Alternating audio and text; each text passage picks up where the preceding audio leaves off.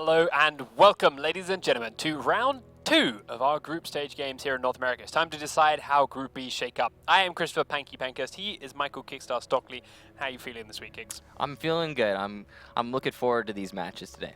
We got some interesting ones to decide the Group B shake-up. Last week we saw some scary results if you're a Continuum fan, some surprising results for others.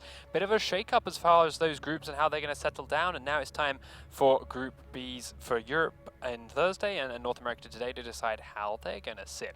Let's quickly run over the bracket, the group as it sits for you, and remind you of how and what happened last week. So, previously known as Era Eternity did beat Lethal Gaming 2-0. Now that Era Eternity team dropped the organization Era Eternity last week, became orgless for a little while, and have now joined Vertical Gaming. Meanwhile, Most Wanted were dropped down 2-0 to Flipside Tactics, and that has provided our matchups for today. Era Eternity, Flipside Tactics, and Most Wanted versus Lethal Gaming. So, with that in mind, our schedule for today looks a little bit of something like this. It's going to be a Most Wanted versus Lethal to kick us off here right out of the gate, and it's going to be Flipside Tactics versus Vertical Gaming to round out the afternoon. Yeah, it's an exciting matchup for both, and in both aspects. I think this is going to be the sort of thing that we might see another 2-1 coming out of the gate here. Yeah, it's going to be a tight one, so to speak. Now, while the games we saw last week, Era/Vertical and Flipside, had very dominating performances over the Lethal and the Most Wanted opponents, as far as separating Lethal and Most Wanted goes, that's a tougher call. Yeah, and Flipside versus Era in history has been slanted towards Vertical Gaming. Has been slanted towards Vertical Gaming, but now the rosters have changed up so much that it's going to be a really tough one to call. So in both of these matches, it's going to be pretty close. Just in case you did forget, let's have a quick look at Group A and how that shaped up and how that looked after last week's games as to where they are currently sitting. So, Continuum beat Elevate GG in Week 1, while Ominous beat Onslaught. Then, going into their follow-up matches, Ominous beat Continuum 2-0. That's the surprise. That was the upset for a lot of fans there. But Ominous are looking very, very scary because of it. And then Elevate GG 2-0'd Onslaught in their loser bracket game, meaning coming next week, our decider game for Group A will be Continuum versus Elevate. Right, and it's worth noting that the Ominous versus Continuum matchup, even though it was a 2-0 in Ominous's favor, every single round was a nail-biter. It came down to the wire, and it could have easily gotten on to the third map. Indeed, so that's something to watch as things go forward. Ominous is definitely a team to keep an eye on. So let's quickly remind you of the schedule before we get into our first game of the night, with of course some timings on it. Most Wanted versus Lethal kicking us off here in just a moment's time, and then Flipside Tactics versus Vertical Gaming to round out the evening. Now, on that note, we do have our team captains lined up and ready to talk to us about this game and about their preparation and feelings going into the match in just a moment's time. Then, of course, as always, we'll go into our picks and bans, find out where they're going to play, find out what situations they're going to find themselves in, talk a bit on that, look at the rosters, get into the game, get excited, and yell about some video games. That is what we have lined up and ready to go for you in just a moment. So, looking at this roster, looking at this matchup, as we said, just because they both lost 2-0 to very strong teams last week, didn't give us an easy way to set these two apart. So while one of these teams, their Pro League run is ending right here, which one of them it's going to be? It's close. It's hard to call. I mean, both of these teams have obviously practiced for this matchup going in here now, and we'll see who comes out on top. But yeah, it's close. All right, so we do have team captain Senses on the line here to talk about how his team is shaping up and how they're feeling going into this match. So hopefully, Senses, can you hear me? Are you there? Hear you. Welcome. Thank you very much for joining us this afternoon. How are you feeling on this Monday? Feeling great. How are you guys feeling today? Feeling good. We're excited for this as we got a big couple of weeks ahead of us, so to speak. So talk to me about you guys' feelings after the end of last week coming to this. Were you happy with your performance last week despite the loss, and how do you feel your preparation has gone to getting yourselves back in the right mindset for this? Honestly, we had some unfortunate turn of events. Our fifth starter, who was our main Hibana and Thermite, the flank watcher and things like that, his PSU blew up. We had to make some immediate roster changes, so a lot of base fundamentals were lost in transition. But I think after lots of preparation and time to gel as a new roster, I'm feeling very confident coming into this, although I think it should be a tight matchup. Both teams are pretty evenly matched. It's a tough thing to do to bring in a whole new player in such a short period, so hopefully it works out nicely for you. Looking forward forward, the maps you played last week, do you feel like they played anything into the way your games went? Do you looking to shake up your pick ban perhaps because of that? You'll probably see a couple different maps. I still feel confident in the picks and bans we did. Like, again, the transition of players affected a lot of different areas. I think that if we had him, it could have been different. But again, we're here and we're ready to play, and we're ready for the challenge. All right. Do you have any final thoughts or words you want to say alongside that before we get in? I just want to say I'm proud of all my guys for where we came. Good luck to MW and good luck to everyone else this season. No problem. Thank you very much, Senses, for joining us this afternoon, and good luck in your match. Thank you. Thank you. All right, so that's what we're looking at from Lethal. We're looking at a roster which was a bit shaky last week due to some technical issues, but now feeling more confident, more gelled, and ready to go into this full force. But with the unfortunate mix-up of another player, and here's their roster: Senses, Shala, Oz, Gun Havoc, and Zed. And it looks like I think Zed is probably the player coming onto this roster now to replace their fifth. And a lot of these players, as I was trying to say earlier, is they've been around. They've been in the scene for a long, long time. Similar like a team like G-Bots, for example. They've been playing since the get-go, and they've never really had their moment to shine. Similar to even the guys on Ominous. Similar sense here. And Lethal Gaming now, they have their opportunity. They have their chance to push past this final hurdle and get themselves in one more match in the Pro League and then one more match in the Pro League, and just try to push it as far as they can. And there's got to be a lot of passion coming out of that team right now to try and make that happen. The thing with Zed being their recent addition too is he already, and some of you will recognize him, played in week 1 on Elephant. He was playing, he was playing for another He's team. also been in previous seasons of the Pro League time and time again on different rosters. He's one of these players that's still trying to find his right way, his right groove, and that right fit for him. Yeah. And with another season to give that a shot, again, that passion, as you mentioned, is going to be bubbling under the surface even more. As it is, though, they of course need some opponents. So we do have Foxat, team captain of Most Wanted, on the line to talk about their feelings going into this game. Foxat, are you there? Hello. Hello, thanks for joining us this afternoon. You feeling good for this Monday? Yeah, we're feeling great. Feeling good, feeling confident going into this? Any particular reason for that? No, I just think we've definitely put a lot of practice into this game, so hopefully we're coming on top. A lot of practice loss ready there. Looking at how you guys performed last week, similar question to what we asked Lethal. Are you like, okay, it was a loss, which ultimately sucks, but are you guys confident in how you played? You've learned from those mistakes, you know what went wrong, or is there something deeper underlying there perhaps? We're definitely happy with how we played. We think that any questions about us being in Pro League were definitely answered at the time in that game. Flipside was just better at picking up on our little mistakes, so we've tried to tweak those a little bit, and I think we're ready for this match. It's good to see. With the roster changes brought from Lethal, how are you guys feeling you've learned and adapted to what they might be swinging out here? As you say, Zed has been around for a lot, so as a player, there's plenty of things to see how he goes. You confident in that new player not having really thrown you off? I definitely think it has a bunch of pros and cons, but it's definitely going to add a little flavor to their playstyle that we're not used to. So, I don't know, I guess we'll have to see. All right, any final words you want to say before we get into this game? No, I think everything is going to be said in this game. No problem, I look forward to it. Thank you for joining us and good luck in your match this afternoon. Thank you. All right, so we've heard from both teams. Both looking confident, they both learned from last week's mistake, they're both feeling good about the way they played and know what went wrong. And as we said, a match which we already knew was going to be tight. Teams that are learning from each mistake from last week, it only speaks to that even further. Yeah, it seems like Foxay definitely has a lot of confidence behind his voice. He seems like he knows what he's going to be getting himself into here. The Zed mix-up maybe going to influence the match a little bit, but who knows? Sense is seeing that it might not be necessarily in their favor, as they were really comfortable with their previous roster. But here's the Most Wanted roster: Gurmy, Foxay, Esley, Nade, and my man. I love that name. I'm going to have fun with that one. It's so fun. It really is. And he gets the frags to justify using it, so it's pretty fantastic. Yeah, so there are your two teams. Here is what our captain said, and it's time to find out where these guys are going to compete. Time to go through our map picks and bans and find out what shakes up. As far as this season goes, as far as this meta goes, we've got this handful of, I think it's about 5 maps we've seen played out now on a regular basis. Border, Cafe, Consulate here and there, Oregon. And Chalet once or twice. I think we also saw some Clubhouse at some point. we've seen it banned a lot. I think we saw one maybe. Yeah. But the core, it's definitely not in the core. Border 5. and Cafe. Border Cafe definitely. Oregon has been coming out from a lot. Yeah. And Consulate's shown up more than I think I would think have it's expected 3 before times the maybe? season. Yeah. It's either way. It's more than Yeah. expected before the season started, but it's been here. The bank, the coastline. We haven't seen it.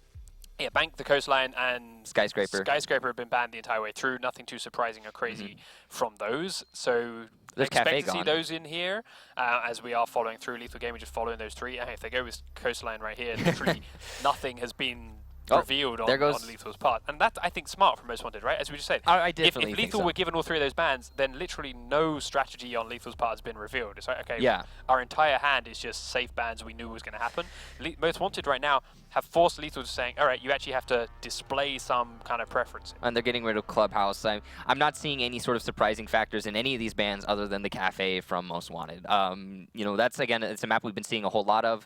And there's a Consulate ban. So Most Wanted getting rid of 2 of the maps that we've been seeing played a lot. And otherwise, all of these bans are just atypical, similar to every other thing we've been seeing throughout the Pro League so far. Yeah, now the question, of course, is what order do we see them played in and who starts where and what? Because we've seen some games completely swing based on which maps are played first, which maps are played second, and so forth throughout the course of this. And some of these teams, especially as you mentioned, with Lethal being so passionate right now, momentum can become a big deal for a lot of these players. It's a weird kind of passion that they must be facing right now. They're in a position where, again, they've been in, most of those players have been in the Pro, or not the Pro League necessarily, but been in the community since before Pro League even existed.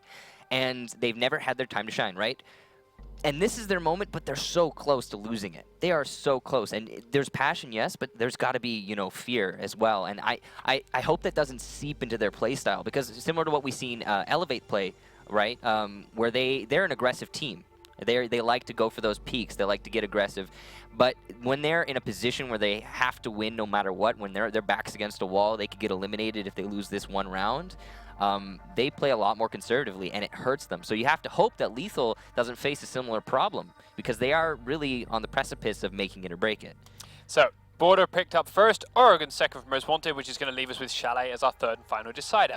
I want to go dive on Border heavy in here first, because one of the big things we've seen a lot of teams struggle from in the opening few weeks, in the opening few games we've seen played on Border, is that they'll be bringing a Hibana to the table instead of a Thermite. Now, admittedly, Hibana does a lot of other roles differently to the way Thermite does. Yeah. But when so many strategies have revolved around the breaching portion of that role, it's been a point where some teams have stumbled. Now, it's not impossible. There are ways to work, and the great teams have shown us that it's possible, of course. But in some situations, we have to look back on these games and go, that strat, I see what you're trying to do, and I see why you picked Hibana after breaching, but if you'd have just breached easier, that could have all gone smoothly. And sometimes it comes down to maybe one of the Hibanas will get bandited or muted and shot from somebody, or whatever the case be. Maybe one of the Hibanas will get taken out of the picture, and as such, the strat will just kind of fall apart, and they don't know what to do. And it just comes back to, why not bring both? You can rotate one of your operators out for a Thermite and bring a Hibana at the same time. You don't have to force yourself into that corner. But I think it's a lot of those teams are just trying to give themselves the most aggression and the most kill potential as humanly possible. I don't know. I mean, but that doesn't even stand, because Thermite's gun's been buffed recently. It's got a buff, he's stronger there, but we can straight up look at the statistics on what has been selected so far, the top 10 ops for this North American season, and I think that says it right there.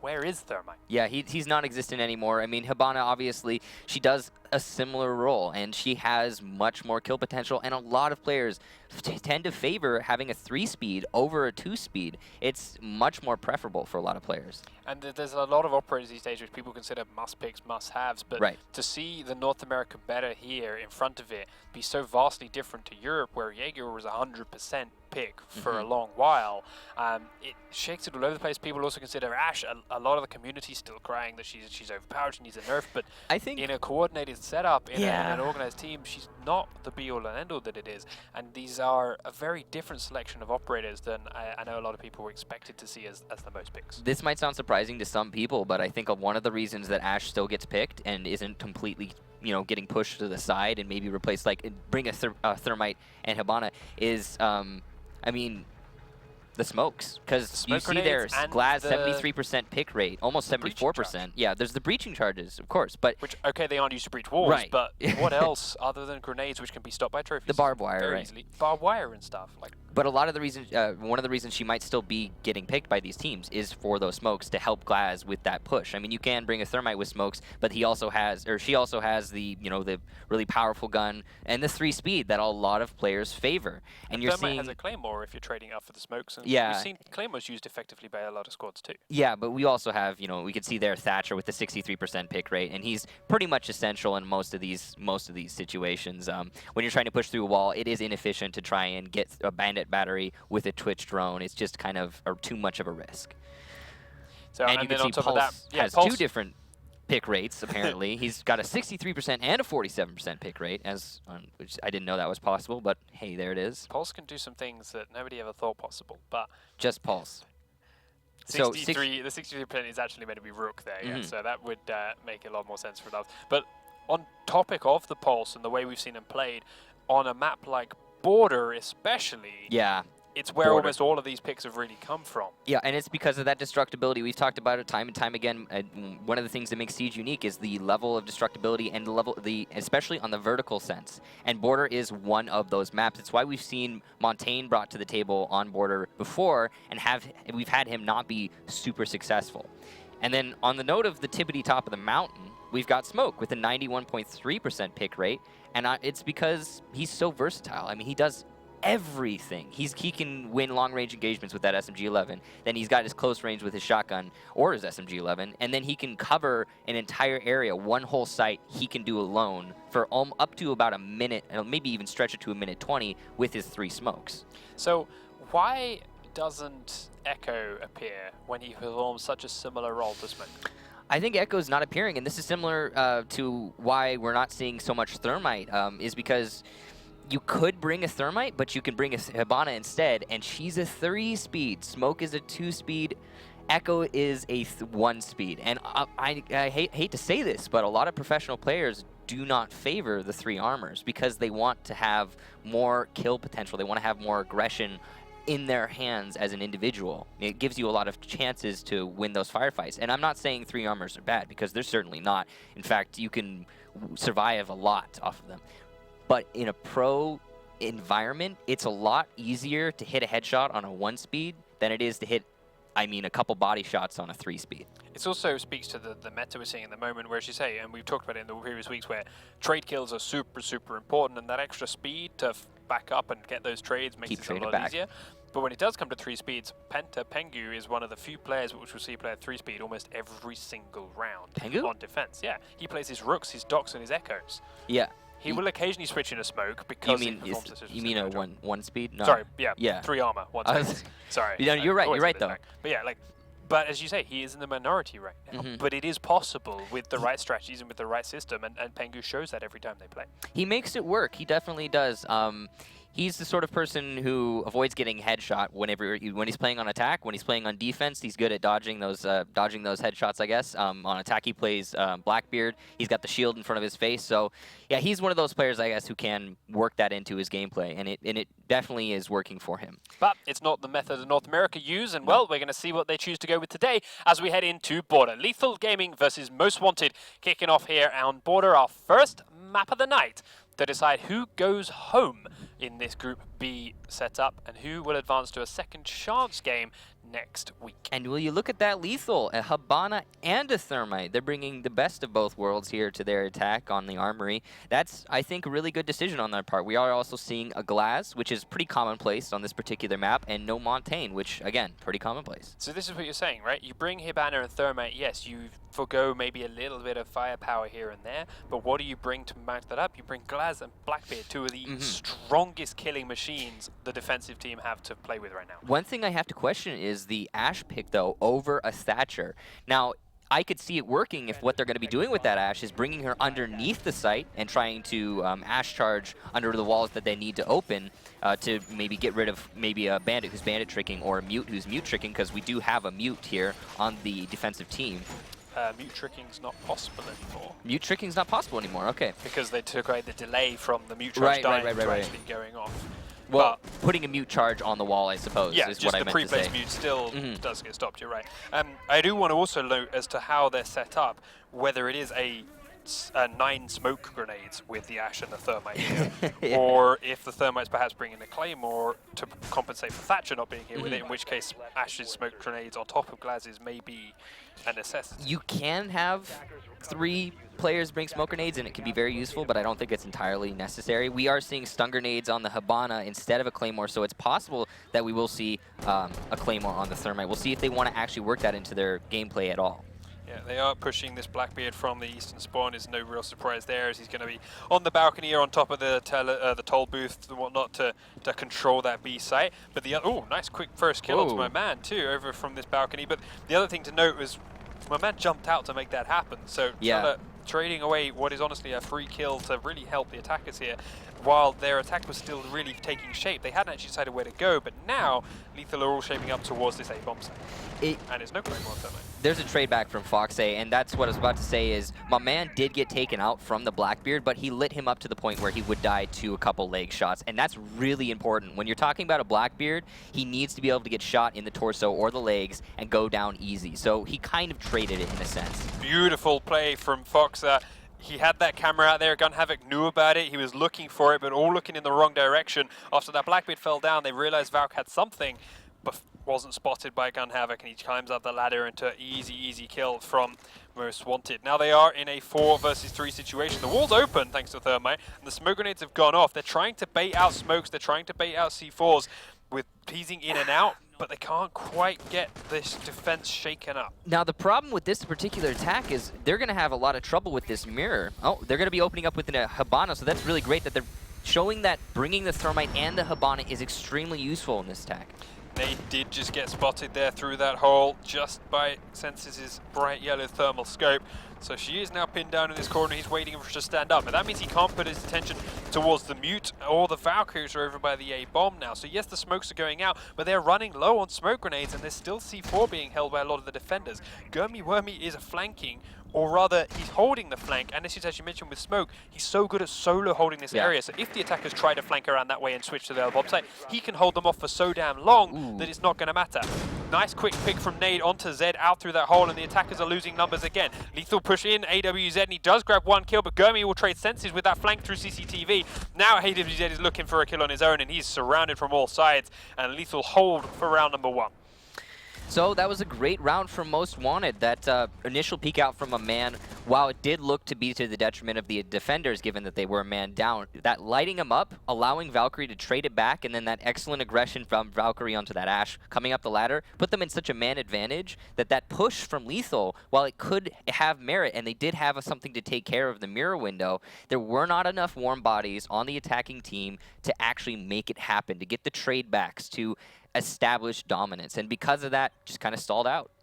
So, time to shake things up a little bit and put the tables the other way around. Lethal onto defense, Most Wanted onto attack. There is some big changes in the Most Wanted attack roster, but the defensive lineup here for Lethal, similar, with the reduction of Mute for Jaeger. It's really interesting that Sentis is putting the reinforcement on the right wall there instead of the left one, because that means it's going to give the attackers a little bit more of an aggressive angle onto somebody playing that particular position. Sense's stats on the screen here for you. You can see he mains Fuse and Valkyrie. Fuse, kind of an interesting attack main.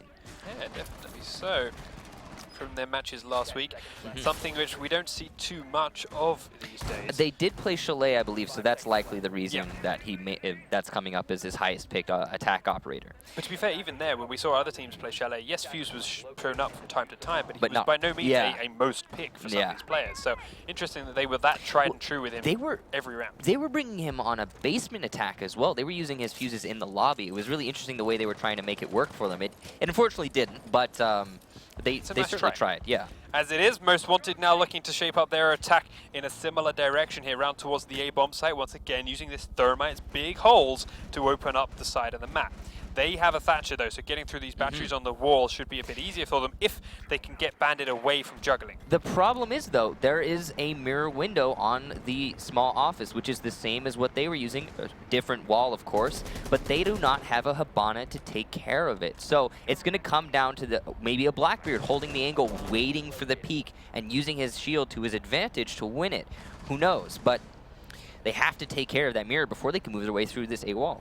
So he's looking through the hole at the moment and waiting for it, but no one's showing themselves to that position. Meanwhile, Foxer is pushing elsewhere and is taking down Chala from below, in fact, with a quick headshot from underneath. That's not the Bandit, though, so the juggle's just going to go through, but it is the smoke, and that's a big deal. Bandit trick going down straight onto the same wall as the Thermite charge, and that will kill it off. Perfect timing by AWZ, and Foxer was not there underneath to punish him. Straight onto a pre-batteried wall, and he did cancel it? The Bandit does die to Blackbeard in that moment, but I don't think they've lost both Thermite charges to that. I can't tell. I kind of looked... Yeah, they did. It's gone. What?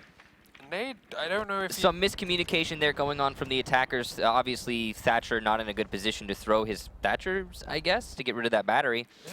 Obviously, it seems like Thermite was kind of rushing himself a little bit, but it's not going to matter because it's a 2 versus 5 now as Esley gets a kill onto Zed. Yeah, Esley picking up 2 kills so far for himself. Senses comes around the corner, looks for 1. It's an immediate trade back, and my man finishes off Gun Havoc to end out the round. Oh, it's so satisfying. It's even satisfying to hear. But that was a really odd attack round. That was my man looking at Senses, accidentally killing Gun Havoc through the wall behind him. Oh, wow. Senses was the one they were all fired. 3 players fired at Senses. He got one of them and then got traded back. And my man's bullet went through the wall behind him into lockers and killed Gun Havoc. That had to have been a headshot because it looked like only like 2 bullets went through the wall. Yeah. That's pretty crazy. Kind of a little bit of luck of the draw there, I suppose. But it wouldn't have mattered anyway. It was a 1 versus 5 at that point. I know. But no, that was crazy. But the round, though, that was an odd round. They lost on the A. They didn't. Their strat just fell apart. Their A strat fell apart, and then everyone on defense just decided to die. Blah. They all. Yeah, it doesn't make any sense. But either way, it puts them 2 rounds up now as Most Wanted look to try and defend this basement, or the lower floor level, the ventilation and the workshop area.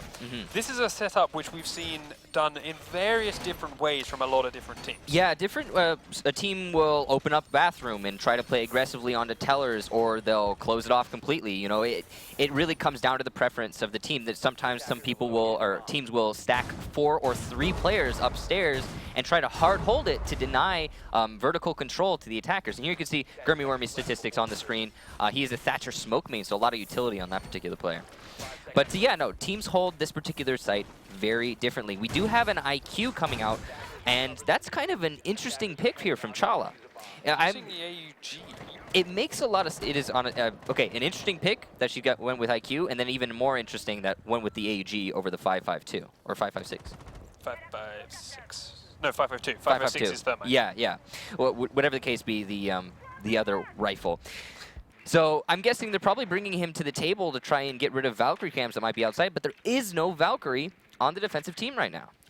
So we'll see how they choose to use her instead. They have the Ashe in a combination too, so as far as those 2 go, they are very fast, very nimble operators if they choose to find and exploit an opening. But first they've got to kill 3 players off the top floor. Yeah. So how do they get this done? Well, last time around, they couldn't. That was the problem in how they lost the first attack round up here. They couldn't shake these players from on this upper still. Now there's less reinforcements, there's less defense here this time from Most Wanted, but is it going to be enough? And it is kind of interesting that Most Wanted decided not to reinforce this wall, considering they are playing 4 players now upstairs. It's basically another armory hold. That's the way they're trying to play it. So again, very interesting. This would be where I'd like to see the lethal guys go, oh, there's 4 players upstairs? No.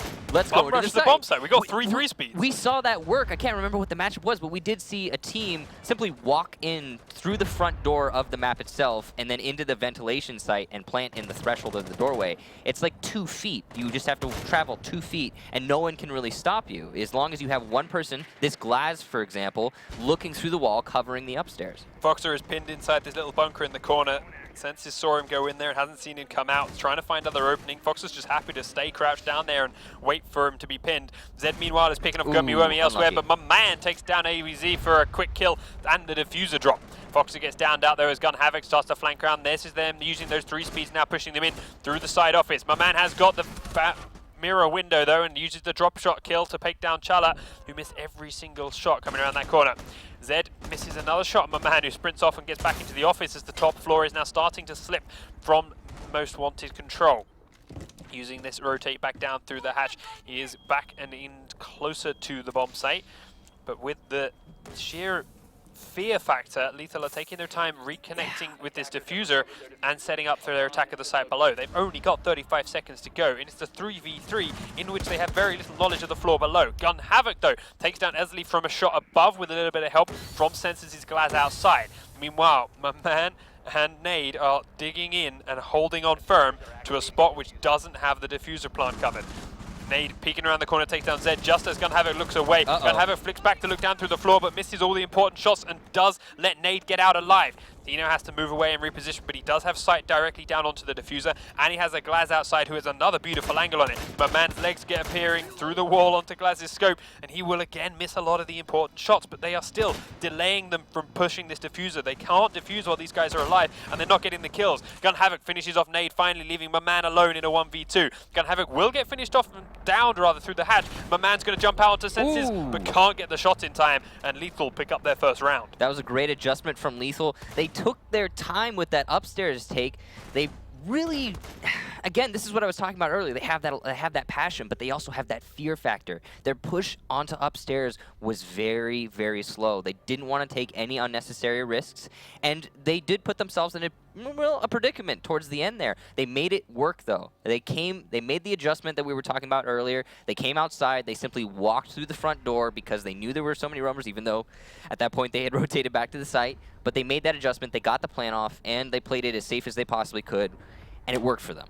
The other thing they realized is they know, or they knew after getting control of that top floor, that all the defenders, while they were downstairs somewhere, they'd pushed them all towards the workshop side of the site. Yeah, by so opening with up that above. one hole that Ash made in the floor above, she knew she had coverage of that plant spot in the door, right, where they went straight for at that moment. And Senses was outside, making sure the push from the other way covered. So yeah, they spent a long time attacking upstairs. They took a long time getting that done, but they already had a pre-placed, thought-out plan on what they were going to do afterwards as soon as they did it, and they executed that very flawlessly. There's Zed's statistics on the screen for you, and obviously I think some of these statistics were actually from his previous experience on Elevate. So he is a Glaz Bandit main on Elevate at least, but that's where he went James Bonding too, which is why his kills are so low. Right, and he is he's not playing the same exact stuff on this team. Obviously, he's got to adjust to the circumstance of the team itself. He's going to be playing Valkyrie this time, I think. But now we're looking at 1-2. So Lethal have got themselves onto the board. This is, again, like we talked about, a very close matchup. And what are we seeing from Most Wanted? We are seeing a Montagne, and that's really an interesting pick on Border. We've talked about this before. Not necessarily the best operator to bring to a map like this, but if you have an idea, as you said with Lethal's attack last round, if you have a plan, whether you're taking it slow or not, or whether you're bringing a Montagne or not, you can make it work. Well, they've done it. They've swapped out the Hibana for it too, which, as I said, we're not the worst fans of. They've got the Thermite, so when they do try and push the Montagne through the breaches, it's a big-ass breach that he can walk through nice and cleanly. They aren't pushing from that A side where the mirror windows were going to be a big issue on them like they needed to before.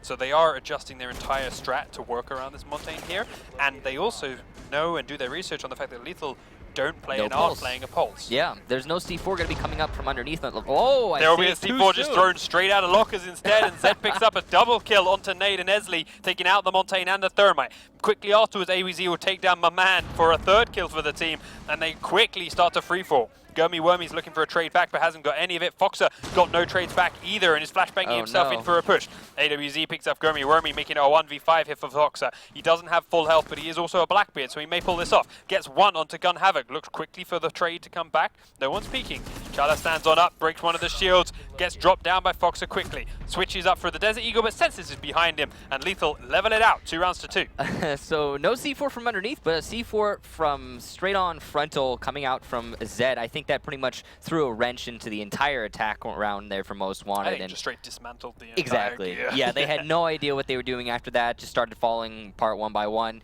And I honestly do think that maybe bringing the Montagne wasn't the best idea. Even if they know there's not going to be a Pulse underneath, there's still C4 on the enemy team. You could chalk it up to bad luck, though, as well. To be fair, with the shield damage reduction, and with the way that, to be fair, Most Wanted played very static in their last... Sorry, the way Most Wanted played very slowly and static in their last stack. expecting Zed to step up and just lob a C4 at you. Yeah. Probably wasn't in their And wheelhouse. if it had landed on the front end of the shield, it wouldn't have been a single kill. So just a little bit of unluckiness on the most wanted side there. Very good play by Zed on the same. As it is, though, we're back to 2-2, and the game is really kicking up. They are starting to lead their drones in their prep positions for this opening attack. We've seen both teams now switch up their attacks to different sides of this upper floor bomb site and different directions. So we'll see where it is that Lethal tries to push this time. Their attack is once again bringing themselves the IQ, which last time, yes, we saw it when they were attacking downstairs, but we had a Blackbeard when they were attacking upstairs before, who fell down to the Valkyrie camera replacement from Foxer. This is where that IQ could really get in some use. And we actually have the IQ for the Valkyrie, or the Valkyrie for the IQ, as far as that goes this time. So she will be put to use. She's probably going to find that camera outside pretty fast. She just laying down some cover fire here, trying to look for those spawn peekers, and there aren't any right now coming out from Most Wanted. They're opting to play this safe. Again, both of these teams have a lot of pressure on their backs right now. Jeremy Wormy has lost a bit of health already though, so while, yeah, her pre-fire through windows didn't get a kill like Blackbeard did on a run out earlier on, but the shots that they are laying down through some of these windows from these predictable spots is landing on some of these most wanted players. And I think it's just, it's Most Wanted being a little bit aggressive, being a little, playing a little exposed, so to speak. Like that C4 coming out. thrown out towards the bus. A little, kind of a questionable decision, to be honest. You have the camera, you know there was no one there at that moment. Or they may have lost each other at that point. I think they just got there, on he may have just killed it. Yeah. So, yeah. Because I saw Valkyrie get off the camera. Yeah, Valkyrie got it, but she may have got it because it was killed. So We'll see. you lose it by that extra couple of seconds, and when you're at this level of play, those extra couple of seconds are make or break. Yeah, As it is, though, the attack here from Lethal is still very split. We've saw those players up on tellers. We've seen players split towards our office, but that has allowed Zed and allowed Senses, allowed AWZ to open up this wall to the A site. But this is where they got stalled out last time. They do have a Hibana to open up that mirror again, but they don't have a Thatcher to get rid of the battery that is sitting on the wall where the mirror is placed. So if Hibana tries to open up the mirror to push in through that A wall, they are going to get chewed apart because they're just going to get destroyed by the battery. Chala downed that Valkyrie through the wall with the spray, but wasn't aware of it. Of course, there's no points here, but she gets a second kill on Nade, who sticks his head out through the hole she made. Gun Havoc, meanwhile, takes down Esley, and this is allowing the attackers to shape up. Chala will fall, C4 comes out, Senses takes Foxer out before he can blow it. That could have taken out that Thermite if it had gone 1 second longer. As it is, there's only 2 defenders left up. One of them is looking for Ahuzi in here. Maman is holding this Hibana inside the CCTV. She's still droning, doesn't though seem to expect it here. Gets taken out, but quickly traded back by Senses. Perfect time actually by Zed, who just came back in through the wall after planting the diffuser. Means Gurmy Wormy is alone. He does use a smoke grenade to try and lock out the man on top of those tellers locations, and is now looking for the next 2. Zed pre-fires through the hole, and Gurmy steps straight into it to put Lethal in the lead for the first time in this series. Yeah, great round from Lethal. So what you saw there was their attack was seemingly spread out. Seemed like they didn't really have an idea of what they were doing. But the player on the B windows was in fact putting himself there to get rid of the player on the mirror. So while they could not actually take care of the mirror wall with their strat, they couldn't open up the mirror, they could kill the player playing on the mirror, thus rendering it pretty much useless. So that was an excellent execution from Lethal. They obviously had a very well thought out plan, and they knew exactly where Most Wanted was going to be playing. And to that be fair, leads... what was the difference between that round and the last time they attacked? Last time they attacked, Blackbeard was picked off and killed early on. This time, Chala went there as IQ, survived, and he was the one that did all that damage to that mirror window and took them all out from behind. Yeah, it was Maman and the Valkyrie peeking out early to get rid of that Blackbeard that really did it for them, like you said. And I just want to touch on, I was questioning earlier the fact that the Lethal was in fact moving their mirror to the right wall instead of the left wall, because seemingly it's a more exposed position to the guys playing through the A wall itself, right, to the attackers. But when you have your mirror on that right wall upstairs, you cannot be killed as easily from the B window. So it's just Lethal understand exactly what the meta is, the way that those mirrors are being placed on the wall, and they know how to get rid of it. So it's really great thought process coming out from Lethal. I really like that. As you can see, Gun Havoc's statistics on the screen, he is a Sledge Mute main. So lots of explosives. Yeah, interesting that he's a Mute main. Yeah, but to this moment right now, and for a little bit today, is running the Jaeger instead. Especially while they're upstairs at the moment, as we saw before. They like to be a mobile top floor defense when they were defending this basement level, and it worked out not quite too well for them last time around, but it was close. It was very close. I feel like strategically it went in their favor, but or actually no, that was the sorry, it was the other way around. I'm thinking of the wrong round. Yeah, Lethal did successfully defend this floor before, but it was close. Let's see if they can lock it down any further. My man coming around the east stairs with Esley right now. Gun Havoc is inside office. He has support in here with him. Most Wanted being pretty aggressive on this push. I mean, they're taking it slow and they're not doing... That camera that's on top there is actually really great because IQ cannot shoot it unless she rappels all the way up to the roof or goes up the ladder. Both of those would expose her. Well, she just went up the ladder. AWZ And actually she gets first kill. exposed She does get down, but won't be finished off by the C4. Chala managed to fall back over the edge and will be revived by Senses in a safer spot now. Foxer, meanwhile, took a little bit of damage while doing that peek because, again, they were ready for it. Yeah. Gun Havoc and Senses were both watching that angle. Looking to do it again. Senses misses those headshots by millimeters, but AWZ is picking off the rest of the defensive team while they're just letting all their other attention focus outside the north. And you can see Most Wanted, they're putting too much stock in this north side engagement outside. Man does get a kill on the C4, and Nade will finally take down Chala, so they are evening the numbers back up to a 3v3. Zed, however, has got this wall open here at A, and Mira no longer playing on her window as they've adjusted up and sat her behind a shield instead. Fox up lower health, but still alive, and my man over in the east staircase is looking for that stepping out of position player here. Downstairs, Gun Havoc is the man with the diffuser. Senses and Zed up by CCTV, waiting for someone and Most Wanted to step a bit too far out here. Not happening right now. They're playing disciplined and stock.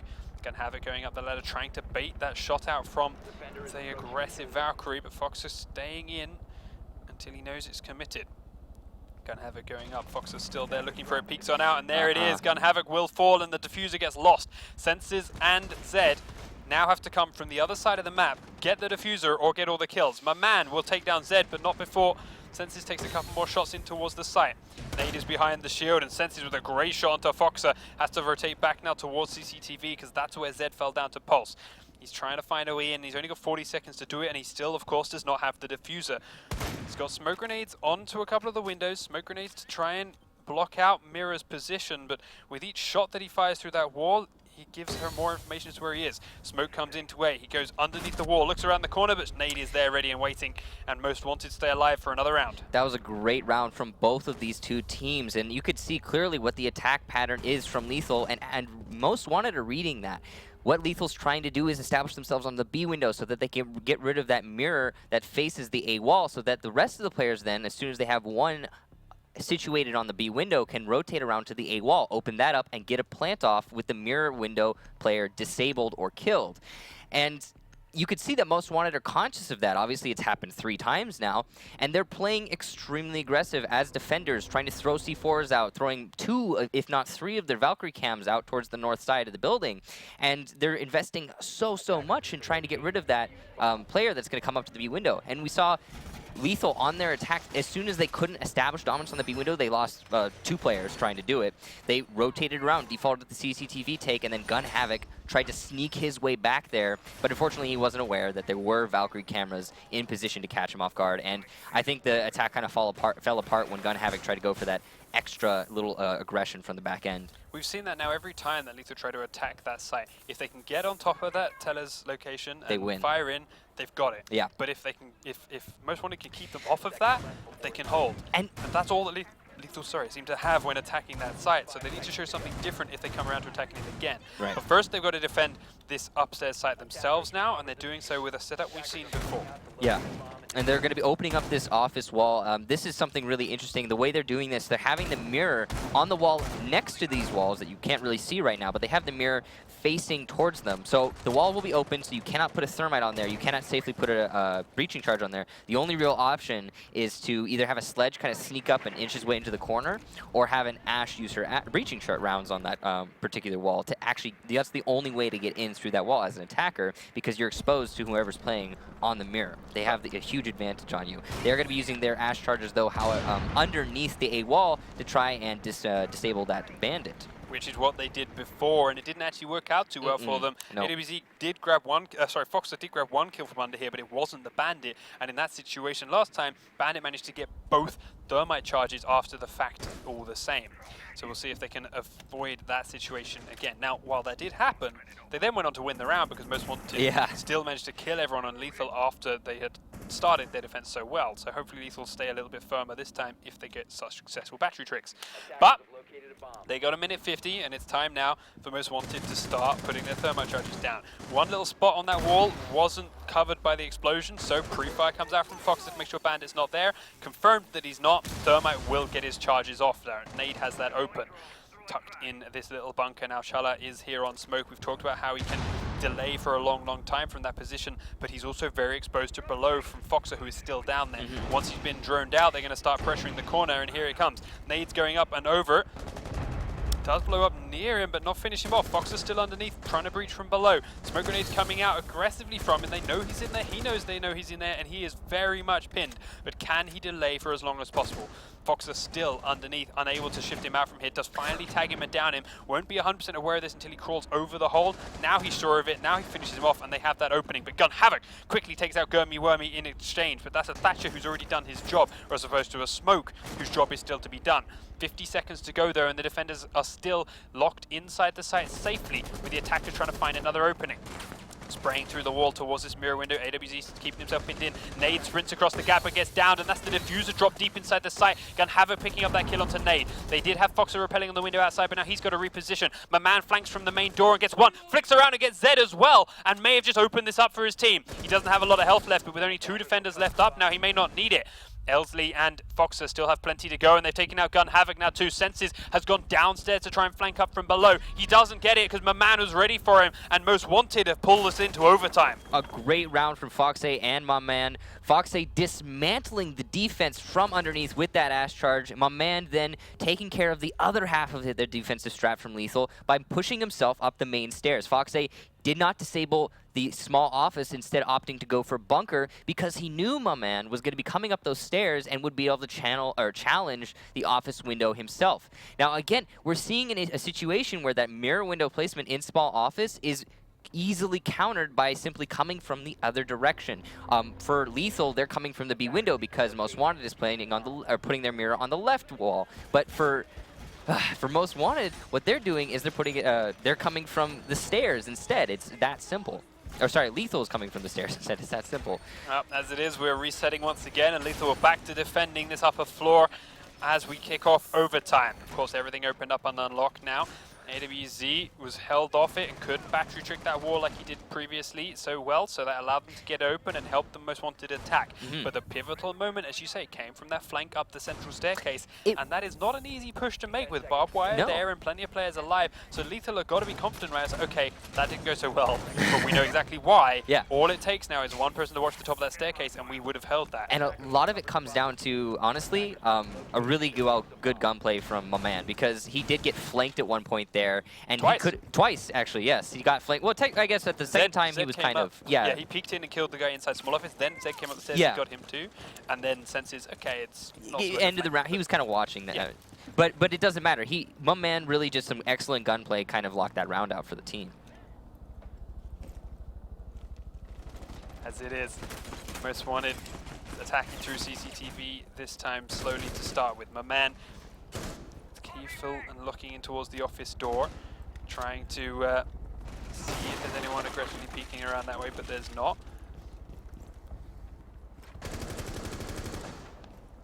As it is, they are once again just opening and getting themselves that safe position, which they have gotten used to now. They know where Lethal's setup is for this defense. They know where to expect the pushes from, and they are prepping themselves ready for it so that they can put all of their focus into breaking their way into the site. Because yes, they've won the last round, but they know Lethal's hold is still very, very strong, and the less distractions they can have when pressuring that, the better. Right. Foxer is actually in a completely different bottom floor location for the moment at the start of the round. He is being droned to come back towards where they need him, but it's an interesting amount of time they used up on that. It's looking like he maybe was a little bit worried about roamers. He was just trying to secure his entire bottom floor. There are no roamers currently trying to contest him, so he will be conscious of that now that his team's droned it out. Ooh, this is dangerous. They did get that first. No, they didn't. First thermite charge still goes off, and AWZ will fall. So that was Lethal's plan. It's all right, we've got to stop that thermite charge at all costs. That cost was Bandit's life, and they didn't stop the charge, so this could be very tough for them. Gun Havoc has just taken a bunch of damage there too as he tried to peek out and trade a kill. They did have Chala tucked in that bunker corner as well on smoke, but he had to fall back straight away as Esley peeks in as Blackbeard to finish Gun Havoc off. This is looking like a great attack here from Most Wanted. Foxer has rotated around to the open office trapdoor because he knows that's where Senses dropped down to rotate from last time around and the round before, with it or without success, but he's going to be there to catch him straight away now. And there is nobody playing in the small office right now to even contest this A-door or A-wall push-in, and the attackers have everything in their advantage. Fox has actually moved up aggressively now. Gurmy Wormy takes down Chala as he tries to stop the defense, and a second one onto Senses as he tries to come across the site. Zed is now the one that went downstairs, comes straight up into Maman, and Most Wanted have Lethal figured. That's the same exact attack we saw from Most Wanted last round, and it works for them twice in a row. Maman, again, with some excellent play on these stairs, but he didn't even have to get rid of the player in small office this time because there was none. So it is that attack down to a T now. They know Lothal's defense, they know what they're going to do with it, figured it out, it's a guaranteed win. And as a result, despite starting 2-0 and then dropping 4 rounds in a row, they've turned this around to overtime and now put themselves on match or map point. You have to wonder from Lethal, if they can win this attack round, will they choose to bring it to ventilation instead of trying to force out that armory hold, because it's just not working for them anymore. And also on this attack, are they going to try and contest from the north, outside? Are they going to try and contest onto that B window the same way they have been? Because it's worked for them once, it's not worked for them twice. Most Wanted have figured out the way that Lethal is defending upstairs and attacking upstairs. They have a grip on every one of their strategies, and unfortunately Lethal just are incapable of mixing it up right this second. Well, this is the time to show us that that's not the case, and if Right. they can mix it up, but their operators are the same. Yeah, they are bringing Their an spawns IQ. are so far looking similar. Likely going to be 2 Valkyrie cams outside, but last time they didn't find both of those Valkyrie cams, and even one of the Valkyrie cams would not have been able to been shoot. So it was beautiful, actually. One of their Valkyrie cams outside on the north side, you can't really shoot it unless you get yourself onto the roof, or you get yourself onto the platform or the balcony outside B window itself. And that's a lot of time to get onto the roof, and even more time, or too much exposure to get onto the platform. And Esley kicks it off with an aggressive peek at the east staircase to take down that Hibana right out the gate and put Most Wanted one man up. Senses, meanwhile, taken down by Foxer with an even more aggressive jump out because that camera wasn't killed off fast enough, and Senses wasn't expecting a peek. He was expecting to wait until they came up the ladder. He was expecting that same play, but this time Foxer went, no, I'm going to surprise you by coming out earlier, and it worked out beautifully. Chala is still underneath the tellers now looking for that camera. He's going to catch it in just a second, but obviously Foxer won't have seen him. Here's that break now. He heard that get shot, but he's got one other camera hidden away somewhere outside. He's looking at the top of the ladder no matter what. Zed finally gets one back for Lethal, taking down my man's Pulse from elsewhere. Gun Havoc's a little bit low, but still alive. Gurmy Wormy, Esley, and Nade still dug in deep now within the site. Lethal have it all to play for. Foxer trying to time his C4 randomly, but it won't touch anyone, and Lethal are changing their attack up now to the other side of the map. They realize that North Balcony is not going to happen. They realize that angle's not there, and they're trying to come in through the A wall. But locking them in here is going to be an easy task here for Most Wanted, who still have smoke alive. Foxer rotates around to being behind the shield. Yes, the wall is open. Does pre-fire it, but there's no one there. Zed is tucked in on the other side of that thermited wall. His drone goes the other way. We've seen how Foxer likes to be aggressive right now. He's not scared to peek on outside. If he goes the right way, he will find Zed with his tail between his legs. Zed's off his drone. Who's going to win this fight as the peak inevitably comes on around? Chala repelling has got an angle in and is looking towards the box in the mirror window. Here comes Zed coming out. He goes for the flashbang. Foxer misses the shots, but then exposes himself to Chala and will throw his life away, putting us back into a 3v3. Minute and 10 on the clock, and this is no longer looking so painful for Lethal. Gurmy Wormy, though, changes his mind with that one, takes out Gun Havoc after smoking off the A door so he can switch his attention back, and will continue to smoke that side. He and Nade now have a mirror window and smoke charges to hold this off, and Zed gets down to make matters worse here for Lethal. Chala repels in, and Zed's going to try and crawl back into a spot where he may be revivable, but that's precious seconds gone, and Nade will say, nope, I'm going to finish you off regardless. So it's Chala against 3 now. C4's coming up from underneath. He's looking at drones and now realizes there's a camera here on the fan. 35 seconds to go, and Most Wanted are playing this smart. They're not hunting him. They're not pushing for him, despite him being on that camera. They know they've got to come. He's got to come to them. They've got the diffuser pinned. He's only got 25 seconds to go, and he's going to use some of that droning. The drone won't get very far as Gurmy and Nade will spot it quickly. does, of course, find out where they are, but they don't care about that. They're close enough that they can trade, and they're ready for this no matter what. Nate's going to come into the shield. Does take Romy out beautifully. He's going to know the next one's behind the window. He's going to pre-fire it. Nate staying in. Nate does get the kill, though, and that is that, as Most Wanted take map 1. That was a fantastic defense round from Most Wanted. What they did is they peeked out the south side because they knew Lethal was going to be pressuring on the north side and expecting those peaks on the north side, but they were not thinking about any aggression outside from any other area on the map because it's been a constant battle on the north side.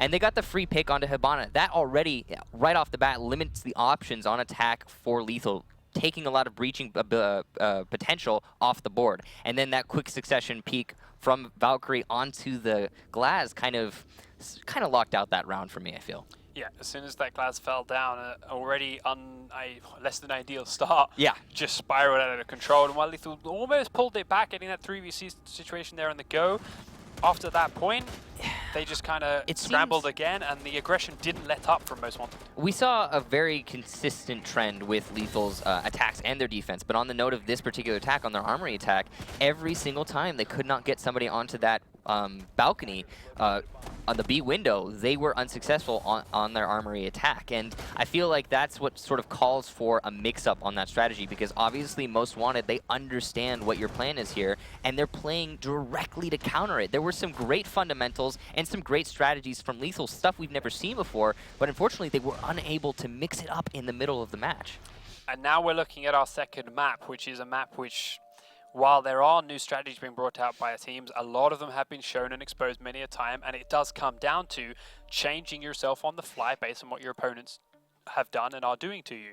And Most Wanted have just shown that they can do that. Yeah. Lethal didn't really show us that on Border. Can they do it any better on Oregon? Lethal didn't show us an adaptation, but they did show us innovation. Yes. That what they were doing on the north window and the north balcony, while it didn't necessarily work for them, is something, it's a new idea, it's fresh, you know? I'm sure there are other teams that are doing something similar to that, but from what we've seen in Pro League so far, that was brand new.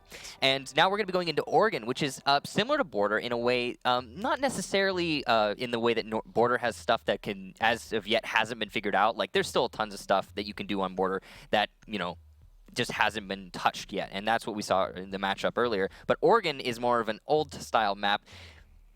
There's no really one way that is the correct way to play Oregon. There's not a definitive, you know what I mean? Like, you can play heavy roamer on the basement, you can play heavy anchor on the basement. Either way could work, and it's an ever-changing, you know, swirl, kind of chaotic map, really, I guess is the best way to put it. It's a very chaotic map because you can do anything on this map and make it work. And what we've seen, Lethal like a 4-player upstairs defense on Border. It's something that can be done and has been done here too. So we'll see what they have up their sleeve. As it is though, they're attacking first, and they're bringing in a very different set of operators to what they used on Border. Bringing Thatcher into the mix, Sledge into the mix, Blackbeard, Hibana of course, and Capitao back on the roster. No Glaz and no Thermite. The lack of a Thermite here is, you know, it kind of makes a lot of sense. I mean, if you're not going to be attacking through construction onto a basement, you don't need a Thermite. You can get all of the drops with your Hibana alone. It's just not necessary. There's no Montaigne, so it's looking like it's going to be a lobby take. I mean, for the Capitao. We've got Echo and Smoke in, and those two operators, as we talked about before, do similar jobs and can both hold areas for quite a while. And we've really seen teams. Yes, it looked it. We've seen teams put both operators in the basement and then run the other 3 roaming. But you've also still got a Rook who's not great at that. You've got a Mirror who likes to stay static and has an opened window now down below. So if they were to run anyone upstairs, it's only Bandit that can do it. And right now, this Most Wanted setup looks to be one that's going to sit in the basement and not move a lot. And this map has been played in the basement attack so much that sitting in the basement not moving, especially against Capitao, it's difficult. Doesn't end well. Yeah, and the Capitao is a very specific counter pick. The reason you're bringing that Capitao is for those firebolts to be able to use on the Mirror in the closet is one of the best ways to counter that Mirror in the closet, because if you just shoot a firebolt in the hole next to the Mirror, the player in there is either dead or cannot do anything for a period of time. And it's weird because Most Wanted, oh, my man, in a tricky situation. Rook. They don't know he's up here. They open the wall. They're going to drone him. There's the drone coming out from Chala, but Blackbeard's already gone in. He's looking the wrong way. The shots come out. He peeks on around. Chala does get the warning he needed, but Gun Havoc is downed. Chala trying to pre-fire into him now, and he'll actually fall down as well. Man picks up 2 big plays by him. Man. Taking down not only the Blackbeard, but also the Sledge up here in the attic, and then manages to hold his position. It's waiting now for the next man to come up. It's AWZ. He's already done his job as the Hibana and opened up the hatches. He's going to flashbang on in. Lands right next to Maman now, who's completely white. That gives him a chance to drone. Maman's going to try and pre-fire blind. Won't land anything, of course, because AWZ is still hidden. More flashbangs coming in. More pre-fire coming out from Maman. AWZ now push on forward. Misses a lot of the shots, but lands the important ones. Maman does finally fall. But that's a lot of time and a lot of utility used here by AWZ. Not just utility, but players as well. I mean, Blackbeard off the board, that's huge. Sledge off the board, that's a lack of 2 grenades. That's so much missing for the attack here, and they only have a minute to go. They've only just now established dominance on Meeting Hall. Some extreme cheese coming out from Maman, working really well for Most Wanted. So as the attack starts to look at the lobby now, Senses has a hole through from the classroom to look in towards the laundry closet. He's being tagged up through the hole though by Foxer. A couple of nice shots landing onto that. Capital's going to scare him down a little bit. The mirror window wasn't opened. It was just a weird bug or something. Spectate glitch on that location. But the firebolt will miss here. Senses actually doesn't get it through the hole. He's going to smoke through the hole instead. But with smoke charges coming out from Gurmy Wormy, that's not going to matter. He does keep the diffuser up and away now, as Zed cannot come all the way down for a little bit longer. 27 seconds to go, and he's still got 2 smoke charges left. If he keeps throwing these out, they won't be able to plant. So, that Capital Firebolt, disastrous mistake not landing. Zed back in the plant spot. Gurmy Wormy with another charge in hand. Don't realize that they've got into the plant spot. Doesn't matter, they've got Echo to do the job instead. Cancels the plant. They're looking for it now. The Thatcher grenades are going to come out, but it doesn't matter. The smokes are going through. Senses drops. Zed's going to die to the smoke grenade. Gurmy Wormy gets 2 as he also picks off Senses. AWZ is the last man left standing at the bottom of the stairs, and the timer will hit 0. Most Wanted playing an old school 5-man or 4-man downstairs static defense. Pull it off. Yeah, that cheese from a man hiding in that corner of attic really put them in a good position to win the round, but it was still salvageable from Lethal. They could have brought that back. However, missing that Capital Firebolt, unfortunately, I feel like that really was their downfall. If they had been able to, that was their last chance to actually salvage that round, was hitting that Firebolt and allowing them, or allowing that plant to come down. And to be honest, the Echo at the end there was just cream on top. I mean, there really didn't, it was almost unnecessary after that Firebolt miss. Now, as it is, Most Wanted now back onto attack to go up against a similar line of operators, but a very different bomb site. Yeah, Lethal's going to be defending upstairs first instead of basement. And this is, I mean, it's pretty much a mixed bag of what teams prefer to play. Either of the bomb sites work really. They're equally viable. It looks like we are going to be seeing a mirror, probably I'm guessing a double mirror on these 2 walls, and looking into Master. This is leading, it's probably expecting a Master / Armory take from based upon just these mirrors.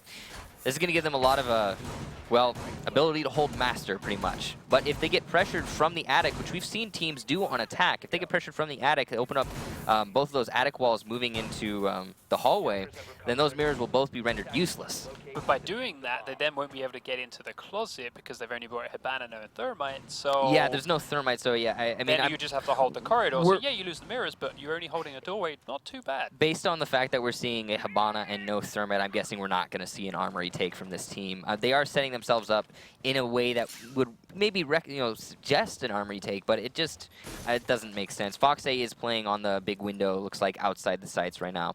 They're conscious of the fact that there is a Valkyrie playing in the tower, although they're not sure where.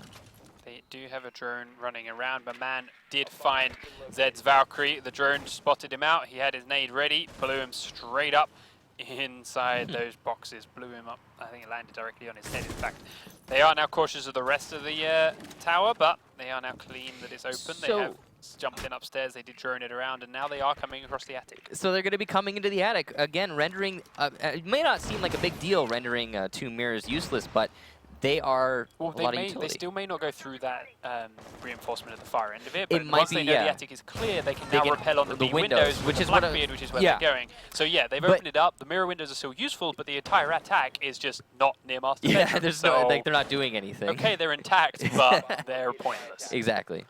So, Zed falling from that big tower, the attic being cleared out means they know they have control over this now, and they force Chala out of the kid's bedroom, which exposes him to Foxer here on the A window.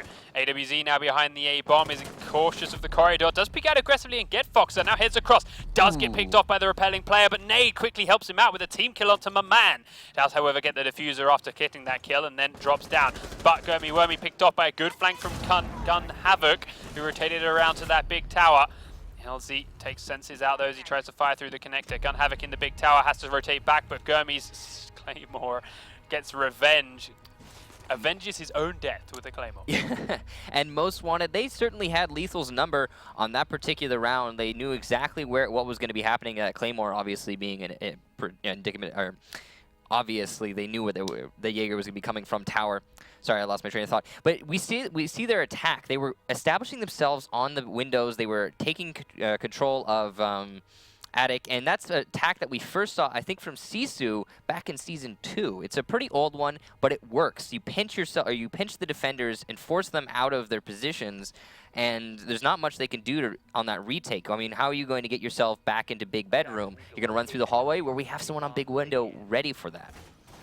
Now, the shots from the bandit hidden behind the bomb did help relieve that pressure, but it's a risky, aggressive play, so she lost her life to the rest of the fight because of it. And there is the trade. As it is, though, Most Wanted up 2-0 now, but this is how we saw the start of Border play out, and then it started to spiral against them, but then they adapted and learned back the other way, so we'll see how it plays. Their defense of this top floor at the moment is looking very, very familiar to their basement. Static, Castle, Brook, locking themselves into small spaces. Yeah, and we'll see if it works out for them. I mean, it is very easy to defend upstairs from just anchoring, but as we saw from Lethal, I mean, it didn't work out for Lethal. It in fact worked very much in Most Wanted's favor.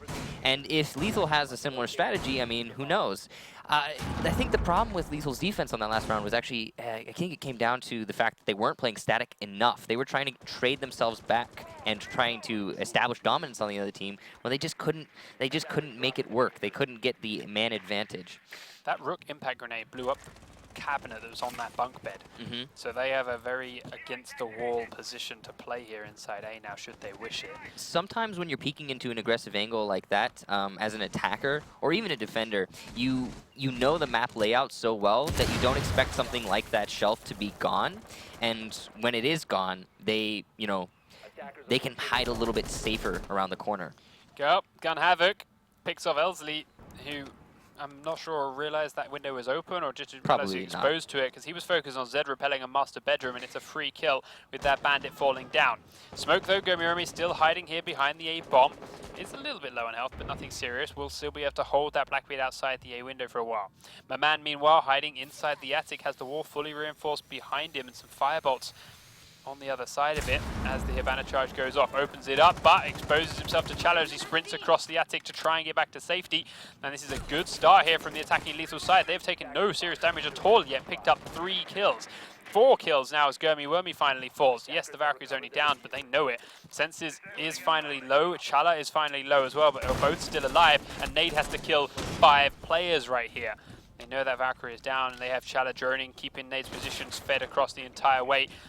Zed's looking for one opening. He does dart through the gap, and they're going to call out that he's in Generator right now. He gets a good kill in towards AWZ in the attic. That's going to get Valkyrie back on their feet. So they are 2v4 now. As he peeks on out to try and get out to safety, he breaks Blackbeard's shield at the expense of some health. Valkyrie going to jump on outside to get back in and rotate to a different angle. No, he's not. He's, never mind, bugged inside the roof. So we'll see what our admins say about that, but Foxer has managed to get himself up there. Meanwhile, Chala is going for a plant. Nade is trying to do what he can to stop this, but there's nothing really there for him. Zed pushing up the back staircase, and they are keeping him pinned from inside. Zed does come up the back stairs, finish Nade off, and while Foxer is technically alive, even if he could get kills from up there. I mean, he can get kills, yeah, but he's doing but the right thing by not. Yeah, it wouldn't be fair. Yeah. He realizes that he's not going to win the round, so it doesn't really matter. But, the reloads go through. Yeah. We'll hear what the admins have to say. We'll see what they choose to go with it. But yeah, he accidentally got himself up on that roof. So it was an interesting round, nonetheless. Despite the Valkyrie teleporting into the ceiling, it was an interesting round.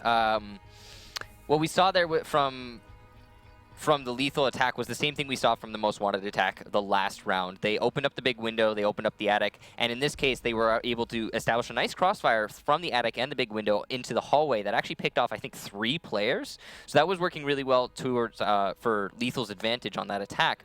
But Most Wanted had the same problem that Lethal had in that they were defending upstairs and they weren't being static enough. They were trying to establish dominance on the attackers by peeking out, by moving around a lot. And what we saw from the Ominous CTM matchup on that same exact attack and that same exact defense is that the static play in that upstairs defense, when they're trying to come from the windows outside and they're trying to come from the attic, the static play is what actually works better. And just trying to stay alive as long as possible, not putting yourself in those crossfires that these attackers are establishing. So we'll see if these teams adjust and try to go for the more conservative play on the upstairs defense in the future. Yeah, as far as that attack went, as you say, yes, there was a lot of mobility from Lethal, which is why they were getting picked off from the attack. But the attack was so perfectly executed. They had those 5 alive. It was Rook and Valkyrie. Yes, they're up, but they were both pinned inside that little generator room, had nowhere to go. With a Blackbeard watching run angle, with Zed coming up the back staircase, with the Planter still Chala inside the kid's bedroom with the bomb itself, getting that defuse down, or it was not really going to happen. No. And I think, honestly, though, what I'm trying to say is the way that the attackers are establishing themselves, yes, you can't move. You're stuck where you are. You're stuck in generator. You're stuck in big bedroom. You're stuck. But you're a defender. It's fine to be stuck. As long as, if you're stuck in the site, even more so, it's fine to be stuck in the site. As long as you can deny that plant as long as possible, then you're in a good position. And the problem that these teams are both facing is that they're feeling stuck, they're feeling trapped, the pressure's on them, and they have to make a play, they have to get a kill, they have to get themselves out of that position, out of the pressure, and it's allowing the attackers to so easily pick them off. Yeah, they going for these aggressive peaks to level it back out, but into guns that are waiting for them, into opportunities that are there. Or as you saw, up in the attic, we saw players, we saw a castle hiding in there, we saw my man hiding in there. They do Hibana one prone hole out. There. He could have stayed tucked in that corner after the prone hole and waited for them to come through and shot them. Instead, he went, oh, it's blowing, and didn't even try and run away the second it started. He waited till it blew up, then ran. Yeah, and so even if Chala hadn't got him from the window, he was exposed to the hole as well. Like, the timing on that whole sprint when, and it just, all it was running away, turning his back on a gun, which he's never going to trade that. Like, I don't know. It was just a lot of running in fear and no actual fighting. Yeah, I think it is. It really just comes down to both of these teams. They have insurmountable pressure on their shoulders right now. It's just all leading down on them, and they really are not sure what to do immediately because they have so many extra thoughts going on in their head. Is, oh, what if I die here? If I die here, then my team's at a 4v5. Oh no, I can't die. And then you get all these different things that you have to take into account. And it slows you down. It slows down your thought process, and it makes you do things that you don't need to do, like peeking out aggressively onto a Blackbeard holding on the big window looking into the hallway, like moving from the that particular corner in the attic when you could just stay there, maybe try and trade it out for Hibana. And the reason he ran away was because he knew, oh, it's Hibana. She's got flashbangs. She's going to flash me. There's nothing I can do about that. There's no way to dodge those flashbangs and still not be exposed to the Captel on the roof. But he could have, like you said, made that decision earlier. And it's just, again, it's just pressure, I think. It's just slowing down their decision-making. The other thing to note here is the attack coming in against them there. While we saw on Border, we took a couple of rounds for Most Wanted to figure out where Lethal were and how they're playing, and they lost a couple because of it. But then they figured out, and then they answered and played through and played strong. Most Wanted have Lethal figured very early on here. Well, these attacks are coming up very quickly, which is, as you say, only stacking up the pressure and forcing Lethal to make these decisions quickly on the fly again. And as we saw from last round, they're on the fly decision making and their round by round changes. They aren't really there. They've got these thought out strategies and they've practiced these strategies and they're working on them, but they don't have what it takes right now, or they haven't shown us what it takes right now to check and tweak these little bits in the middle of each game to help them step up and win these rounds and close them out. I think the Lethal does have the potential to do that. They do have the potential to make those adjustments. I've seen it from them before. I think again, it's that pressure that's just it's gnawing away at them, and I think it's slowing them down quite a lot. But both of these teams have been playing pretty similar defense, pretty similar attack on the upstairs. We haven't seen Lethal defend downstairs, so we're not really sure how they're going to handle it. But for the most part, upstairs, they've been doing the same thing, pretty much. A little bit of differences, but overall it's the same. And I think that Most Wanted, they understand the way Lethal's defending because they're doing it in a similar way. And I think they're just playing around that better. I think Lethal's just, again, succumbing to pressure. They are the ones who, if they lose this map, they're out of the Pro League. It's done for them. So, you know, that's a lot to take into account. Yeah. As for a quick update on our situation, the admins are talking to the teams and reviewing that last round as well. Yes, that was a game-breaking bug on the downside of the defensive team. It was... They were, at that point, Valkyrie 1 versus 4.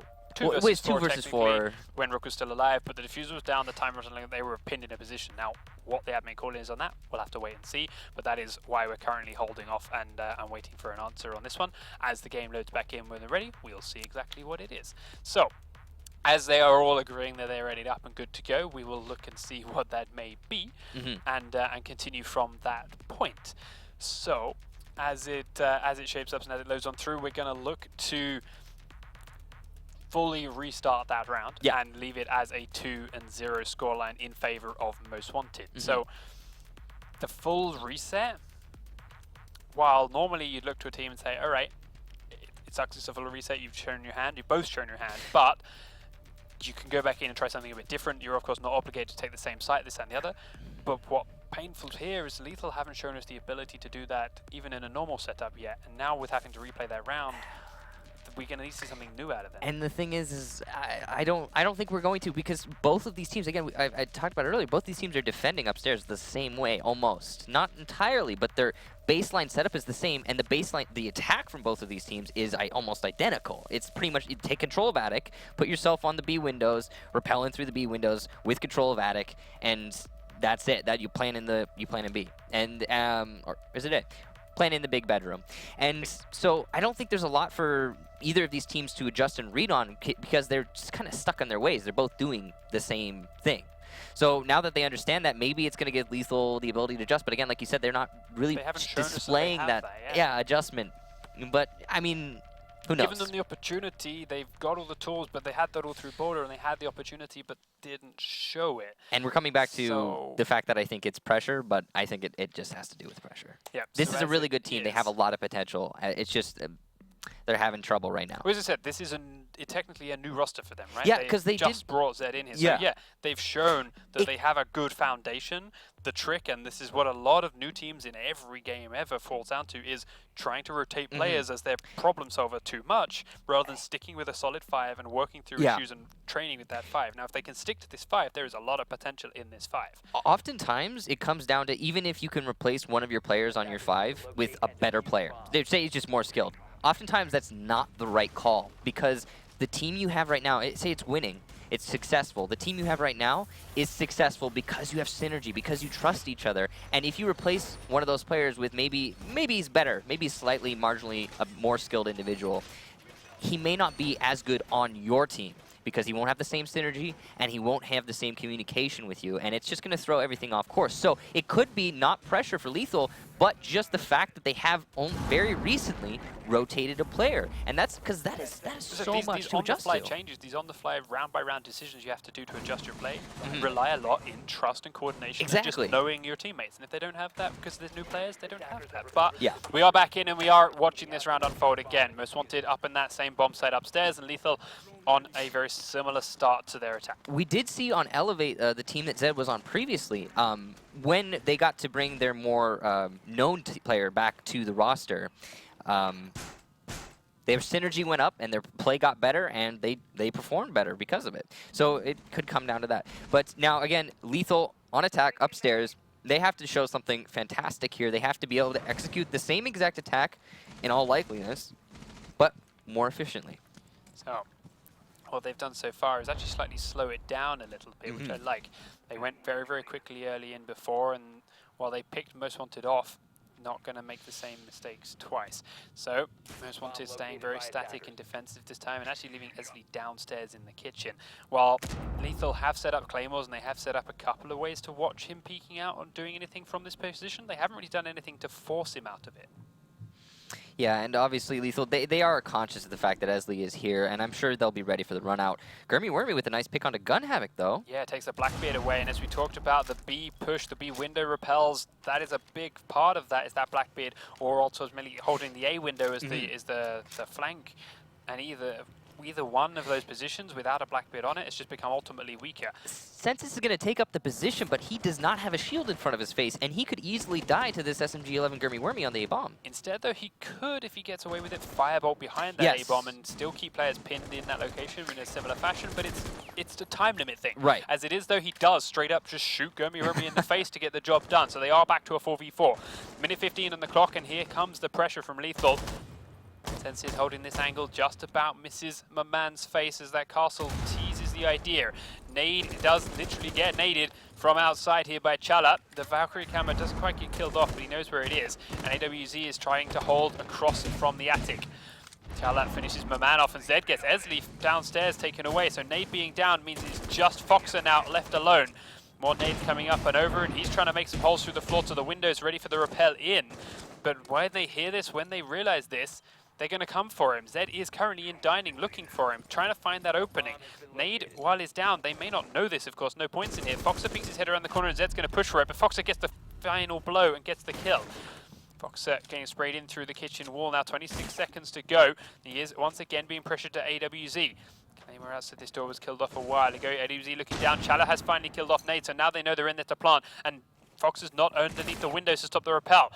Inside comes AWZ. Foxer knows he's got him pinned in the corner. He's got to win these fights. The C4's going to go up, but doesn't actually get the kill. AWZ has run away and goes round towards dining. The plant's still not gone through, but will now be underway, and there's nothing Foxer can do about it. He has 35 seconds to kill 3 players and defuse. He's going the long way around and up the front staircase. He's got AWZ chasing him from below. This camera will have told him that this direct corridor is clear, but Sensis is over by A, and we'll have a sight line down in this direction momentarily, and that's all he needs. Fox's head is removed from his shoulders, and Lethal get around. Yes, for the first round on the board for Lethal, a pretty systematic take, not much variation from what we expected to see, and it worked out for them beautifully. Most wanted dialing back the spontaneity and the, the absolute changing up on the fly, and I feel like that's to their detriment. They are a team that some of the reasons they've been winning a lot of these rounds is because they just peek out at weird times, at weird angles, in odd situations. Like on that last round on Border, they peeked out the south side of the building when Lethal was expecting everything to be coming from the north, and they got a free Hibana kill because of it. Now, Most Wanted has had good success for this on this map so far, but again, the first round they won on defense, it could be easily attributed to the fact that there was a Rook hiding in the attic. I mean, who expects that, right? He got those 2 kills, he put them in an advantage early on. So Most Wanted, they have 2 rounds on the board right now, they're up. But a lot of it comes down to crazy flanks, crazy unpredictable things. As it is, they are back onto attack, and Lethal are on defense now for their setup. They are down inside the basement. They chose to go top floor first with their first round of defense, remember? It's going to be a roaming. This is the first time we've seen them down here, but looking at all these reinforcements in meeting room, they're going to be playing a very mobile setup upstairs. They're going to be reinforcing the wall into the kitchen, which means that they're likely not going to be coming to the west side of the building very much, but all the same, a heavy roaming strategy. Oh, Zed actually playing in the kitchen. Interesting. Probably going to be for a camera. One of the two. Yeah. We'll see how long it takes. He's going to open up this back door and throw out a camera and then make his way back towards the site. I don't know if I've just been hearing things, but it sounded like that camera straight blew up. Actually, it was probably too far onto the skybox. I think if you do throw it over the fence, it does get destroyed. So it counts as the skybox, so it doesn't go out into the farm area and just destroy it. So it used to drop, but they fixed that. Anymore. Yeah. So we'll see. The drones coming into meeting room now are going to find the players that are in there and feed that information back. Zed is on his way back towards this area, but the front door is open. Yeah, and it looks like Most Wanted are conscious of the fact there's a heavy roamer setup coming out from Lethal here, and they're going to try and do a contained lobby take and open up that drop down and try to work around. Well, this Valkyrie's in an aggressive position to take out Foxy here. Yeah, but she's been droned out. He does choose to move it away as the camera was also shot mid-seconds before he peeked on out. He is being chased by a whole bunch of drones now and pins himself inside the toilet. But if he can hold in here for long enough, he will waste plenty of time. It is bringing Ash back out of the classroom and forcing him to try and find or deal with the Valkyrie in some way. So the time is being burned down. The Valkyrie does have a C4, so she can get herself out of this corner if she so chooses. Looks like that's what she's going to be doing. Santor goes over, we'll give her way into the kitchen. He's cautious of more drones, cautious of the man who was spraying across that doorway a moment ago. but will be able to get herself out of there in a couple of seconds' time if she feels the need. She also has 2 options now, which means there's somewhere else that Most Wanted have to pressure if they want to shut him down. Senses, though, still inside that meeting hall, holding a tight angle in and across the front of the lobby, means Most Wanted are losing a lot of time here and not doing a whole lot with it. Only a third of the round is left on the board here, and they really have not pushed very much at all. And Zed with a beautiful peek onto Maman. Yep, takes Maman down. Foxer now is going to try and pressure him alone. He sprints around the corner and Zed's ready for that one as well. Esli has traded Senses out, but then they will finally send Gurmi Wormy to deal with Zed. It is 3v3 with a minute still to go though, so all that work that Lethal did on delaying the attack needs to be held by their anchors. Lethal still have AWZ upstairs, and Gun Havoc is actually knocked down in the basement at the moment, but they are keeping this busy. Blackbeard comes around one corner, Bandit peeks back and takes a shield out, but takes a lot of damage himself, but Gun Havoc helps it out by peeking down the staircase and taking down the Blackbeard from behind. Gurmi Wormy and Nade now having to deal with this from different angles. Gun Havoc and above. AWZ inside Meeting Hall. Gurmi comes around one way, does take down AWZ, but with 30 seconds to go, this is still taking them a long time, and they have a smoke to deal with downstairs. Upstairs, Gun Havoc is being sprayed out by Nade, who is now coming down the front staircase. Chala inside the mirror window gets an easy shot onto Nade as he comes down that bottom staircase. Gurmi Wormy alone versus 2. Gun Havoc's are flanked all the way around to below. Chala is inside. Another smoke grenade comes out too far, but he sprays with his bullets to finish Gurmi off, and Lethal bring us back to a 2-2 scoreline. A great defense from Lethal, and an interesting attack from Most Wanted. We were talking about how Lethal has been having trouble with their adjustments, but Most Wanted, obviously, in that instance, were the ones having the adjustment trouble, because they saw that there were as many roamers as there were. They were, I think, 4 at one point, and they were unable to adjust their attack to compensate for it. I think it would have been maybe sensible to go for a construction push instead, because then you only have to deal with the one guy. But they chose to push in through lobby and challenge the roamers head-on. Honestly, a brave decision. It just didn't work out for them. They came into the lobby and they fell into the defensive operator's trap, with the roamers coming from above and the sides. And then in the end, we saw with the linchpin, the mirror in that closet, there's not much you can do. Even if it were a 1 versus 3 in the favor of the attackers, a Smoke playing mirror closet, he has everything going for him, with 20 seconds on the board to boot. All right. Time then for Most Wanted to defend this basement again. And now last time we saw them do this, they lost 1 operator and then just sat static and safe and got away with it for free. They didn't get pushed out from this mirror window that Nade is placing here. The firebolt did not land where it needed to. Gurmi Wormy was just able to hold the last 45 seconds of the round with smoke grenades for free. You have to imagine, though, Lethal probably not going to miss that firebolt again. Hopefully. Probably not going to die to a Rook playing in Attic. So as long as they don't make the same mistakes they made last round, they have a good chance of winning. Alright, the lethal attack is here. Maman is looking actually very much like Six Cutter right now with this aggressive peek on out. Gun Havoc was mere millimeters away from actually being exposed there to Maman, but he would have had the shield in front of his face if that shot had come across. As it is, Maman is still holding that angle, hopeful for someone to step up there in just a moment's time, but it's not going to happen as Lethal are already in and around that front lobby aggressively. Man still in this backside is holding and staying down there, but we'll see where he chooses to reveal himself this time, because last time it was the Attic and he picked up a couple of kills there. Yeah, it's unlikely that he's going to get much work done from the tower as long as Lethal do not expose themselves unnecessarily to the meeting hall or tower. Gurmi just got downed through the floor with a breaching charge that was made just to make a hole. Gun Havoc getting a free one, and a free one onto Smoke, of all people. Yeah, that's a great operator to have off the board early on. They still do have an Echo, but it is going to save a lot of time for the attackers when they're pushing in to get the plant.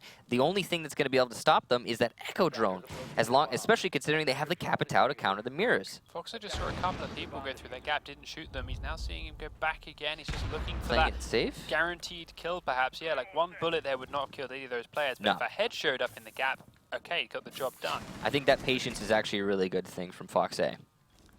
He cannot die either. He shouldn't unnecessarily expose himself either, because he is, again, he's one of the linchpins in this defense. If he dies, now that Smoke's dead, oh no. That's looking bad for Most Wanted as they do lose out that Echo as well. 3 players left up. One of them, though, is still Maman, who's their ace in the hole and is running around in slightly unpredictable locations. He's in the attic again. Attic again, yeah. As he's looking down through this angle towards Chala. They do grab a kill of their own now as Nade finishes off Senses, but Maman has been found. So he is being pinned up here by Chala while the rest of the attacking team start to pressure the bomb site. In and around towards the plant spot comes AWZ, and Esli can't finish him off. That means they have to peek the corridor to stop this plant, and Gun Havoc's a Blackbeard covering that, so it's not going to happen. above hatch play here from Zed is keeping Esli pinned in. Even though Zed's not actually there, he's just aware of it, and the plant will go through. Shots rattling across. Esli gets the kill onto Gun Havoc, but doesn't stop the plant, and AWZ will trade Esli back while making sure the diffuser is down. Nade now finishing off AWZ on the plant spot, meaning it's a 2v2 with Chala and Zed against Nade and Maman. Man coming down the front staircase, but Zed is ready for him to peek this direction. Zed peeks away at the wrong second, misses all the important shots, but so does Maman. They are keeping each other busy, but Chala is pulled off to help out, with enough time for Nade to get towards the diffuser, but not enough time for him to hold it, and it will mean Zed peeks down for the final killing blow to put Lethal once again in the lead. Yeah, Lethal, as soon as they figure out Most Wanted, they have everything going in their advantage. They seem to win these rounds. Most Wanted, again, they're not doing the spontaneous, weird stuff that's been giving them the advantage in every other round. And unfortunately, my man just not able, I think, Eon, it might come down to the fact that he's playing Rook on that roam. He cannot get into the position to influence the round quickly enough. And when he is in that position, it's either too late or he's so loud that the attackers are ready for him. So unfortunately, that roam not working to their advantage. And Lethal, they don't necessarily have the number, I wouldn't say, of Most Wanted. They haven't figured the Most Wanted out. They're not adjusting for Most Wanted. They just understand the way that Most Wanted is attacking and, I guess, defending, and their strategy, Lethal's strategy, is perfect counter to it. Alright, and so then defense of this upper floor this time from Lethal is opening up the attic this time instead of closing it. An interesting decision from Lethal. We'll see if it works for them. I mean, I guess it could if they're going to get aggressive on that tower hold to try and maybe get a pick early to give them the advantage because they know where the attack's coming from. This might be their adjustment that we were so asking for earlier. But yeah, also on the note of that last round, Echo and Smoke getting picked off. I mean, you still have the mirror, sure, but Echo and Smoke's gone. That's all of your defuse stopping power just out of the way. Yeah. So that also obviously contributed to the end of that round for the attackers. But now Most Wanted attack shaping up then from that street spawn, and the majority pushing in towards this south side of the map. They are looking through the standardized locations to try and pin in roamers, look for these obvious peaks and wait for their drones to find defenders. So Lethal has actually won 3 rounds in a row as well. They are putting themselves in a great... Ooh. Even better positions. They pick up that early kill onto Maman's Sledge. Gun Havoc in the back tower. Was droned, was found, but instead of being naded out like Zed was before, he gets a kill. They're leaving Zed still in there, and I don't think he was droned or found. No one's going to expect that. He does get droned there and kills it off, falls back a little way into the tower, but now that's 2 of them in there. Yes, Most Wanted are in underneath it. He's going to have heard them. They may even hear him. But they are holding aggressive, strong positions here, which will, again, serve to delay Most Wanted further and further. We talked about how Lethal does not, they were not very adjusting in their border match. But here, as you can see, on Oregon, they're making every necessary adjustment. And Oz with another pick onto Foxay from Junk Tower. Who expects Junk Tower? Especially, like, they've delayed the attackers for so long on the big tower that he got the story still close to the attic and is doing what he was doing before. But they know. They know, and however, Lethal aren't actually anywhere close to deal with him right now, so he can afford to stay out here for a lot longer and just take these peaks. Gun Havoc does choose to jump off a roof and reset himself. That's how low he had been taken by that point. A smart play perhaps by them, but it takes, again, yet more time.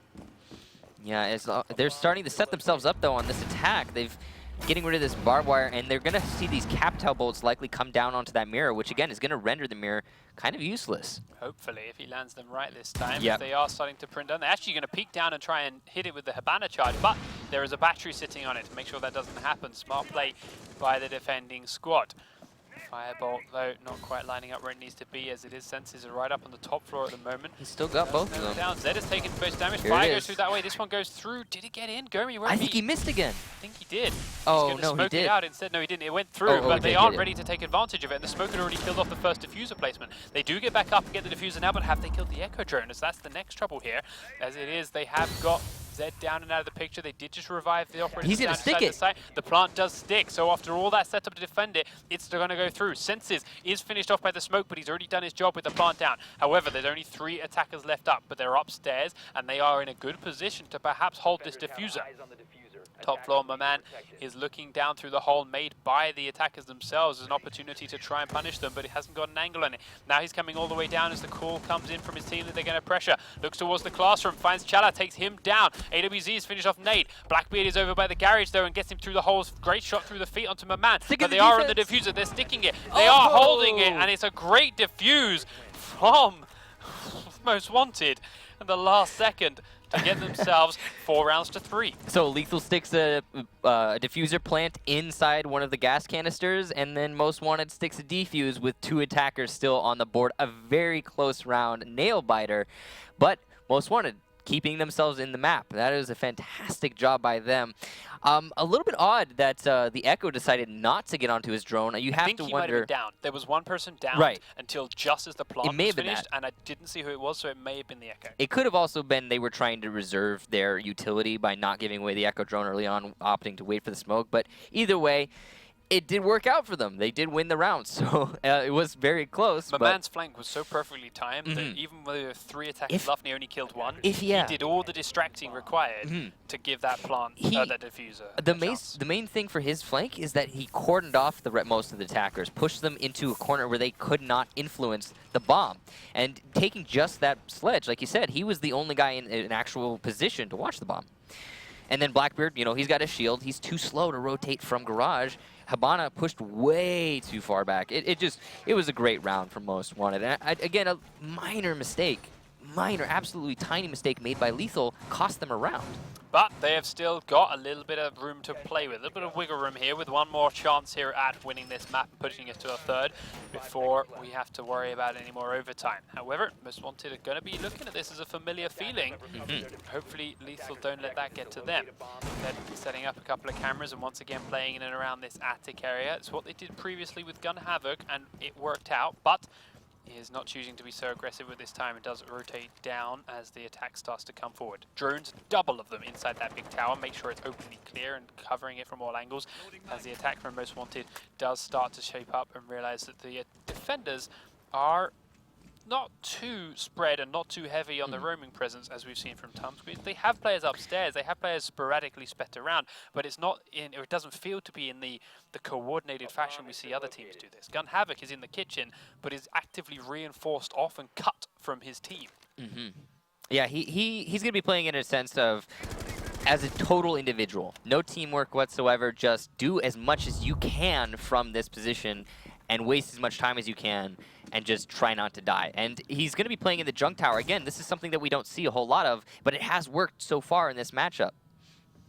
Peeking through that window, no one revealing themselves to him this time over.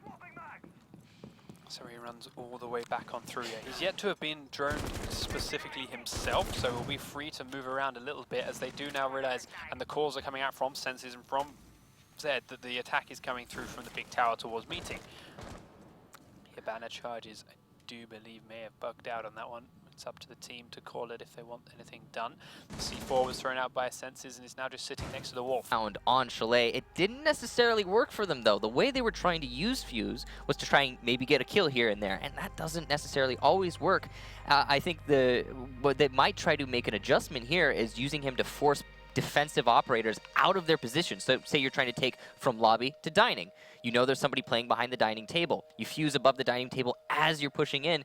So when you have attackers in the threshold of the door going into dining, they can just wait there for the fuse charges to detonate and then push themselves in without having to challenge anyone at all. As it is, though, we are into map number 3, Most Wanted versus Lethal. Loser of this map is done here in this season of the Pro League. They are off home. Winner will advance to next week's deciding game against what is currently an unknown opponent. It will either be Vertical Gaming or Flipside Tactics. That is yet to be decided and will be decided later on this afternoon.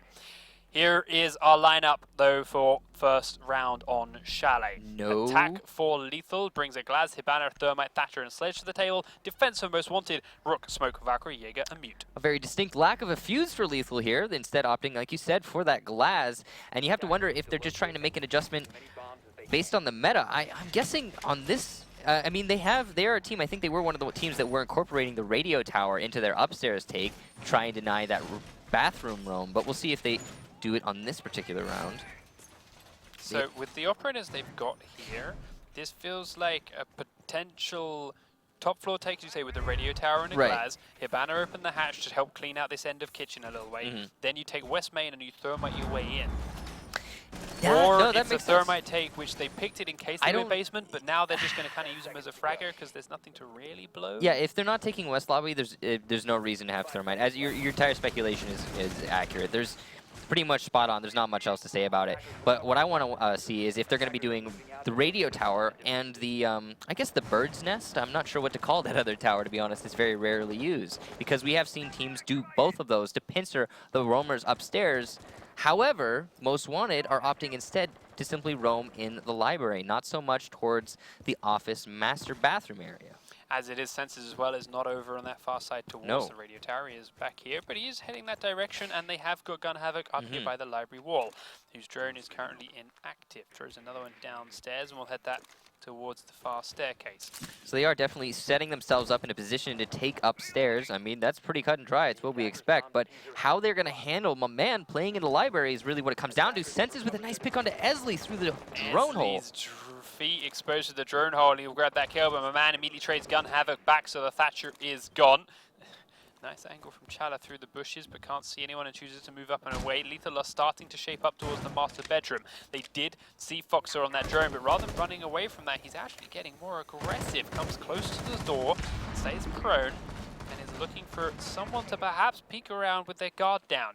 However, is he cautious or aware of Senses coming around from the office? He does in fact get droned out again, jumps across down the staircase and looks towards West Main, but realizes it's open and is unsure once more about where to go. Shot still rattling through all the walls, and he finally gets down into Fireplace and away from it all, but has another drone following him to give his position up. My man is still in library, taking all the time away from Gun Havoc here. And Or sorry, from Shala, excuse me. will finish off my man as he steps into his fire there as that drone was finally picked off. But again, more time gone. But a minute 15 is not a lot, so while one kill was there, it's not great. Foxer, though, after being so mobile, takes away the glass from this picture. So they leave 2 breaches, and I was going to say a sledge, but no, Foxer finds him too after being still uncontainable and roaming around the bar and the library and just wherever the hell he wants, really, down on the other side of this map. And it's looking like Most Wanted, they are that team where the individual players, they have the knowledge on the map advantage, at least in this first round. Because, I mean, that was a beautiful play from Fox to even it out for his team. Yeah, Lethal's entire plan here is not going well when it comes to pinning and locking these Romans into these spots. As you mentioned, that's how and why you put players on the radio tower and the bird's nest or whatever, is to lock these Romans in spots. Instead, these guys were not locking anyone down, or in some situations where they could This have, is they interesting. were losing the firefights. They're going to straight drop in through kitchen hatch and look towards the site. They do down one, and that allows Thermite to perhaps get into the site just in time. He could win this. Could actually plant this, but Zed's trying to go aggressively for kills instead, and Wormy will finish him off. Yeah, the what we were talking about earlier, as far as advantages go, it does seem like it has a lot to do between these two teams, who is more knowledgeable and more experienced on the map they're playing. And Most Wanted saying, in that first round at least, that they are that team. They are the team with the leg up here. Like you were talking about, there's the radio tower, there's the sniper nest, there's ways you can handle those roamers. You could even bring a Montaigne and force them I was going to say, a downstairs. Montaigne instead of Thermite there would have been nice. Exactly. There's tons of different ways you can handle them, but it just seems like Lethal weren't entirely sure what they were going to be dealing with and didn't know, well, how to handle it. They just opted to go for straight-up challenges onto the roamers, and they just lost those fights. So, as it is, we're switching the tables once again and putting Lethal onto defense. Most Wanted on attack, bringing a widely different lineup of operators, which we'll get to in a moment, but still no fuse. For the defense, though, everything is very same old here as far as Lethal are concerned. We've seen them running similar operators on every map so far. Yeah, we do have a Buck, as you guys can see from the UI, which is a little older hat. It's not as... I don't know, it's not as commonly seen anymore. People opting to bring Sledge. Yeah, on Soleil. People opting to bring Sledge instead of him for the most part. They like the L85, they like the SMG11. They just preference, really, when it comes down to it. Because he is, now he can easily open up floors. It used to be, whatever. People opting to bring Sledge. And Most Wanted bringing a Buck is kind of an interesting decision here. I'm curious to see if he's going to have a DMR or the C8. As it is, so a couple of last-second cameras being thrown out here. Here we go. By Zed. We do see Esley up on this Pride Rock firing on into the master bedroom for one of these lucky shots or picks in towards master bedroom. But what it's doing is starting to control and pin and herd in the roamers. The question is, can they lock them in, which is where their previous round the attacking team fell down. We are seeing a lot of this aggression from C8. Lethal, which is what we want to see from them. Look, there's a Valkyrie playing in that little connector doorway to the outside. If somebody decides to come in through Gaming Room, he's going to have the jump on him. We do see, as you mentioned, the DMR on Buck. Most people preferring the cameras over the C8. C8's got a lot of unpredictable recoil, even for a pro player. Is where he chooses to go. Oh, there it is. And down he goes. Sensors is up and above the hatch. Gun Havoc peeking out, taking Gomi. Wormy down as well at that same moment. Quick double kill for the defending team with the Buck and Thatcher off the table.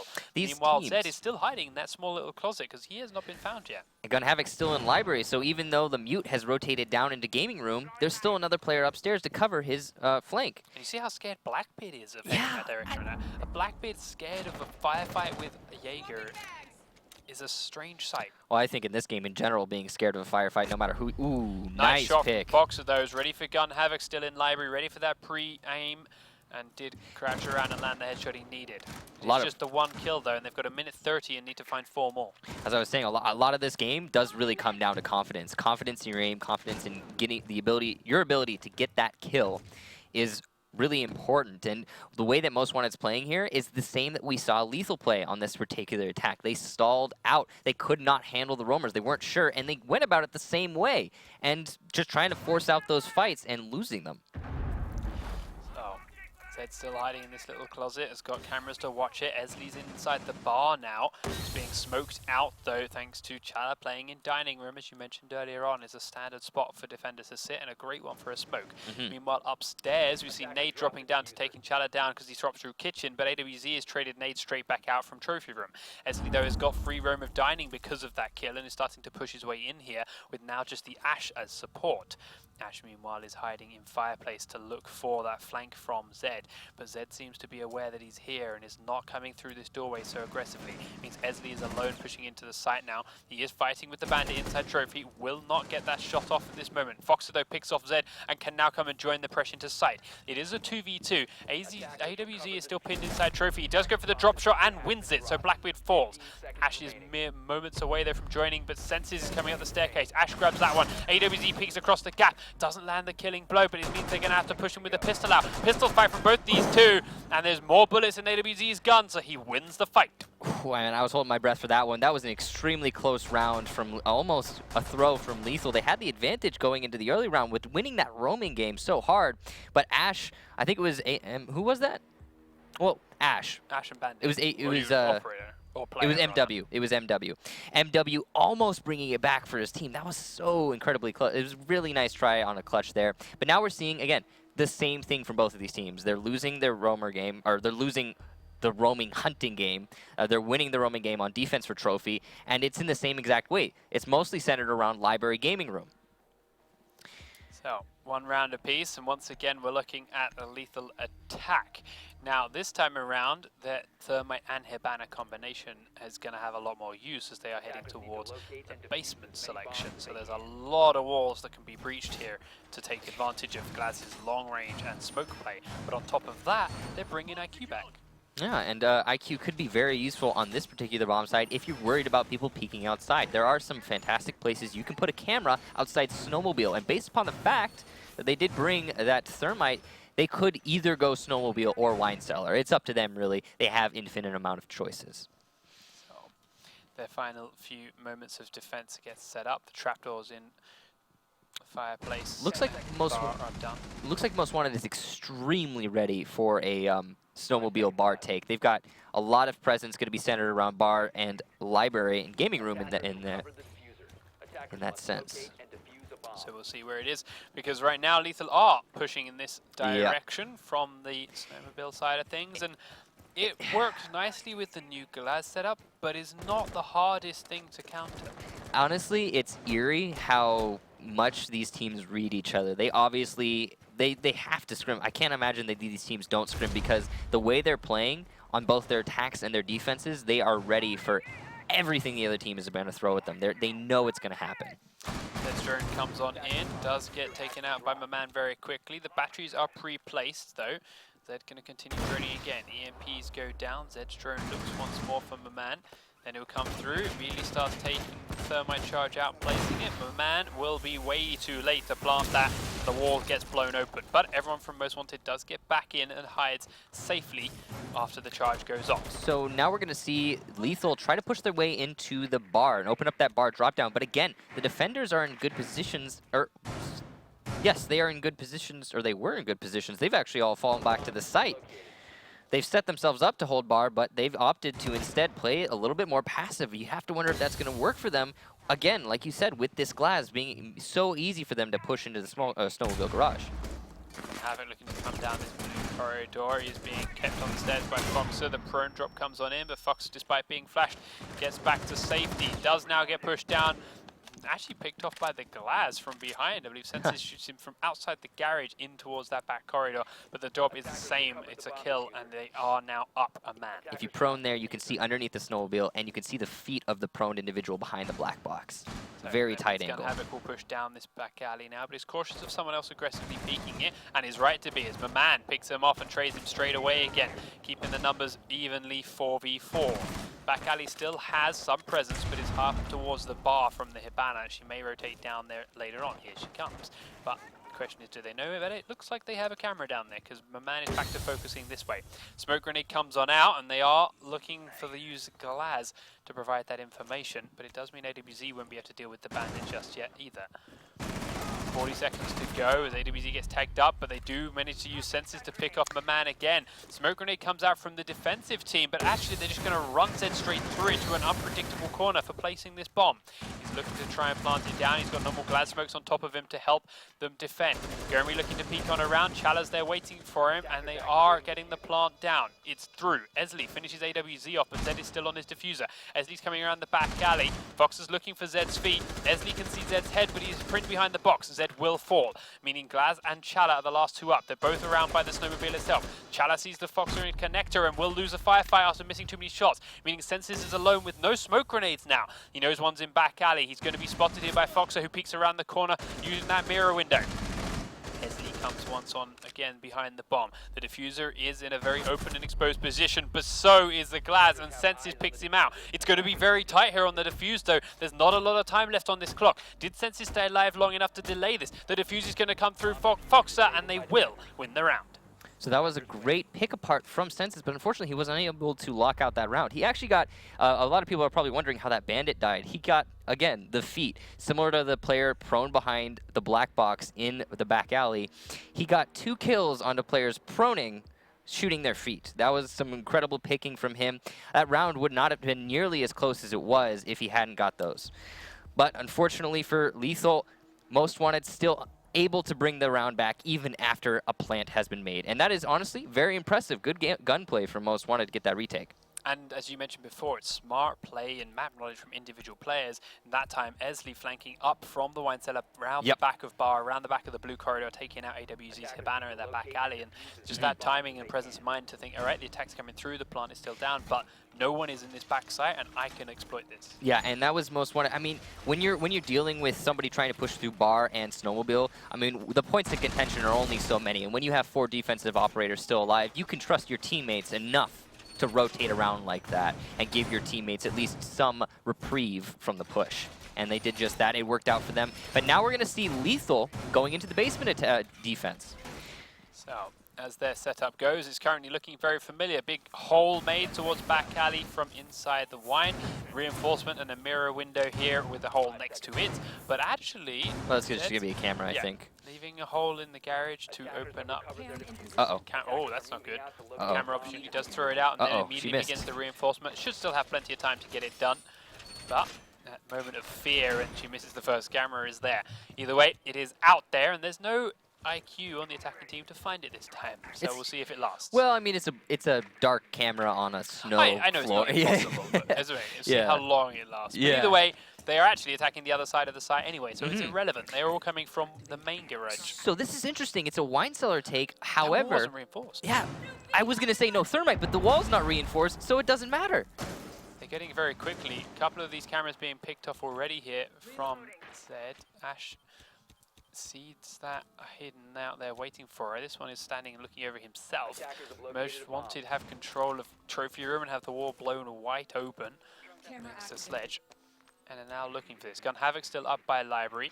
Fox's drone's coming down. That wall left open. It's just confusing. Yeah. Now, thankfully for the defensive team, there's no glass, because that's a beautiful angle for him to play these days. Right. But he's not on this attacking roster. As it is, though, they're staying very static downstairs. Given the lack of a glass, it just really comes down to who wins the firefight. So even a defensive operator, especially a Senses with that vector at that close angle, could easily use that hole to his advantage, but it is more dangerous than it needs to be for them. Zed's gone back into Fireplace. Gun Havoc is rotating around. He was upstairs in Library, but is now mobile once again. The defenders inside site are staying very static. Nade, though, is now heading around to make a hole in the back of the small wine cellar, which is going to force AWZ into a more defensive position. Smoke grenades are already coming out, though, towards this back area, towards this back alleyway and wine, to try and lock the attackers out there, and it's working for now. Esley's taking a bit of damage to his shield and to his face, but nothing serious. They are going to push Foxer into the site. Senses has moved from the corner, but just in time, his feet are shot out by Maman, who finishes off both AWZ and Senses, and then gets a third on T'Challa. Now it is just those two roamers, Zed and Gun Havoc, looking to come down. Esley is there for Gun Havoc to flank back. Zed is above the diffuser and does stop it before slowly edging himself away. Does he know there's a man in West Main? I don't know, but the C4 is going to come down, grab one, then they're going to be there waiting for him. Gurmy Wormy sprints into Kitchen to finish him off. Some good adaptation from Gurmy Wormy, being conscious of the Valkyrie's position at the end there. If Valkyrie had been left to her own devices up on that drop down, she had clear line of sight onto the fuser, could have held that for the rest of the round. If she'd have killed Gurmy, that could have been all it needed. There was not a lot of time left. The other two, while being downstairs, would have had to go through her to get the diffuser. But that aside, I think we can attribute that particular defense loss to a lack of a reinforcement on the main wall, because they didn't have a thermite to open it in the first place. To be fair, while it was opened, yes, it would have been harder with that thermite, but even when it got opened, they didn't really do anything to get through from it. It was mostly the closet. They opened the small closet, and then we saw those 3 kills coming out of Maman with that beautiful position over there. So, yeah, it didn't help. It didn't help having it unreinforced, but they did do a good job of keeping themselves safe from that hole once it was blown until respectively, yes, there was a further damage. Yes.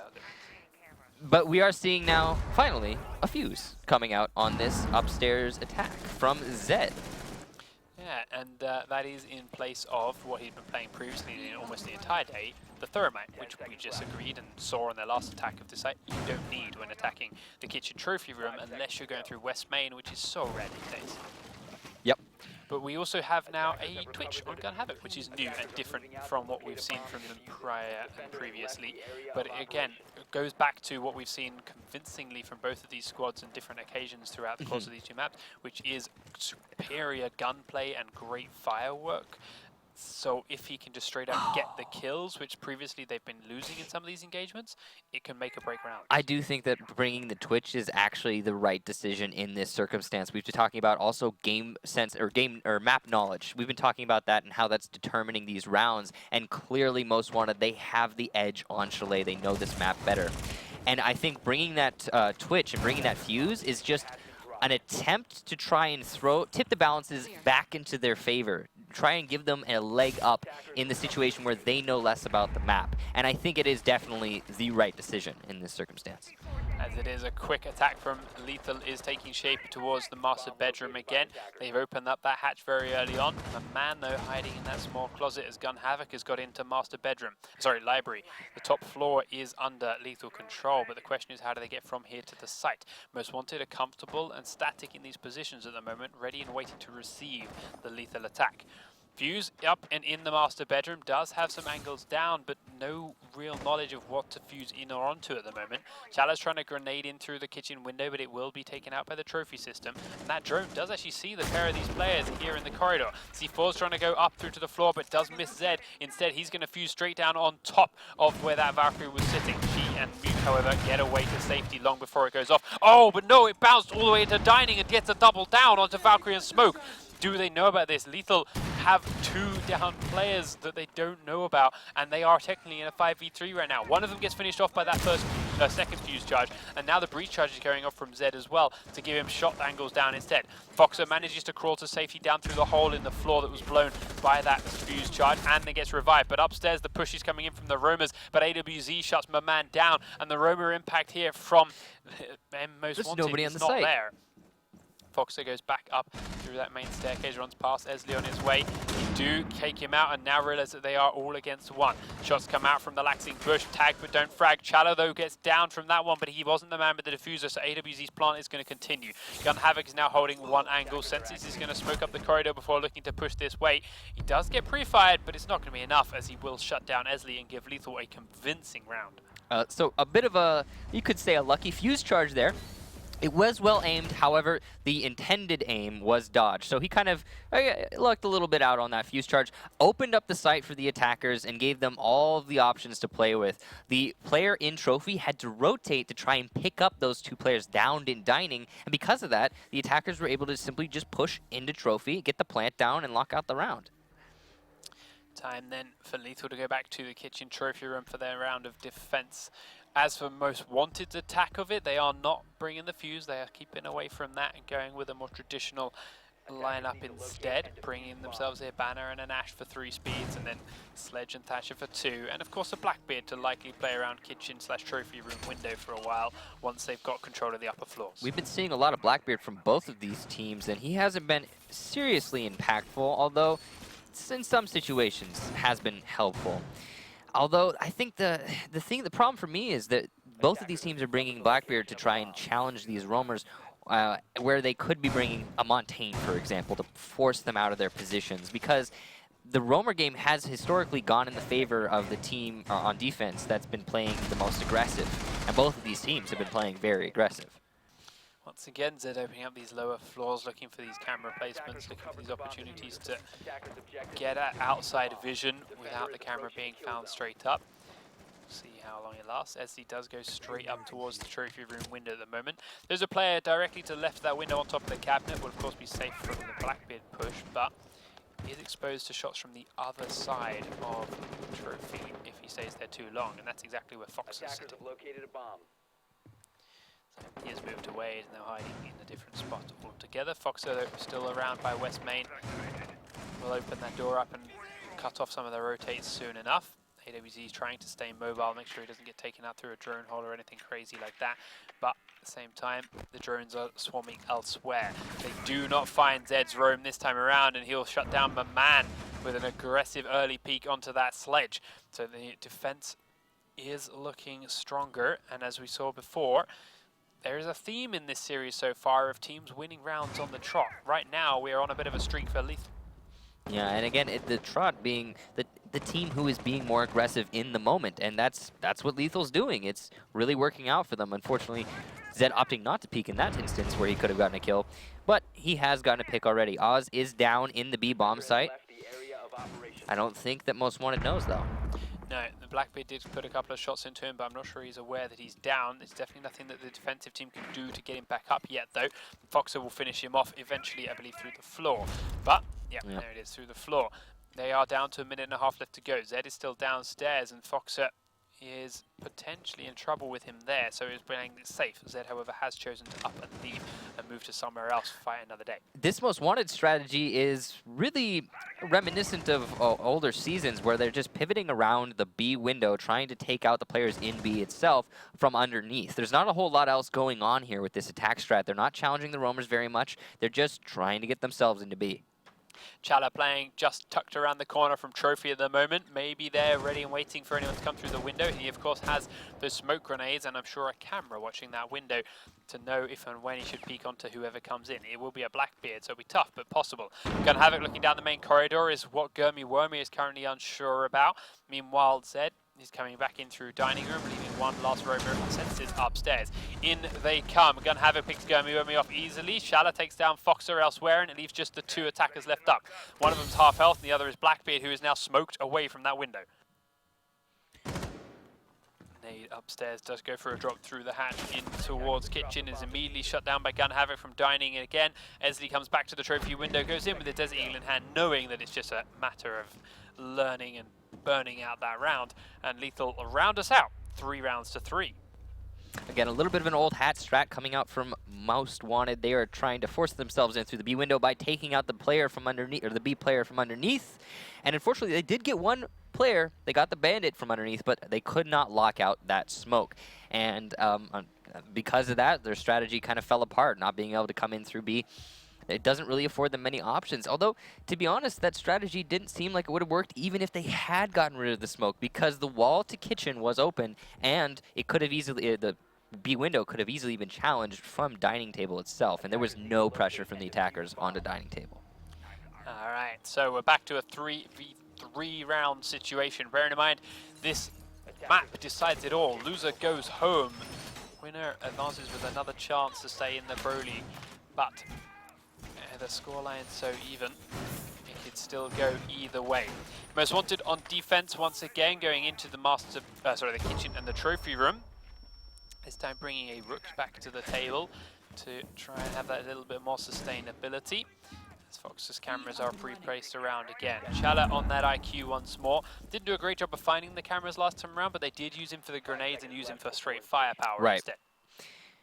And this is one of the, I have to say, this is one of the closest matchups we've seen in this Pro League for, in a long, long time.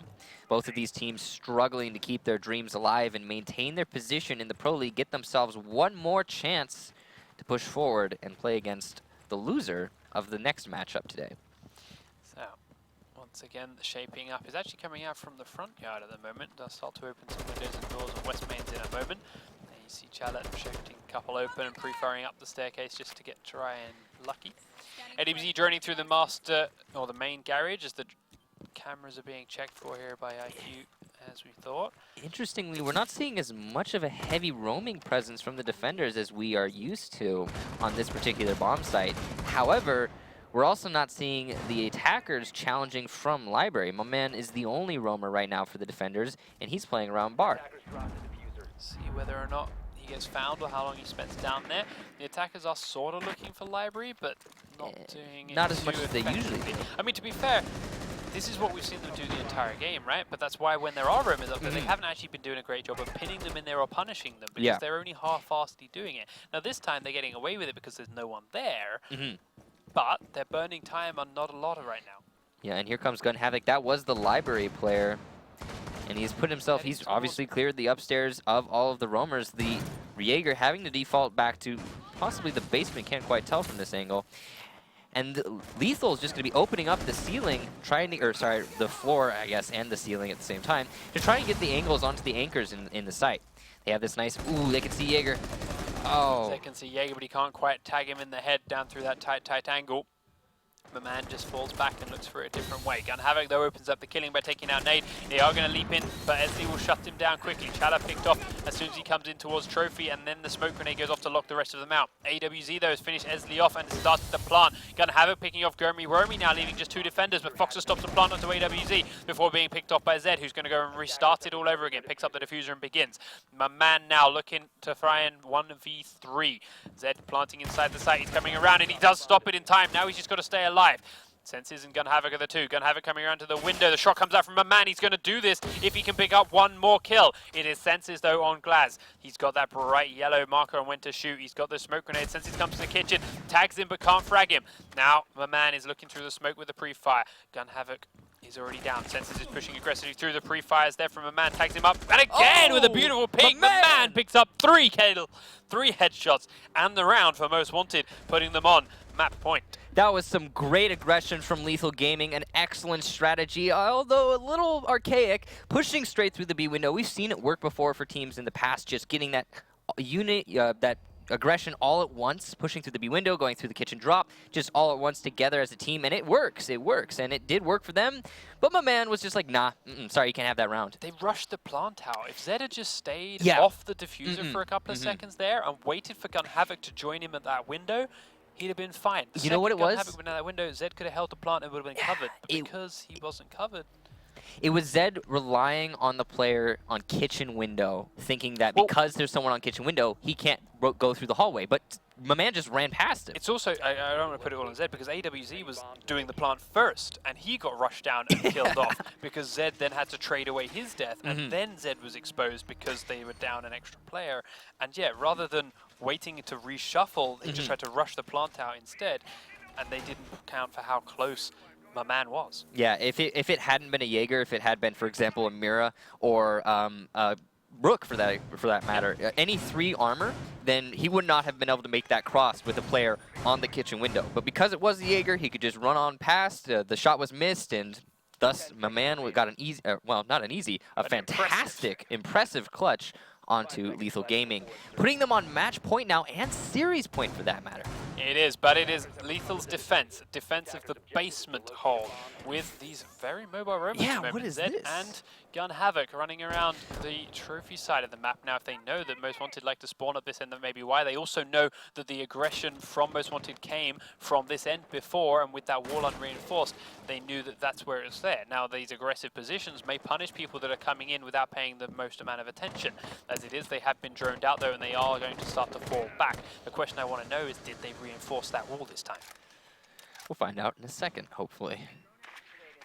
As it is, the drones are coming in now that They they did. realize they did reinforce that up, so they're not going to be able to get through there this time over, not as easily anyway. They do don't have a thermite. Hibana to maybe take out the mirror window, but that's not as anywhere near as much control or vision as it would have been with a thermite. Gun Havoc, meanwhile, has rotated away from where he was, but he's gone all the way up and is now looking at it from a different angle, and the drones have stopped being used. And Most Wanted did win this round last time, but it was because of, again, a mistake on Lethal's part not reinforcing that wall. Now that the wall's been reinforced, this is easily, if Lethal plays this right, it could be their round. The drones are now starting to come upstairs. Gun Havoc, however, has hidden himself away a little bit deeper. Now he's going to get spotted by Fox's drone. Can't quite kill it, but will start to rotate away again. The Hibana charge is going to go off, takes out the mirror window and a hole next to it, makes a nice big one, but is it enough? Maman opens up the killing onto AWZ, and that is the start of the end, perhaps, from Lethal, as Most Wanted have that one-man advantage now. They do still have a very small angle in which to pressure this, but the small wine cellar's been opened up, and that means Blackbeard can now be the man to pressure in through this front side. Senses is in there, Zed is in the connector with Gun Havoc. Those are the 2 roamers that have come back to join it now. Senses tucked around that corner, as you mentioned, has the Vector though, and that's great at close range engagements. Blackbeard is looking for a peek up and around and over the bomb. Zed has decided time to go up and over the top. There is a minute to go. And they are looking to fight for their lives. Zed's C4 goes off and it opens up that trapdoor again, I believe, to give him that angle from above. Shala and Senses now looking through these holes in the wall. The smoke grenades are going to try and come out from Shala, but they're not going too deep in. They're happy to let them burn through here, though. Foxer takes a little bit of damage through that hole in the wall. Zed still being mobile upstairs, but LZ takes down the first kill inside the site as Senses falls. There's the drop with the diffuser through that hatch as Nade gets on in. The plant is going to go on out. The smoke charge isn't touching him now.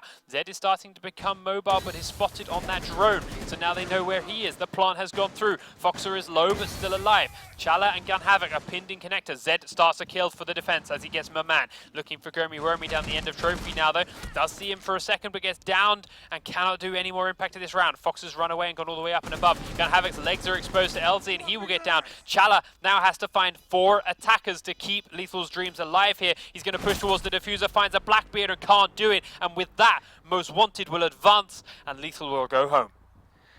A fantastic attack from Most Wanted, and unfortunately, it's what we talked about earlier. It's the game, it's the map knowledge coming through from Most Wanted. They obviously understood that map more, and Lethal, they tried to mix it up at the end there. They tried to get a little aggressive, put themselves in positions to stop Most Wanted from locking that round out, to stop the systematic, strategic take of the site, but they defaulted back and they got scared.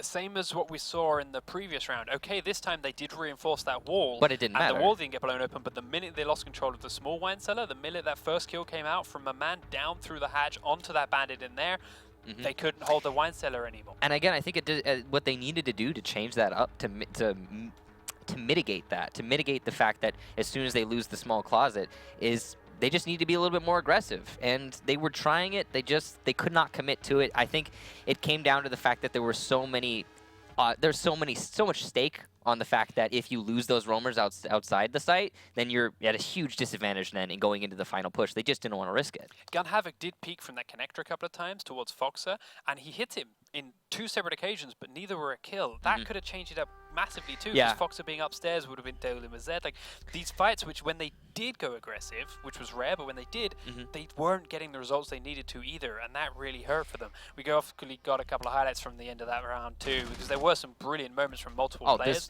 which, as you mentioned, has been a theme for this entire game, with players stepping up and going above and beyond what is obviously a pre-planned strategy, and just saying, I'm a great player, our strat's not quite working as it should be, but I can play this game. See, yeah, that's the thing. That's what's been winning all of these maps. Because, I mean, we saw from Lethal Elephant a great take on this particular bomb site. You know, they established dominance. They put it into a 1 versus, I think, 1 versus 3. And despite that, my man still stepped it up with his Jaeger play. And here it is, the clutch from my man. Yeah, he does take minimal damage as he sprints through that way. He gets Zed with a hip fire. He knows Gun Havoc's going to come from the window, and he's ready for it. It's a good quick shot. And then as he dances with senses, the pre-fire into this hole at the last second was beautiful. After he chases him around, chases him through the gap, hip fire from each of them, taking him down low, as you'll see it in a second as he comes to peek through this side. Hip fires on Senses as he comes back this way, and he knows Senses is going to peek this kitchen hole next. Of course he is. Pre-fires it perfectly, and takes the round to set them up for this one here, the final and the win. And it's all about map knowledge on individual players. My man just obviously, he knows Chalet. He knows exactly what Senses is going to do.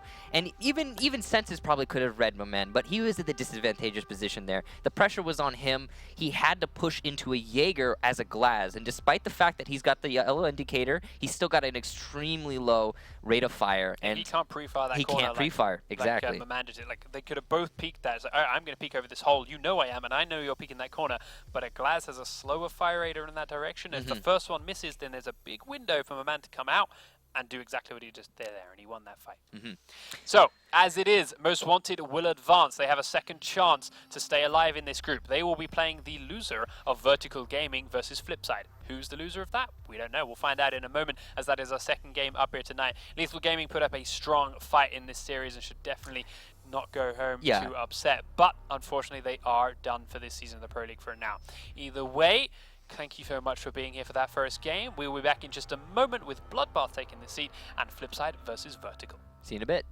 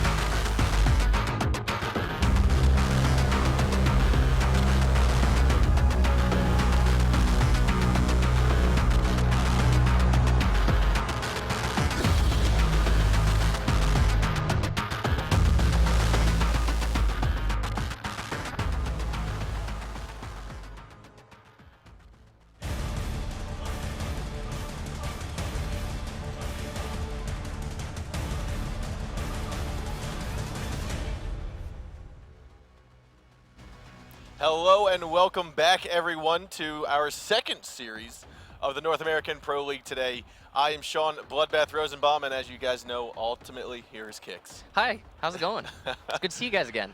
So we've just got done our first series, which was Lethal Gaming and Most Wanted. Now we're moving on to Flipside Tactics and Vertical Gaming. Vertical Gaming. Which is previously known as Era, which Yes. is previously known as Orglis, which is previously known as... The So train on. goes on and on. Yeah. But last you guys saw Era. Mhm. They were here 2 weeks ago playing. I believe it was against Most Wanted.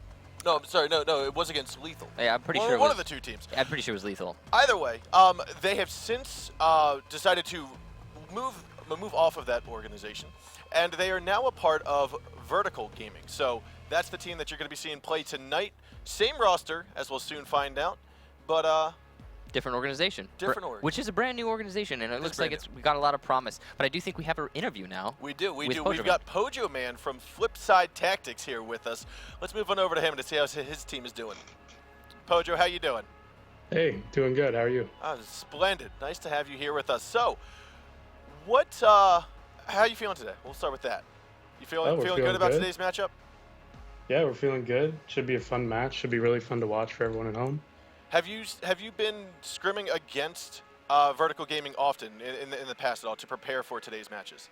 Not recently. Like, it's probably been quite a while since we've scrimmed with them, and definitely not the roster they have now. Gotcha. So, Are there any surprises that you're going to be expecting, or that you won't be expecting? We'll say from well, we're Vertical. expecting surprises, so You are. hopefully we see them before they come. So, Awesome. Well, speaking of your roster, you're Pojo Man, obviously. What can you tell us about some of the other players on your team? We got to meet Mint previously. We see you now.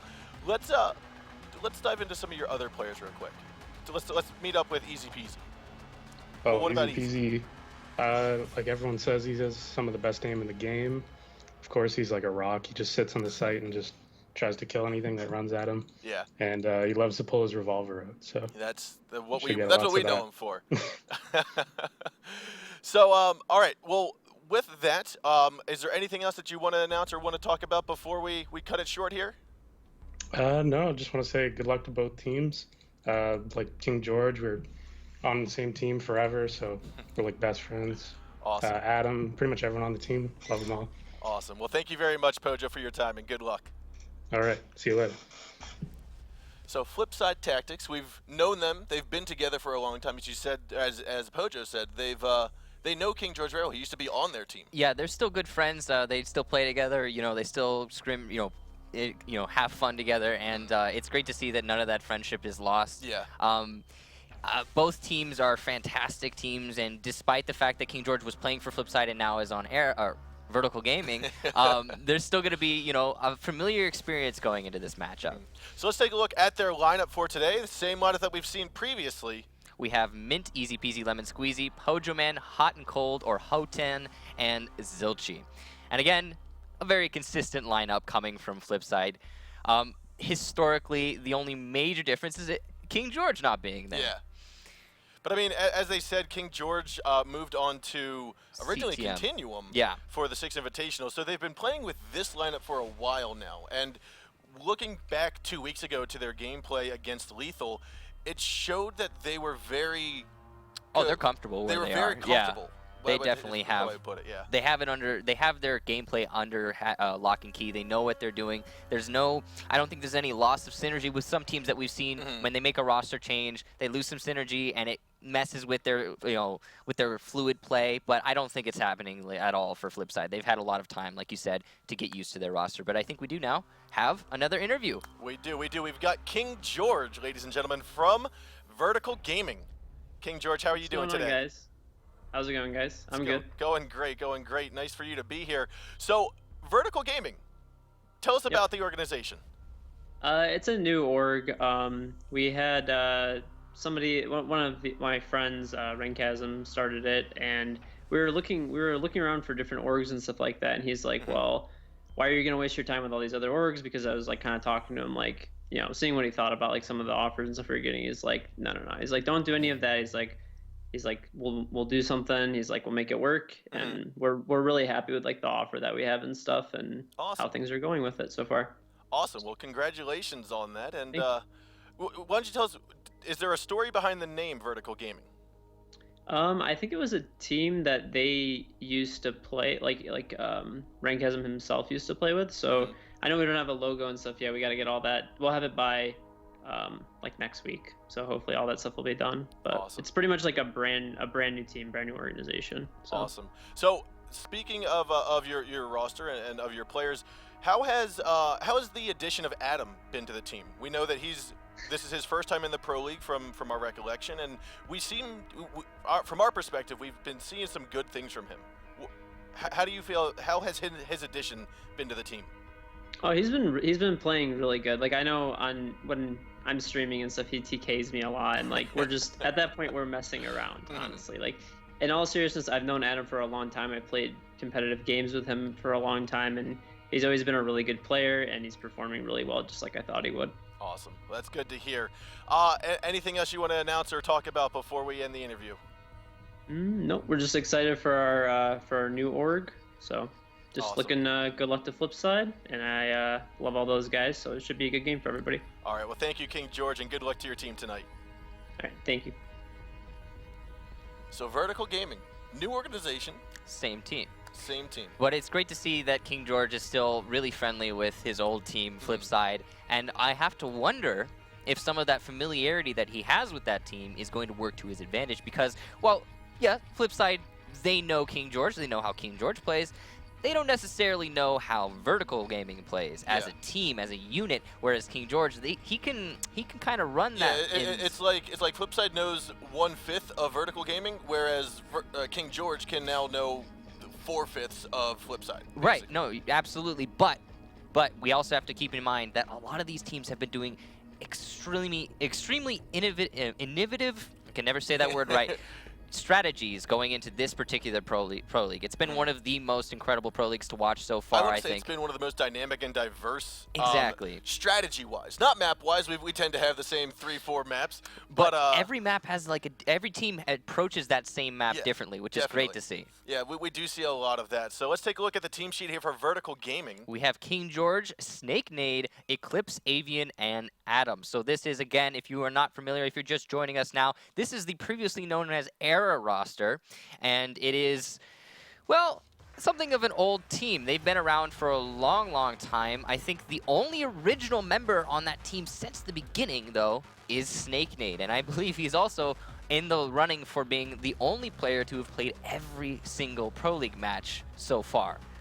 I think he's the only one still. Very possible. We'll have to check on some stats with Sisu, but it might be Sisu as well. No, I think it's probably a couple of the players on Sisu. But as far as North American teams, I think he is the only player in North America to still have played in every Pro League match. Dedication. Yeah, dedication. Dedication. It really does say a lot. And so with that is Vertical Gaming, and as Kix had mentioned earlier, that team is the previously one known as Era Eternity.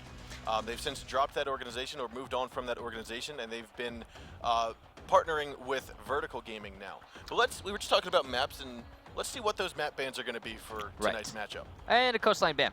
Not surprised at all. Coastline getting taken out early from Flipside.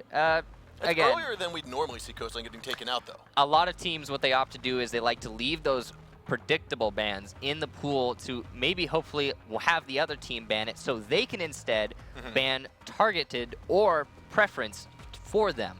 A border ban from Flipside, that's honestly, I'm really happy about that, but it's a little it's kind of interesting that they decided to go for that ban because again, border has been played by a lot of these teams recently, so a skyscraper getting banned off. I think that's interesting because I I feel thought like that was one of the maps that they enjoy playing. I was about to say, yeah, Vertical Gaming historically has preferred to play on Skyscraper. It's one of the maps that they're used to. Maybe with this newer meta, they're just not really favoring it because when we saw them play it in the Invitational, they tried to force a Montaigne through straight into the site, and it's just kind of old hat that's easily countered now. A cafe ban from Flipside. Flipside, thank you, Flipside.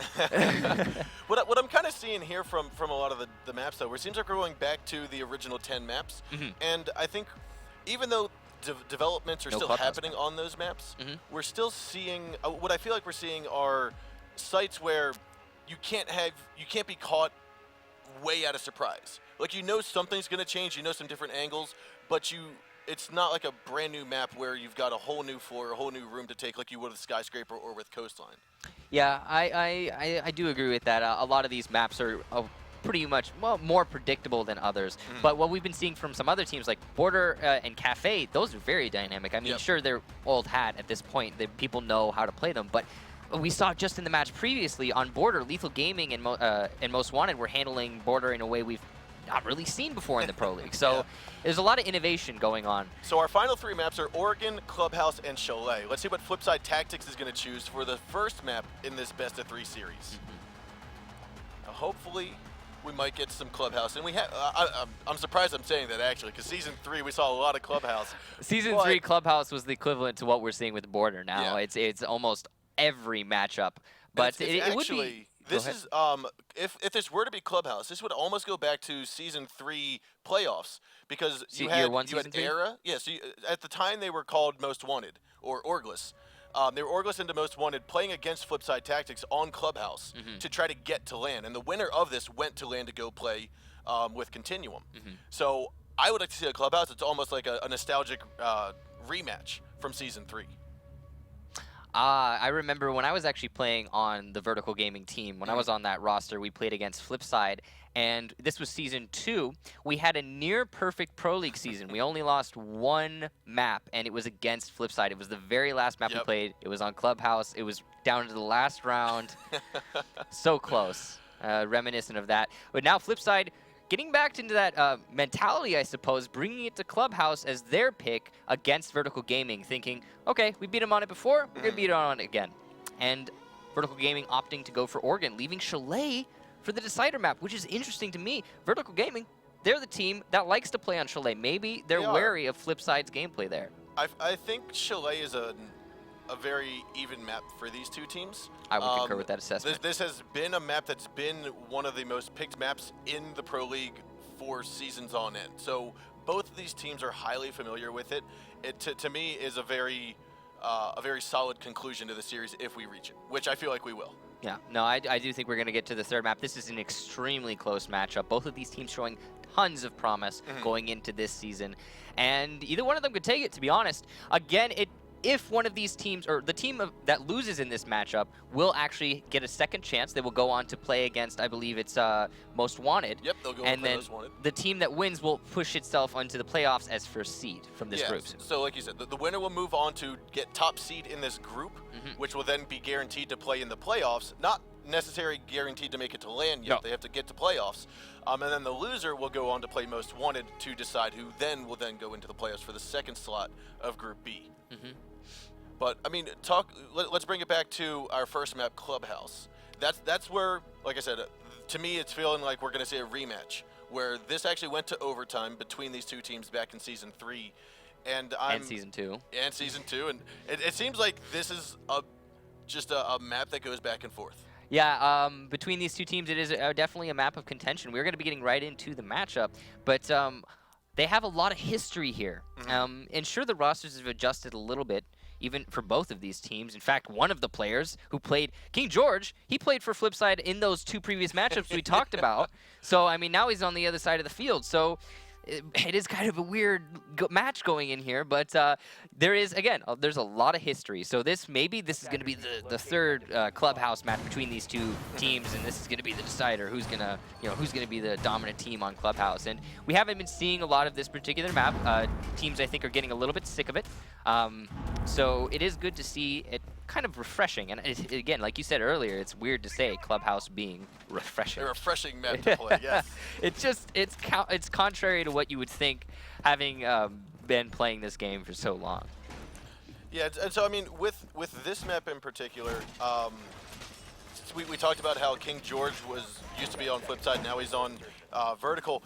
It seems like the information game, the mind game, might be in favor of King George and Vertical, knowing that, hey, Flipside plays this map, we know their general tactics, where there might potentially be. I'm going to be honest, Flipside has made some huge adjustments from their hit. Like, agreed. Past Flipside is nothing like the Flipside of today. They have been playing better overall, but when's the last time we saw a castle here on Clubhouse? Yeah, that is kind of an odd pick coming out from Flipside. I'm wondering. I'm curious to see how they're going to use it exactly. Seems like they may have traded out the Jaeger for the castle, which Not sure that's the right decision, but obviously they have a plan. I'm guessing they're bringing the castle specifically for the impact grenades, because as you can see here, if you use those impact grenades, you can hit the table next to the drop in the kitchen and destroy any Hibana charges that get placed there. So that's obviously the goal with the castle, but rotating the Jaeger for the castle, I don't know if that's, again, I don't know if that's the right decision. we will have to stay tuned and see. Already 1/3 of the round done as Adam's going to move on over to construction entrance. Looks like it's going to be a 4-person entrance here inside of the cave. You've got Eclipse leading the way. King George is on Glaz right behind him. One gas grenade is going to push off that push, or hold off the push for now. But Pojo Man is still very close by with a shotgun in hand. This is a lot of aggression coming from VG straight into the construction tunnel. Now, often you see a player from attack set himself up here, but never this many. Ooh, and Easy Peasy's going to be exposed as King George moves forward to get the first kill of this map. Now you have right on the other side of the doorway is where Pojo sits. I don't know if he's got a pre-placed gas grenade waiting for King George to push in, but what's a little awkward is there's no C4, or so no barbed wire to slow down that movement at all. So Adam now has gotten inside of the kitchen. He's moving down the central stairwell, looking for those castle barricades, which he's going to smack on open here. King George, again, still looking on through the cave entrance. Now, good thing about VG is they have managed to hide, I was going to say hide some of their attackers inside of the cave entrance, but looks like Hot and Cold's going to throw one nade down to take down take down Eclipse. King George is going to get a second kill into Zilchi, but then be taken up by Pojo Man as he moves on in towards the armory. Shotgun in hand, he's still going to hold on to that cave entrance. Avian still above inside of the kitchen hallway. Moving on over, he does have the drop hatches open in his favor. Adam, however, down at the bottom of the central stairs still. Moving on towards, I want to say he's going to push in towards the Moto. Avian and Snake are here as well. The remaining 3 attackers are all pushing from the front. Cave entrance is now not an option for them. Flipside realizing that the push is going to come from the Moto. We're going to see Avian push forward here, going right up against Mint. Adam's trying to hold down the main corridor, but we're going to see Hot and Cold about to hop into the blue hallway. He's just waiting for the call out from Mint. But Mint right now is going to have to hold on to this. There's 15 seconds left to go. Mint now realizes the push is coming. He's about to go for the pre-fire. Avian's going to drop shot and actually get him down for the kill. But another kill here from Hot and Cold will take down Avian, and Adam's going to get Mint. A 2-on-2 at the moment with 1 second left to go. The plant will go down inside the dark corner. Hot and Cold's going to expose himself, but he gets the shot, and that's Pojo. He's going to get a double shot here onto Snake and Adam. Round number 1 is going to go to Flipside. That was an interesting way to handle that from VG. What they did is they forced their way through the construction tunnel to get the Flipside roster focused on that. And then as soon as they had that pressure established, because they could not get the kitchen drop open, they opted to instead just adjust all the way over to Moto and try and push their way through Moto together as a team. But unfortunately, they kind of stumbled over each other there. Just a little bit unorganized, and as such, they got picked off in a nice little crossfire, having the Valkyrie in blue. The 3 inside a cave confused me a bit. It did seem a little too congested. Well, the whole round seemed a little bit congested from Vertical's side. I mean, you saw the 3 in cave, and then you saw the 3 pushing through Moto all together in the same exact direction, right on top of each other. You got to feel that if one of those players had waited in Moto and kept his eyes on the blue hallway, they probably would have been able to get that pick onto Valkyrie and maybe given the round to them. But it seemed like a little bit of a miscommunication, and as such, the first round did go to Flipside. Now we're going to be seeing Vertical Gaming now defending their basement. Yeah, and again, the basement is the hands-down preferred bomb site on this absolutely. map. You will have some teams that try to start in bar and stock. Not many. It has happened once or twice before. Once or twice. Definitely never 3 times. Yeah, definitely never 3 times. But again, this downstairs basement hold is one that has many different avenues of attack. You have the cave entrance, the garage entrance, the main stairwell, Moto, kitchen drop. There's lots of different ways to attack this site. And it all comes down to gauging where you're being attacked as the defenders and gauging where the defenders are as the attackers. As you saw, when VG, they forced all of the Flipside defenders into Armory, they had them cut off. They had Snake playing the hallway, and it was all down to the Bandit in the church, all alone against 3 players. And because of that, if they had been able to maintain that, they would have been able to give themselves the round. But unfortunately, like I said earlier, I mean, they just kind of, they got a little congested, like you were saying, and they pushed themselves in too much all at once. Now we are having a little bit of a different operator selection choice here from Vertical Gaming, with Snake Nade being on Mira, and Eclipse is going to be on top of Pulse. Again, no Jaeger, which it's good. I like seeing the change in operator choices here and not being guaranteed, okay, we always need to have a Jaeger. I like the variety that we're seeing teams use here.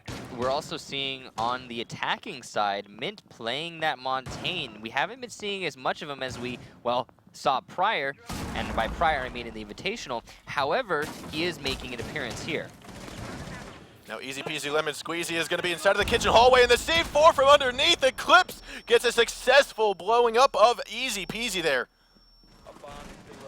Now still got a minute and a half left, but it looks like Hot and Cold will push on down the main stairwell as he takes out Snake Nade, trying to even out man count into a 4-4. Now that mirror window on the left side of the hallway will get opened up by the Ash Charge. That's going to allow a good avenue for Mint to move forward. They're going to smoke it out first, and you're going to see Mint actually head on over to Moto, it appears, and possibly lock out the doorway. Pojo Man's going to continue droning here. We've got, I want to say, Eclipse is inside of, he is inside of Armory as well as Adam. Now we see Hot and Cold moving on forward, but he gets taken out by Adam with a drop shot behind the lockers. It's a 3-on-4 at the moment. We've got Glaz moving on down the main hall. He spotted Adam. He's going to go for the shots here momentarily. He spots him and he gets the shot. Another one, but he hits him, and finally down to Eclipse. He will finish him off there. The body going pop up into the sky. There are 1 defenders left. It looks like it's going to be Avian. Tucked around in the corner of Arsenal room. Diffuser gets planted. He's going to go for the shots onto Zilchi, but he will not land it. Zilchi hitting him once, hit another shot, and that will be Avian falling to Zilchi. That's Flipside taking round number 2, 2-0. Good job to Zilchi to clean that up for his team. It came down to a straight fight, but Zilchi with the Glaz and the smokes to his advantage just made it work for him. Interesting reinforcement job done by VG there on the basement. They chose not to reinforce the farthest forward armory wall to the stairs, instead only putting a mirror on that. And because of that, the Ash was able to open it up basically for free and open that strat for Flipside to just be able to walk through the hallway straight into the site with their Montaigne. I mean, there wasn't a lot that could have been done by Vertical Gaming to stop that. I feel like what could have been done to stop that would have been to reinforce that armory wall, but they reinforced the one that the mirror wasn't on, yeah, which was a little questionable. Maybe it might have been a bit of a miscommunication. Maybe somebody forgot to reinforce the wall, and the mirror was just like, okay, I need to put my window down so I can move on with my life. And I'd like to hope that in going into the next basement defense, we're probably not going to be seeing that wall unreinforced, because Flipside may have had an entirely different strategy set up for that round, but because that wall wasn't reinforced, they were able to just put an Ash Charge here and walk on into the site, and there you go, this is the round. Yep.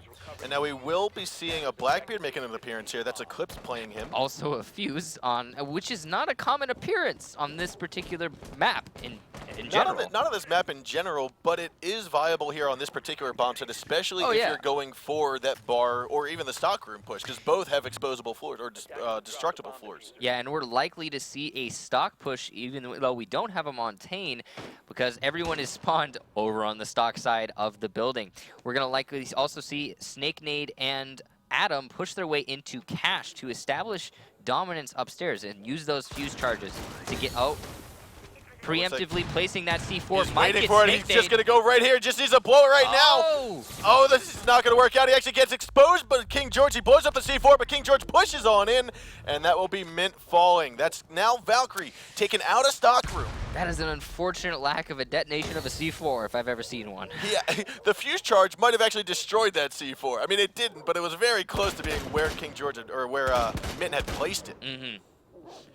Now you've got Pojo Man and Easy Peasy right below the little podium, right by the stage. They're just waiting right now. They know that Glaz has a line of sight on him. Eclipse is actually trying to wallbang. He hits Easy Peasy so much, but he doesn't know it just yet. He didn't actually see him. He just thought, let's shoot through the floor, and he managed to get a lot of shots down. C4 gets thrown out by Zilchi, but will not cause too much damage as Eclipse takes him down. A 3-on-5 at the moment. Still some very good, important Valkyrie cams, but is it going to be enough? You've got Hot and Cold who's able to rotate on over. Window's been open. He gets on through without being detected. This could be a wondrous flank that Hot and Cold has going on for him. Easy Peasy and Pojo just need to maintain control for the time being. Hold them off for about another 45 seconds so Hot and Cold has time to get behind the attackers. can't give himself away. One unnecessary noise, and the attackers will know he's here, and he'll die almost instantly. But if he gets this flank off successfully, he could win the round for his team. Definitely, and he's going to come up behind Snake Nate. He just needs to wait. Don't shoot him yet. He does. Oh, he actually doesn't see him. He gets one. He doesn't see Snake right beneath him, but he finally looks over and gets it. That's a double kill flank. Tremendous job. Now, King George is inside of the little stock closet. PojoMan's going to get eclipsed, and the last one's going to be hot and cold. This is that threesome flank that needed to happen. Flipside taking it 3-0 right now. That was a great flank by Hot and Cold, but are we still doing situational awareness? I thought, like, to me, that was a brilliant move. Because Yeah. I thought that it was intentional, Yeah. but I don't think it was. At first it looked intentional, but he obviously did not see Snake Wade. It ended up not mattering in the end. Snake Wade was one of the drones, not paying enough attention. But that was a great flank from Hot and Cold, locking that out for his team. Unfortunately, it's down to that Buck leaving that upstairs hold for the flank, not being ready for the Jaeger to come from behind. And that is pretty much why that team, because everything else about that, the strategy, the picks, it was all in Vertical's favor. Yep. But that Hot and Cold flank locked it out for his team. It was a very well played flank. Yeah. I mean, like you said, now- one little small move, one little incorrect sound cue, he would have been dead. He would have been spotted. It would have gone very poorly for Flipside. And now we're seeing Vertical Gaming defending the basement, and there it is, the reinforcement onto the armory wall. They're not going to have that problem of an Ash opening that wall up again.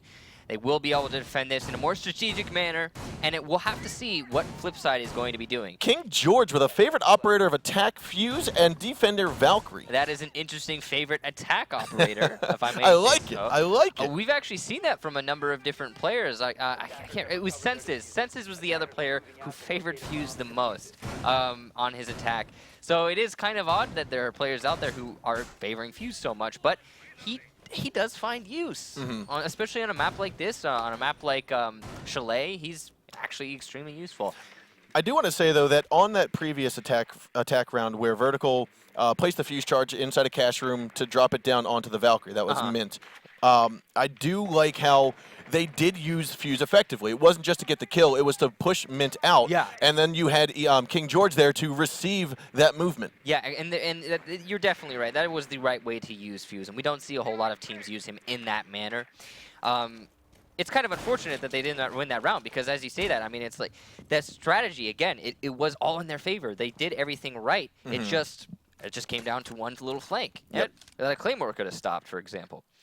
And they have reinforced the correct wall this time and placed the mirror on it, so they've actually double reinforced that wall now. It looks like they've decided we can take one of our reinforcements. I wholeheartedly think that it was an accident that they didn't get that reinforcement down, and I think the mirror maybe just jumped the gun a little bit to get that reinforcement early. Yeah. Or to get her mirror down early so she could do her other setup. You just have that prep mentality of, okay, this needs to go there, but a good C4 from Eclipse will take down Hibana. I don't even know if the drop hatch has been successfully opened. Oh, it has. The kitchen one has been opened. I don't quite know about the others just yet, but there's a shotgun from Buck that's going to do a little bit of damage to Eclipse and force the defenders into the back of Locker. It doesn't look like the drop down has actually been opened, just it hasn't. The floor underneath You're it. right, you're right. An explosive will destroy the floor underneath the drop down without actually opening up the drop down. Now, From the defenders. Glaz does have a good angle, but he is severely exposed on top of that drop hatch, so he does need to be very cautious. So we saw from Flipside, the way they handled it last time was they opened up the armory wall and they pushed their way into armory, but now that is not possible, and they have to analyze different avenues of attack, and it looks like they're going to be going straight through Moto. But the smoke is ready to stop that push, and Montaigne now having to question his line of action. Yeah, he's got 2 or 3, there's only 1 or 2 gas grenades left from the hands of smoke, and we'll have to see. I think it's just one. That was the last one, you're right. So it looks like easy peasy, though, using the buck charge to get a headshot onto King George. A 4-on-4 at the moment, 30 seconds left. Snake Nade gets spotted. Zilchi knows. Right there. Zilchi knows he's right there. And now Eclipse might be able to get this off. He's tucked around here. There's not a big opening in the wall. However, Zilchi knows it's going to happen. Zilchi knows. He saw him, but he doesn't. He unscopes in time, and Eclipse is going to get a double shot. Taking out Zilchi and Hot and Cold. With 10 seconds left to go, you've got Mint, who's got Diffuser, but he gets taken out. Easy peasy is the last one alive. He's got to come in through Moto. Eclipse is there, and it will not go into the round. Easy. Easy gets one, but unfortunately it will not go in favor, and Flipside will lose their first round here. It is now 3-1. That was fantastic work from Flipside trying to open that round up for them, but they just did not have enough options going into that attack. Yeah, and so with that, we are moving on to round 5. Still looking like it might be Flipside's game, and it's still anyone's. Yeah, no, I think the problem with that last round on attack was we're all pushing through Moto. That's it. That's all that's going on in this attack. Obviously, they're trying to use the smokes to give their Glaz the advantage, and it somewhat worked. But when all the defenders have to focus on is one little doorway, it's pretty easy for them to handle that. Now we are going to see Flipside looking like they're going to choose the same set of operators they did previously. It worked out for them. But again, it also looked like it was a little bit of congestion by Vertical Gaming on round 1. We're seeing the castle coming out from Flipside again, obviously to use those impact grenades to deny the kitchen drop down to the attackers. And it could work for them, but there is a Thermite on the attacking lineup here. Probably going to be using that Thermite charge to get themselves into construction, but because they have that Thermite charge, what that means is they have 5 breaching capabilities for reinforced walls. And there's only 2 impact grenades on the defensive team as it stands, because Easy Peasy has used his impact grenades for rotation holes. Yep, so you got because 2. Of that, there's the 2 impact grenades that can deny 2 charges onto the kitchen drop, but then they still have enough to open up the construction tunnel and all 3 drops. There's also the potential, it depends if Pojo has impact grenades or if he's got barbed wire. Rook almost always carries I saw him the putting impacts. down barbed wire earlier, Okay. So yeah, there's another barbed wire from Pojo Man. So yeah, anyway, the impact grenades are only down to 2 from Castle, and they should be able to get the kitchen drop down open mathematically no matter what. But now we are seeing, again, we do have that fuse coming on Snake Nade, and even a buck from Adam. That's going to give them so much breachability going into this kitchen. But there's also no pulse on the defensive team, which means no counter C4 for that. Oh, a nice shot by King George. That looks like it was from the cave entrance yet again. Zilchi's just not having a good time. I think that is the second. That's all the impact grenades gone now for the defensive team, so they should be able to get the drop down and kitchen open no matter what. And that's the second time that Glaz has been able to walk in through this construction tunnel and just get a free pick. Now, Pojo Man is here right on the side of the door. Snake Nade knows it. That's where he played last time. That's where Snake fell last time. I'm sorry, not Snake. You've got King George. That was unfortunate. A little bit of a butt touch there by Eclipse onto Snake Nade as he moves on forward to lay down his second cluster charge. He's trying to force the players in Armory into the sights of King George, and it's not quite working for them. Now looking here at Easy Peasy, he is holding on to that cave entrance. Eclipse is going to be above. He's just about to spot Pojo Man, but he's going to turn away instead. Pojo still looking around. You've got a cluster charge. I believe the last one has been planted. Now will he call it in? There it goes, and unfortunately it will not tag anybody just yet. Still, a minute 10 left to go, a 5-on-4. Pojo Man's going to get droned out and destroy the drone. But what's going to happen with his drop hatch here? You still have Eclipse up there. King George going to get a second kill, but as he moves on forward yet again, Hot and Cold will take him down. But Eclipse will counter with his own kill and a Pojo Man, a 2-on-4.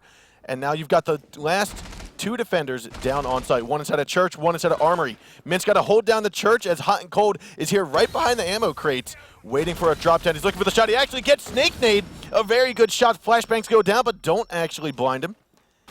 And now Eclipse is trying to figure out, how do I get down here without dying? Adam down at the bottom of the main stairwell, waiting for a cross. Now, right now, his job is not to do too much pushing. It's merely just to hold out across from Church over into the Arsenal room. Hot and Cold still behind this ammo crate. He gets droned out. Avian knows he's there. Eclipse is going to have to fall and most likely go prone immediately to go for this plant. There's 15 seconds. It looks like he drops. Both are going to drop. Hot and Cold misses him, and he will be taken out by Avian. Last man alive is going to be Mint on the defensive team. He's here inside of the Church, looking right towards the diffuser, right towards Thermite, who's got the plant down. He moves on forward. Eclipse peeks his head around the corner and will get that shot onto Mint. Excellent round from Vertical Gaming. You saw what they were trying to do there with the fuse charges and King George in that tunnel. As they fuse charge, King George is just ready for the defenders to try and rotate to the back end of Armory, and King George cutting that off completely. Although it didn't necessarily work for them, it did open up the back of Armory in the end game, having Buck open up the floor to allow for those picks. Yep. I think what's smart with King George's play inside of that cave entrance, when he got down to the portion of the cave that connects with the Armory, a lot of people would say, oh, hey, castle wall, let me shoot it and break it open. But that actually helped Glaz, so he didn't need to worry about someone peeking from blue too much. Oh yeah, that was definitely to his advantage. A lot of the time, one of the reasons why people don't consider Castle to be extremely viable as in say ranked play, for example, is because he can be to the detriment of your team if used improperly. And that wasn't necessarily an improper use of Castle in that instance, it just was counter to the defensive play given the way the attackers were handling those rounds. Here are King George's statistics, again, I guess, and we are seeing again, he does really favor that Fuse and Valkyrie. And it looks as though VG will be holding on to the garage this time. One of the holds that we don't see too much of. Yeah, no, it's an interesting way to handle this particular bomb site. The reason we don't see it a lot is it overexposes you as a defender. And by that I mean it's a lot of ground to hold. It doesn't look like they're actually going to be playing anyone in there. I think they were just using a little bit of their extra reinforcements on the walls maybe to force the attackers to open up a different wall. PojoMan will have his drone in there to make sure it's all clear. Eclipse is actually going to go out for an aggressive peek. He gets spotted and decides to run back on site. Now there is a lot of barbed wire that's helping to slow down any kind of push that happens, plus those two ADSs on the side of the wall. There's no Thatcher to easily take them out, so it's going to have to be something from above. Could be easy peasy if he gets up there in time. But right now it does look like Stalker might not be the best option here for Flipside. Flipside is taking this nice and slow, and interestingly, their Montagne is pushing into Garage, not setting themselves up, like you said, not setting themselves up for a stock take. Avian going to get picked off by Hot and Cold, giving the attackers the man advantage here. Now, that was a very good use of Ash, basically, trying to make sure she can get around and get that flank covered. What she's now controlling is that main lobby. So if they can get into Stockroom, which it looks like Mint is still pushing onto the lobby, possibly onto Eclipse here shortly, they will have total control of any kind of rotation. So what's happening here is, like you said, Ash is, well, you pretty much said it. Flipside is setting themselves up finally to win another round and put themselves onto map point. It's not over yet for Vertical Gaming, but it's looking grim. Montagne is upstairs challenging the Valkyrie, and she goes down. And so the last man to actually be on that Stockroom hold in order to stop a push from, or stop the plan from going on, is going to be Eclipse, but he's going to have to evacuate. He goes down through the drop hatch, and he's actually being seen by Easy Peasy and gets taken out. Now it's all up to Eclipse and Adam. Eclipse is going to fall on forward, and it looks like Adam's going to get one on the Hot and Cold, but still, man count is in favor of Flipside. Zilchi will be also taken out by Adam. A very nice shot, but you've got Mint, who's pushing in full shield and diffuser in hand. Eclipse is tucked around in the corner here inside of the armory, or inside of the lobby, but it looks like Mint wants to go for it. PojoMan gets a double kill here, taking down Adam and Eclipse. An unfortunate lineup from Vertical Gaming to lock out the round for Flipside. Great job from PojoMan.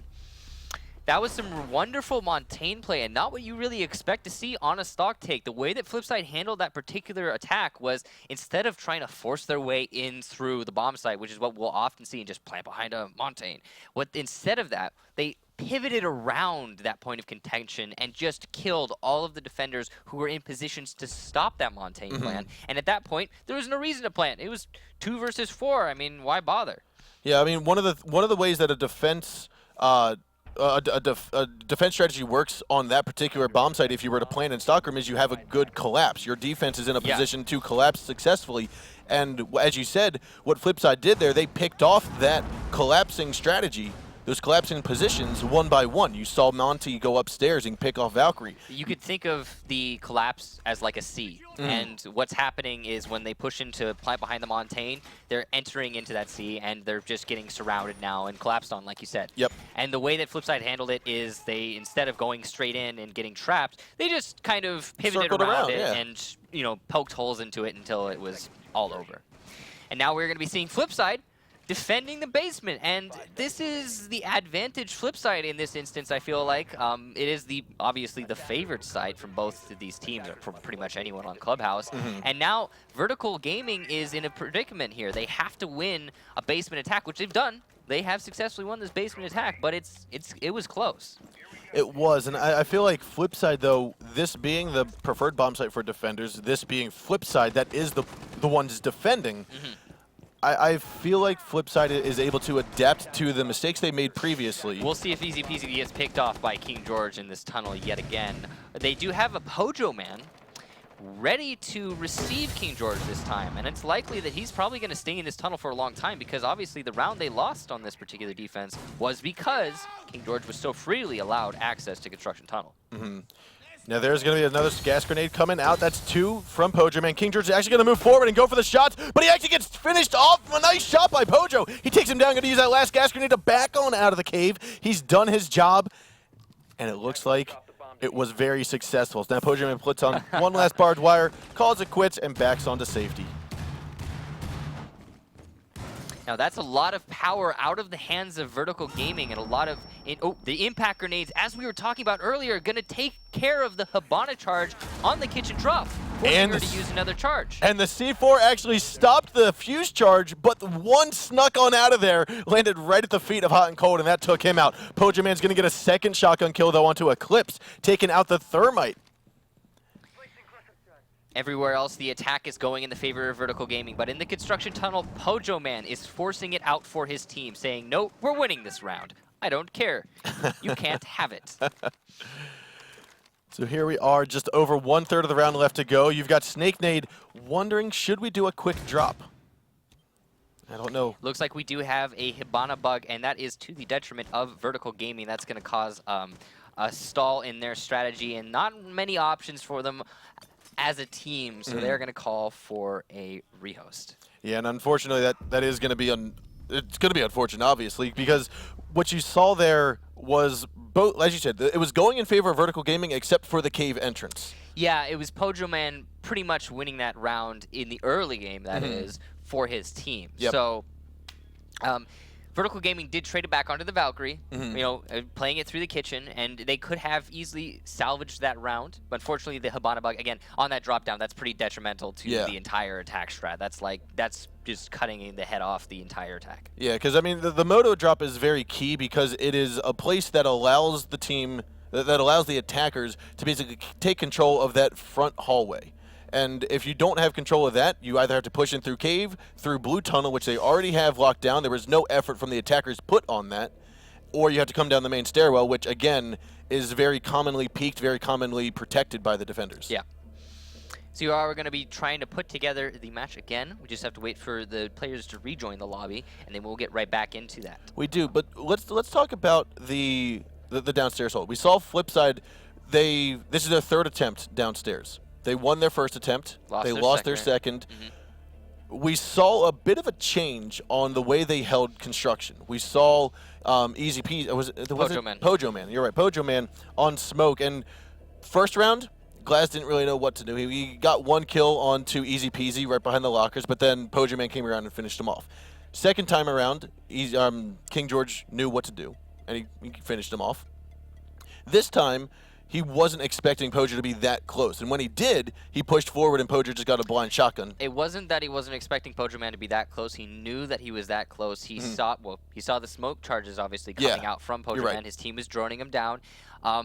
What happened is because he tried to push his way through the smoke grenade, he got down by the shotgun and then ultimately killed by the smoke grenade. But if it had been that he didn't push into the smoke, he could have easily won that engagement. At that range, the Glaz sniper rifle is just as detrimental as a shotgun. It is. So it really came down to who hit the shot first, and Pojo just happened to hit the shot first. He played it well. He had that smoke down, and because of that, there was no trade back by the Thermite. Yeah, it was one of those perfect timings where it's like, I don't think Pojo could see through his smoke or through his gas grenade. It was just, okay, this feels like the right time to shoot, and ultimately he got it. I think he saw the glass. Oh, okay. I do think he saw the glass. I mean, when you have a yellow smoke onto a gray smoke, it kind of outlines players a little bit. It makes it easier to see.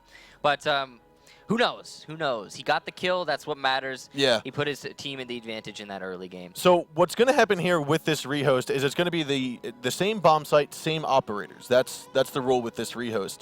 And so having both teams know what the operators are going to be, do you expect to see any kind of different setup? Well, both of these teams did know what the operators were going to be. I think maybe we might see something different from the attacking team because now they know they have to deal with that Pojo man sitting in the tunnel. But I don't know altogether. Maybe we'll see it. Like maybe we'll see a Montaigne or a Blackbeard trying to handle that Pojo man. Yep. Yeah, and so we are ready to get underway here. Briefly though, with this being it's 4-2 right now, if I remember correctly, right? I think it's 4-2. So I think it's match point here for Flipside. Should they be able to hold on to the defensive site? Yeah, it is match point if they win this round. Yeah. So if they win this one, Or we'll be it's going over. on to not Chile, on to. Why am I drawing a blank on the second map? Oregon. Oregon's going to be the second map. Predictions for that, or what do you see from that? It's a very dynamic map. Both of these teams are pretty evenly matched, and I think on a less strat heavy map, I think VG will have a little bit of an upper hand. Flipside has always been a very strategically based team. Yep. I mean, even though they've made adaptations and they've changed a lot as a team, they're still strategy heavy. They are. And I think Fiji is going to be favored a little bit more on that map. On Oregon? But I don't know why I was talking about operator changes when they can't. I don't think they could change operators. But we do have all the players now. We should be getting into the match soon. We're waiting for an admin decision on that last round because there were some kills established, and we're just trying to figure out what exactly is going to be happening going into the round. It might be that one thing happens or another thing happens. We'll find out. Yeah, so when the rehost was called, when the rehost happened, there were 2 kills from Flipside onto Vertical Gaming, and there's only one member of Flipside that had been killed. So it was basically a 3-4. I don't know. Like we said, we're waiting for the admins to make a call as to whether or not it goes back to that scenario. Yeah, it's, we'll have to see. Yeah.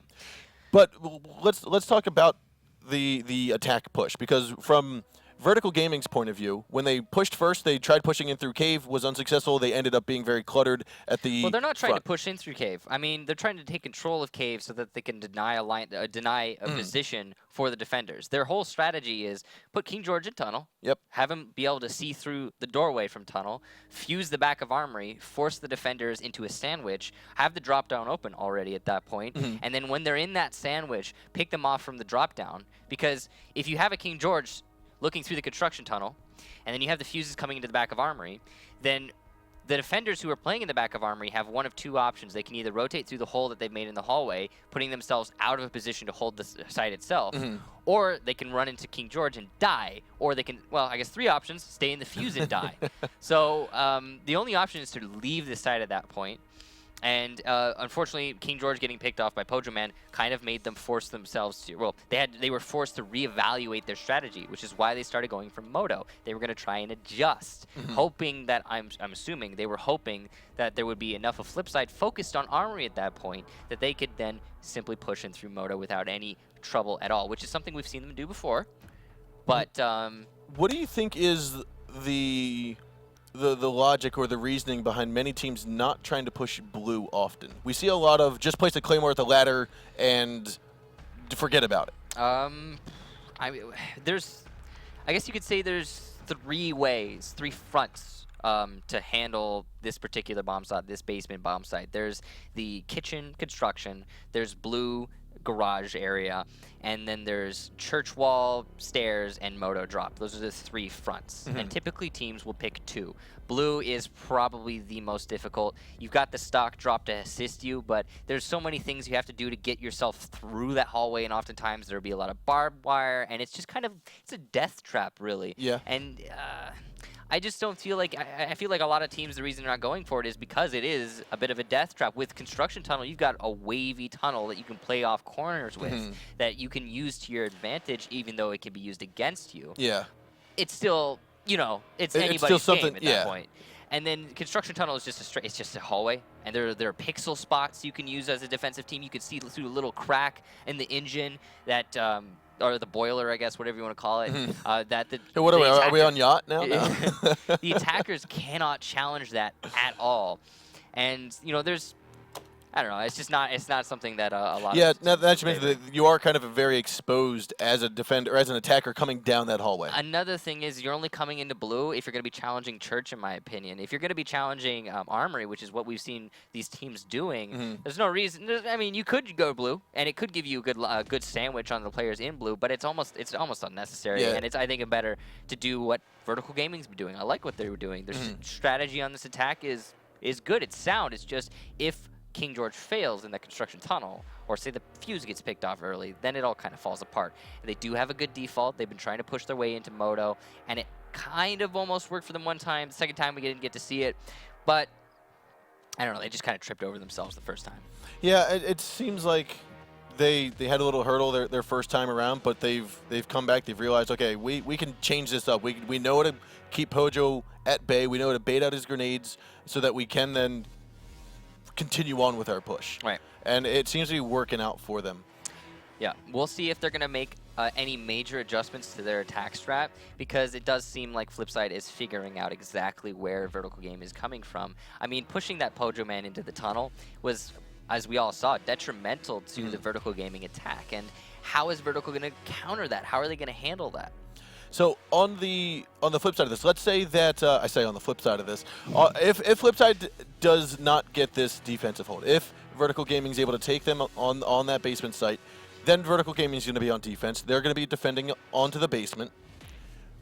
Do you think we're going to see the same kind of defensive hold with the Mira, with the Pulse that we saw the first round that Vertical Gaming had played and they lost?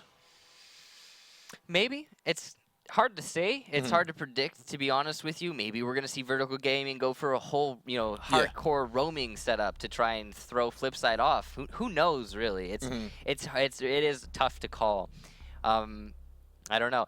By the way, if you guys are wondering right now, the reason that we're still waiting for the match to start up, it is down. We're waiting for the admin's decision. This is a very significant call that the admin's going to be making. If you really think about it, Flipside, they were a man up in that situation.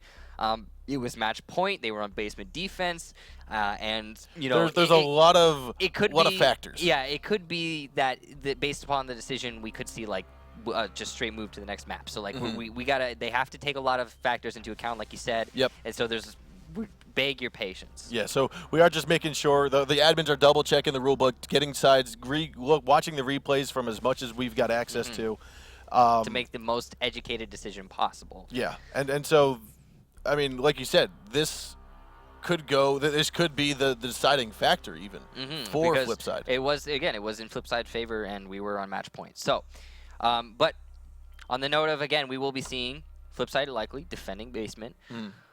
How is VG going to handle that? Are they going to try and force their way through the construction tunnel again? Are they going to try and come up through and go through Moto and blue instead? Are they going to throw a total mix-up? What is their plan? So to me, one of the things that I would like to see, seeing as how they have been having trouble and a lot of time has been has been spent dealing with Pojo Man and that gas grenade.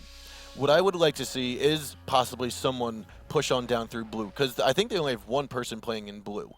And they have rotation holes from Armory and they do. Church. So the thing about blue is, again, he's so easily converged on from any of the defenders. So what I'm thinking is if they can somehow manage to get into blue, they can then force Pojo away from the corner of that door and allow King George to move in and get a better angle. But as you had mentioned, all he's doing is just waiting for people to move across when they escape from the fuse charge. Yeah. So it's kind of a tricky situation. I don't know how they're going to pull it off. It's possible that they'll go with a main floor Church push like they used to back in Season 2. But that was a long time ago. A long time ago, We'll many operators ago. It's been a long time since the team has thrown the strat of just opening up Church wall and trying to get a push in through there. I remember when that worked like clockwork. No one knew how to counter it. It was all this chaotic thing. Then people were like, "Oh, we could bandit the Church wall." Yeah. Oh man, the old days when strategy was just coming into fruition. I don't want to reminisce though. Oh, why not? I'm trying to find more things to talk about this match. But no, so we've got one of the things like you said, one of the things when Vertical Gaming first did their defensive hold, it was we feel like it was a mistake that they missed that side wall. The second time around, they reinforced that side wall. What I haven't. I feel like it was just bad timing No, on their yeah, part. no, and, I'm thinking on flip side though. Flip side, I don't know off the top of my eyes or top of my head if I remember seeing that wall getting reinforced. And if they do reinforce that, they do, pretty sure. do reinforce that, then what we've seen previously, I think it was Season 3 of the Six Invitational, we saw Amantine actually push on forward and allow Thermite to open up that side and help flush out people.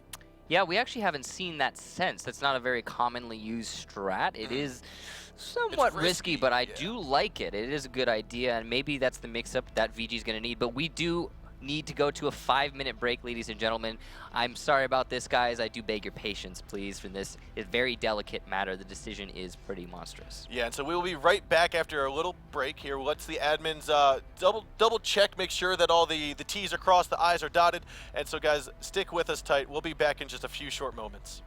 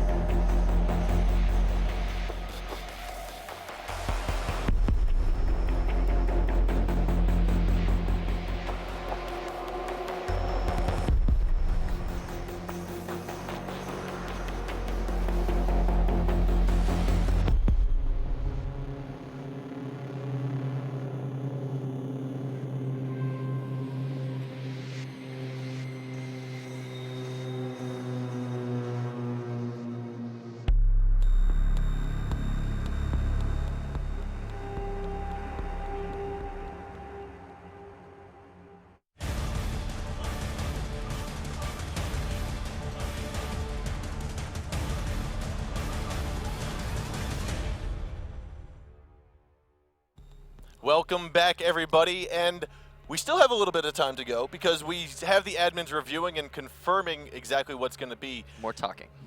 Just a little bit, not Yeah. too much. But seeing as how we might be near the end of Clubhouse, let's move forward onto Oregon. Oregon predictions, huh? Again, as I talked about earlier, I feel like it is a slightly less, I say less strat-heavy map. It is a very strat-heavy map, but it's one of the ones that you can play very dynamically. And I feel like that might favor VG just a little bit in the way that they're kind of a more aggressive team. They have a lot of confidence in their movement. And I feel like that will work to their advantage going into Oregon. Flip side is, however, giving us a really strong showing on this Clubhouse. They already put it on to match points. So we'll see what happens. I mean, that confidence boost might not be there for VG to give them that aggression. I feel like with Oregon, what we typically see happen is the drop hatch in lobby gets open, at least for the bottom bomb site. The drop hatch gets opened up, and it's smoke it out. Who's going to bait out the gas grenades first? Go in, get a plant. Oh, he's timing it right. Let's see if we can get the kill. And sometimes we'll see an echo to double up on those smokes. I mean, there's a bunch of different layers. I mean, for the defense, it's the mirror window in the closet. It's the smoke grenades. It's the echo drone. And C4 even. Yeah. And for the offense, it's having the Hibana open up the mirror maybe, or it's having the Capitao to neutralize the mirror window. Or it's having the smoke grenades to lay down to deny visibility. We've seen before smoke grenades get lined up in the basement, and instead of a defender going for planting on top of the dryer or next to the dryer, as we so commonly see, they will plant in the corner next to the wash bins. And there's even been sometimes we've seen where they know that those are the two most common spots to be pre-fired, so they'll gas everything out, they'll smoke everything out, and they'll actually just plant in the middle of the room because we've seen it before. Impact grenades go towards the laundry basket or towards the dryer, and you've got Thermite trying to place the diffuser down, and he's in the middle like, hey, you're missing me. It's going all over here and over here, yeah. But on that upstairs bomb site, we've seen in the matchup we did see Oregon played earlier today, and in that matchup we saw very common theme in the attacks for upstairs. It was neutralize tower, neutralize attic, and then repel onto the B windows, neutralize whoever's playing in B, and just repel on in. And that's play one person on the big A window to cut off the rotation. And that's pretty much what we've been seeing very commonly in Europe and in our matchup earlier today, of course. We'll see what happens if one of these teams is going to be opting to do that. Maybe they're going to see, we're going to go back to the old trend of armory and master bedroom and going into closet. Who knows? I mean, so with the change in bringing Hibana, and now Hibana's now a viable op, it seems like the closet wall has been forgotten many times.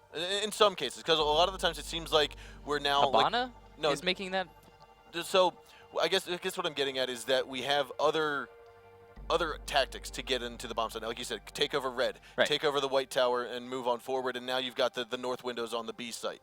So it seems like you said, there's different ways to push onto that top floor, and I'm not seeing as much of that. Let's push into master bedroom. Let's open up that closet wall, and let's push down or plant down into the middle dorms. I would attribute that to the mirror windows, because as we've seen from teams time and time again, they'll put their mirror windows in the hallway facing into master, or they'll place someone in armory, open up a hole in the wall into master, and just there's too many angles for the attackers to deal with, and there's too many players that need to get taken care of in order to make that push successful. And then on top of that, even once you've done all of those, you've taken care of the player in the hallway, the player in armory, then you have to deal with a Pulse or a Valkyrie underneath, ready with that C4 to take care of the planter. I mean, there's too many factors to consider in that push, and I feel like that's why a lot of teams have been leaning on the B window attic take, because it's so contained, and you don't have to think about roamers. You put one claymore on the kitchen door, and no more roamers. They don't influence the round much at all anymore. I mean, sometimes you'll see maybe someone on junk tower, but that's just not very common.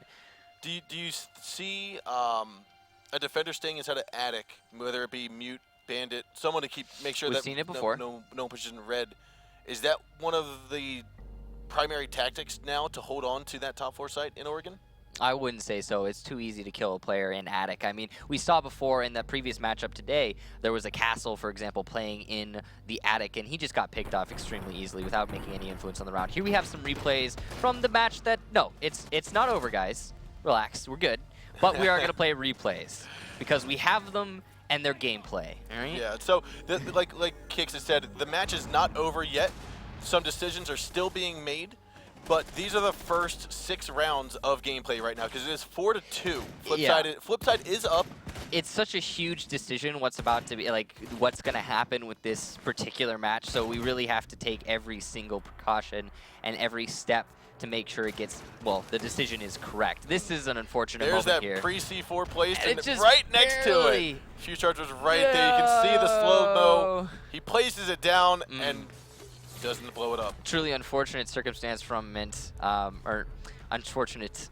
It wasn't his fault per se. Situational awareness here from Hot and Cold, but he gets the job done anyway. And there's Hot and Cold, yep. See, the round was going so much in favor of the attackers here, and it just happened that Hot and Cold got a nice flank off and locked it out for his team. Zilchi knows. Zilchi knows that one. He also knew the one to the right, but unfortunately that was going to be Eclipse that peeks around and gets them both. Not enough bullets. It is truly unfortunate. And this is one of those rounds, oh, that was such a nice shot from Easy Peasy. It was one of those rounds where you get stuck pushing yourself in through the moto drop, straight in through the moto door, and there's not a whole lot of options there for you as an attacker because you're stumbling over your teammates, and it's all the defenders have to do is stare at one little door. Nice shot from Adam there. Tried to bring the round back into it. Actually, they almost won that round. And if it weren't for that lineup, I have to wonder if they could have brought it into their favor. Yeah, because at that point it was a 2-on-2 or 2-on-3? 2-on-3. 2-on-3. So they could have easily killed the Montaigne. And it's, oh, sweet. So we are going to be, it's confirmed, we're going to be getting a rehost 2-4. Yes. And I'm not sure entirely the circumstances of said rehost, but we'll find out when we get into the match. So we're going in, boys. We get gameplay. Let's do this. So it's going to be 5 versus 5, a full rehost. So the operators will be fully revived, the utility will be fully revived. But it's basically a fresh restart, as if the round never happened. However, the bomb site is mandatory to stay the same, and I think the operators as well are the same. Yeah. So it is going to be, for the most part, a similar round. It's just going to come down to, again, seeing if Pojoman can play that same game he played in the tunnel, because that tunnel game, or that tunnel play that Pojoman was putting forth in the previous round was what ultimately put his team into the advantage. And if he can make that work again, then I have to surmise that he's going to be able to win this round for his team. Will Vertical Gaming be making that adjustment, though? Are they going to try and push from a different side? Are they going to try for maybe a Moto Church Wall blue take, which is what we haven't seen in a long, long time? Who knows? Yeah, I mean, it just because the operators are the same, they don't get the option to change their operators. I feel like we will see a very similar push from VG that we saw before. I mean, they have a lot of versatility with their current lineup of. I mean, they have a Thermite and a Hibana, so there's all the breachability that you could possibly want. Got a lot of HP on that Fuse. He can fill a similar role to like a Blackbeard, for example, even though he can get headshot. Yes, he does have a lot of H-Pizzle, all right? And he does also, they also still have that Glaz, which means he can pretty much push anything similar to a Montaigne. Yep. So Pojoman's going to be playing aggressive in that tunnel yet again as that barbed wire set up in preparation for the King George push here, and they will be making that same exact attack run. Now, it is going to come down a lot to this particular matchup, Pojo versus King George, who will be emerging victorious. And you have to wonder, Pojoman, he's already used one of his smokes. If King George can bait out all three, he will be putting himself at a disadvantage, or Pojoman will be putting himself at a disadvantage.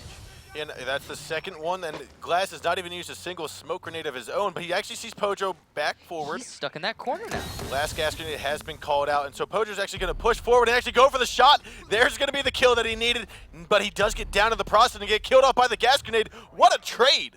Yeah, that is a huge trade and very important that Pojoman manages to trade that back with his smoke grenade, because if he hadn't, his advantage would be purely in VG's favor. But now Valkyrie has moved herself into the position of construction tunnel and is denying in place of the smoke. Yep. But a nice kill from Snake Nade using the fuse charge onto Zilchi.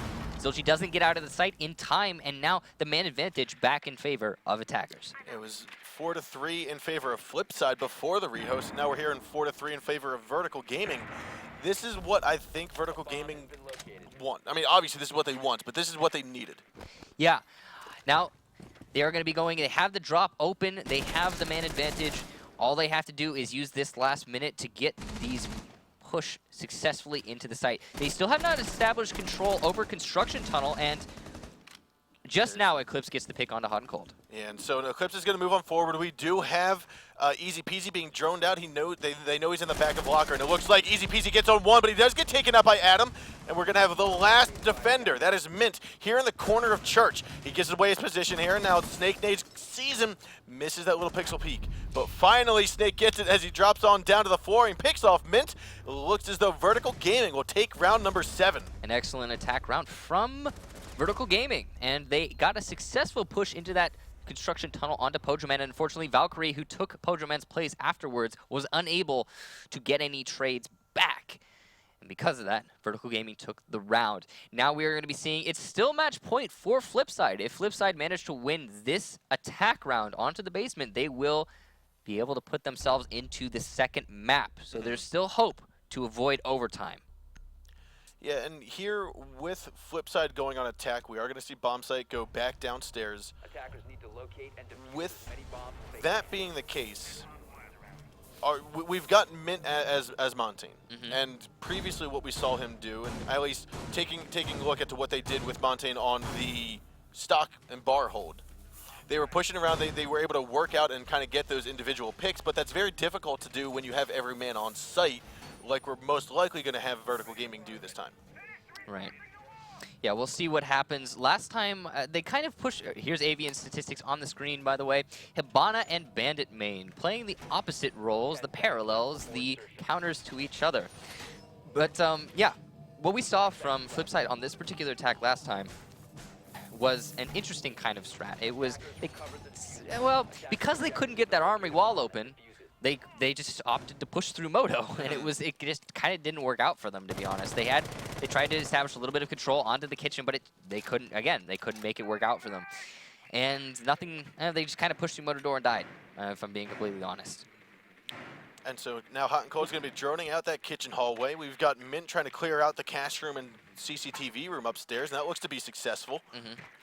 They're just clearing out for the roamers here. On the basement defense, there's not a lot of options as a roamer. So as long as the attackers drone every nook and cranny, they will confirm that all 5 of the defensive operators are in the basement. Now, it doesn't happen on a lot of maps, but on Clubhouse, it's almost 100% on this basement hold. So keeping an eye at Hot and Cold, he is keeping a track on that main hallway downstairs. There's not going to be a lot of rotation that can happen. Snake Nade is keeping an eye on that garage hallway. He's actually moving over towards Ladder. You've got 2 VG members inside of Armory. You've got 2 VG members inside of the church. And Snake is still waiting for someone to drop down through Ladder, but that's not the case right now. Yeah, I don't think Flipside's going to be going for that for that garage tunnel. They are instead opting for a Moto church take. Now, this is, again, something that we haven't seen a whole lot of in recent experience. Now, I think that Hot and Cold actually did see the foot of Snake Nade there, or Avian rather. Very well may have, but it looks as though we're going to have Easy Peasy opening up more of that kitchen floor, actually right next to that drop hatch, making sure that they're out of basically out of nade sight. This is kind of interesting. They're not going to be pushing, seemingly, they're not going to be pushing their way into B. They haven't opened the drop down yet. There's a minute 20 left. Montaigne is going towards Moto, and yet they're forcing people out of B. They're not pushing it, but they're forcing them out of B into A. So they're forcing the defenders into their push, which is kind of an interesting take on this. Now, you can see some aggression there from VG pushing into garage. They actually, yeah, you saw Pulse and Doc all both get up top. Snake, however, is hurt still a little bit after injecting himself with some stim pistol. Mint is being pushed out of Moto with those gas grenades. Glass is going to take suit in there, but it looks as though Adam going to pick off Hot and Cold. Hey, King George is going to get Zilchi now, a 2-on-5 with 45 seconds left to go. This is looking very good for Vertical Gaming to take this into overtime with this round. You've got Easy Peasy just holding down the main corridor. He gets shot a little bit as he strafes across. He's inside of the basement hallway now, and Mint will go down by Avian. They know where the last man is, and Easy Peasy just cannot get any kills here, and it will be a flawless round for VG. And a great defense from VG, but more importantly, I feel like a little bit of a flop there by Flipside on that attack. They didn't really seem to know exactly what their plan was going into that round. They were setting themselves up properly. They had it all established, but when it came to the actual push, I felt like they were a little bit off center. Probably had something to do with the fact that VG pushed so aggressively into garage. And maybe that Flipside were trying to push their way through garage tunnel to sandwich between blue and Moto, and that would make a lot of sense. But because they lost that blue push, their Moto push kind of fizzled out. Yeah, there wasn't any kind of engagement or pressure from Cave. Yeah. There was just, like you said, Moto main stairs, And the blue push got denied. And again, it is really interesting that they opted to open up the floor above Armory wall with their buck, right? And they weren't attacking Armory, so they just forced the players out of B into A, which is where they're attacking. It was an interesting take from Flipside. The one round that they did win on that basement was, again, because of that unreinforced wall in Armory, and VG is not making that mistake twice. Yeah, see, one of the things that would have been very nice to see from that Flipside attack would have been, instead of having Buck open up the entire floor, if they would have brought a fuse, place a fuse charge, don't blow it yet. Inside of the kitchen facing down that Armory. As soon as you push into church, then you blow up that fuse charge, it scatters them towards the lockers, and that's when you catch them in transition. Creates chaos, and like you said, transitions. Good way to catch people off guard. But again, now we are in overtime, and VG will be on attack first, which means Flipside will be defending the basement. This is their second chance to win this basement hold going into the later game. Pojoman will be probably playing in that tunnel again, and yeah, lo and behold, King George challenging a Pojoman in the tunnel. This challenge is pretty much the case of the match. If one of these players beats the other, it usually goes in that team's favor. Now, Pojoman, like we said, is going to stay here on this corner once gas grenades have already been baited out. Adam's going to move forward, getting rid of that barbed wire. Oh, it might not have done the trick, might have overthrown it. Gonna have to use another grenade, and 1 minute already off the clock. 2 smoke grenades and 2 grenades. So equal utility being spent by both of these teams. Pojoman not wasting any time with his smoke grenades, stacking them on top of each other. Ooh, and the shotgun comes on out. King George will have about half his health removed. Now it seems the push is going to come in, and King George is going to become victorious in this push. This is the 4th time King George has won 3 of them. And now Hot and Cold gets the nade, or the C4 kill onto Snake Nade. So keep trading it back. Fuse getting taken off the board, so even though they have established themselves onto the construction tunnel, they don't have a whole lot of advantage going in their favor anymore, given that those fuse charges will not be there to force the players out of back Armory. The drop instead being opened to force the players out of back Armory. Now Glaz can still perform his role even though he is down to about 10-15 health, so he will stay inside of the cave, watching for someone to possibly strafe across and try to get captured in a cross. We'll have to see here. Avian, though, looks like the drop hatches will get opened up. He's got 0 Hibana charges left. King George moving on forward, throws out 1 gas grenade. Easy Peasy just cannot stand up. He stands up. King George might fall, but Hot and Cold will be there. Now Easy Peasy just needs to turn around, go for the shots. Hot and Cold is dancing with death here. Easy Peasy peeks around and finishes off Adam. Now King George is still here right beside the locker. He'll be taken out right now by Eclipse, it looks like, from the drop hatch. Very good shots. It's a 3-on-3 at the moment, but King George is drastically low on health. Hot and Cold is going to take out Eclipse. And it looks like though Hot and Cold with 1 health remaining will actually finish off. No, not finish off King George. Zilchi moves on over to Locker, finishes off 1. No, that's Mint getting a double kill into King and Avian, and that will be going to Flipside. They now go round 1 up here in the overtime. Putting it on match point. Now all they have to do is win a basement attack, and this is tricky because Flipside, they did win one of these basement attacks. What it was kind of, again, it was because the Armory wall was not reinforced. Ever since the Armory wall has been reinforced, they have been unsure how they're handling that attack exactly, and they've struggled with it. Now this is a little odd. Maybe it might come to a rehost, but right now it is going to come to a rehost here. I was about to say VG, because we had to rehost originally for that admin announcement or for that bug earlier. They won their defensive hold. They weren't able to go to it on overtime, which they typically should be allowed to do. So we are going to have just another quick rehost real quick. Vertical Gaming is going to be downstairs in the basement. Yes. Are they going to... will we see that Mira, that Pulse, Probably. the Bandit, the Smoke, the Rook? That seems to be their meta. We actually saw Snake, I think it was, go Doc the last time they were defending. Yeah, I mean, it could be any variation of that, I guess. I think what's more important is the way that Flipside chooses to attack on that basement hold, because again, they've been struggling with that particular attack. It seems like they lay out an idea, a plan on their strategy to take downstairs. They have, okay, we're going to open up the drop, we're going to establish ourselves on the stairs, and we're going to maybe push through construction, or sorry, through garage. I actually don't know if that's their plan because they haven't ever been able to get through into garage. but that seems to be what they're going for. It's just unfortunately a little bit of well-timed aggression from VG is collapsing that strategy, and they're falling apart from it. I want to say, like I said, VG, their flip side is falling apart a little bit on that defensive push. Or because to me it seems like they keep on clustering into that Moto. They can't get the garage hallway. And clustering into Moto is cave. It's detrimental to everything. I mean, you can make it work in theory, and I've seen it work once or twice, but I feel like it comes down a little bit to luck at that point, because I mean we saw the same thing on VG. They got stuck. Their first attack strat on basement, it didn't work. They tried to push into the tunnel, and they tried to open up kitchen, and they could not successfully get that to work. So instead, they opted to just push into Moto. And what did they do? They all stumbled over each other, and they kind of got collapsed on by the defenders. I mean, it was a 3v3. They still had the mans. They could have easily pulled it in their favor, but you're pushing everyone through Moto. It's very difficult to do. We do have everyone back into the match here, so we should be starting very soon.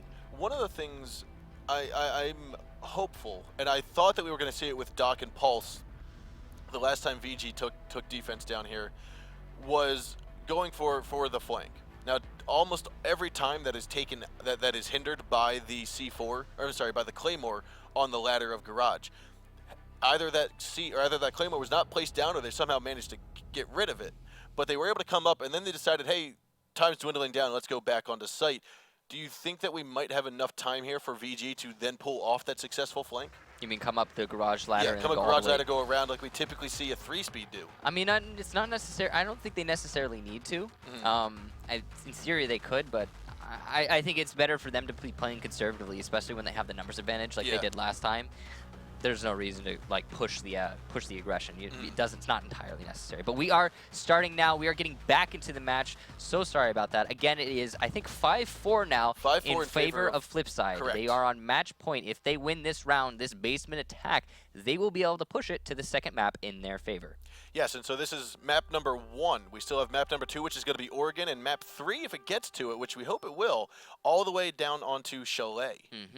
Again, really interesting to me that VG chose not to pick Chalet. They put it to the third map, but I suppose maybe they're comfortable, super comfortable in Oregon. We'll find out.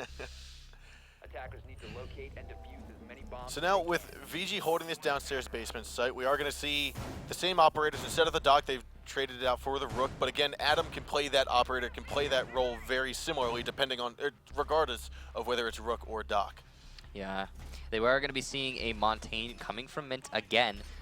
Going to be interesting to see how exactly he chooses to use it, because that Montaigne push is so incredibly critical to the attack strat overall. Whenever you pick it on a map like this, for example, on this site like this, every single operator, including Montaigne, is critical where they push, because there's so many bottlenecks. But with someone like Montaigne, who's able to force out those bottlenecks and apply pressure to the defenders in a way that somebody without a shield in front of them can't, his push becomes the most pivotal of all the attackers. Agreed, and it looks like previously we've been seeing that Montaigne push come from the main stairs or down inside of Moto. I want to say back in the 6th Invitational and maybe not season 3, but 6th Invitational, we saw the Montaigne push actually come through cave and try to be like a live drone, if you will. He used to do that. It seems like now Glass has taken on that role. Yeah. And as you can see here, the attacking operators are very thoroughly droning the entire map. Again, as I stated earlier, on Clubhouse basement defense, it is very difficult to get a roam off. It's almost impossible because the attackers are so thorough in almost every single team. Oh, a very good shot here by Hot and Cold as he comes around the stairs to take down the aggressive Snake. That might have been what costs them the round. Snake pushing into the hallway, just really unfortunate. Hot and Cold was ready to catch him in that circumstance. Now Zilji has to be very careful here. He knows that there's someone underneath at C4, whether it be a Valkyrie, whether it be a Pulse. He's got to be very cautious here, but Eclipse actually takes down easy peasy from the armory, looking up through the floor. I think that was kitchen hallway is where he got taken out. And there are those impact grenades onto the drop. Unfortunately, for VG, not actually able to catch every single one of the Habanas in this instance. Looks like and you're going to see Eclipse there with the C4. He goes for the shot and will not get it. Zilchi's going to back out and bait it just in time. And now he's very cautious, though. He knows that there's a shotgun right underneath of him. He's got to be very weary. And so now he's going to back on out of here, try to get a different angle, look on down through the drop hatch that Hibana had opened up. I like this positioning from Glaz. It's able to look down to where he knows there's someone underneath, but it takes time. I like the way overall Flipside is trying to handle this. They did just lose Zilchi. Unfortunately, he was rappelling upside down on that kitchen window, got picked off by the Pulse, who could obviously see his heartbeat through the floor. But now I do like the way they're trying to handle this. It's a little bit different than what they have in the past, and it's at least got more of a refined plan going on. They are in the man disadvantage, though, and only 44 seconds left on the clock. Yeah, now we see Montaigne. He's going to be dropping into Moto Hatch here, and they will be pushing into Moto again. Into Moto, then into Church. Luckily for them, they don't have a smoke they need to worry about. They do have barbed wire, though, and multiple different punch holes they have to worry about. Adam's going to be moving on over to blue. Montaigne will spot him out. He actually pushes forward, but Adam gets a shot on the side of Montaigne. On the side of Mint, Pojo will go down. And now it's all up to two members of Flipside, Mint and Hot and Cold. Hot's holding down the side here, looking for Pulse, but now he's got to push on forward. Shoots through the holes here, actually gets one onto Adam. However, Eclipse takes down Mint, a 3-on-1 with 5 seconds left to go, and it will go to VG here. Hot and Cold will go down by Eclipse, and we're going into the 11th round here on Clubhouse. So a 5-5 first map in this series. That's fantastic omen for the rest of this matchup. This is the final round now, and it will be a defense of Bar from Flipside, a very difficult thing to deal with. Defending Bar is not exactly the easiest thing in the world. VG are obviously going to be able to read the way that Flipside defended that last time and work around it. And by that I mean they're going to be ready for Hot and Cold's flank. They're not going to succumb to a 3K from behind again. Yep. And if they did, it would be really interesting. That wow, a very last minute change up by Flipside, moving the operators around, taking out a Jaeger. Now that's an interesting decision.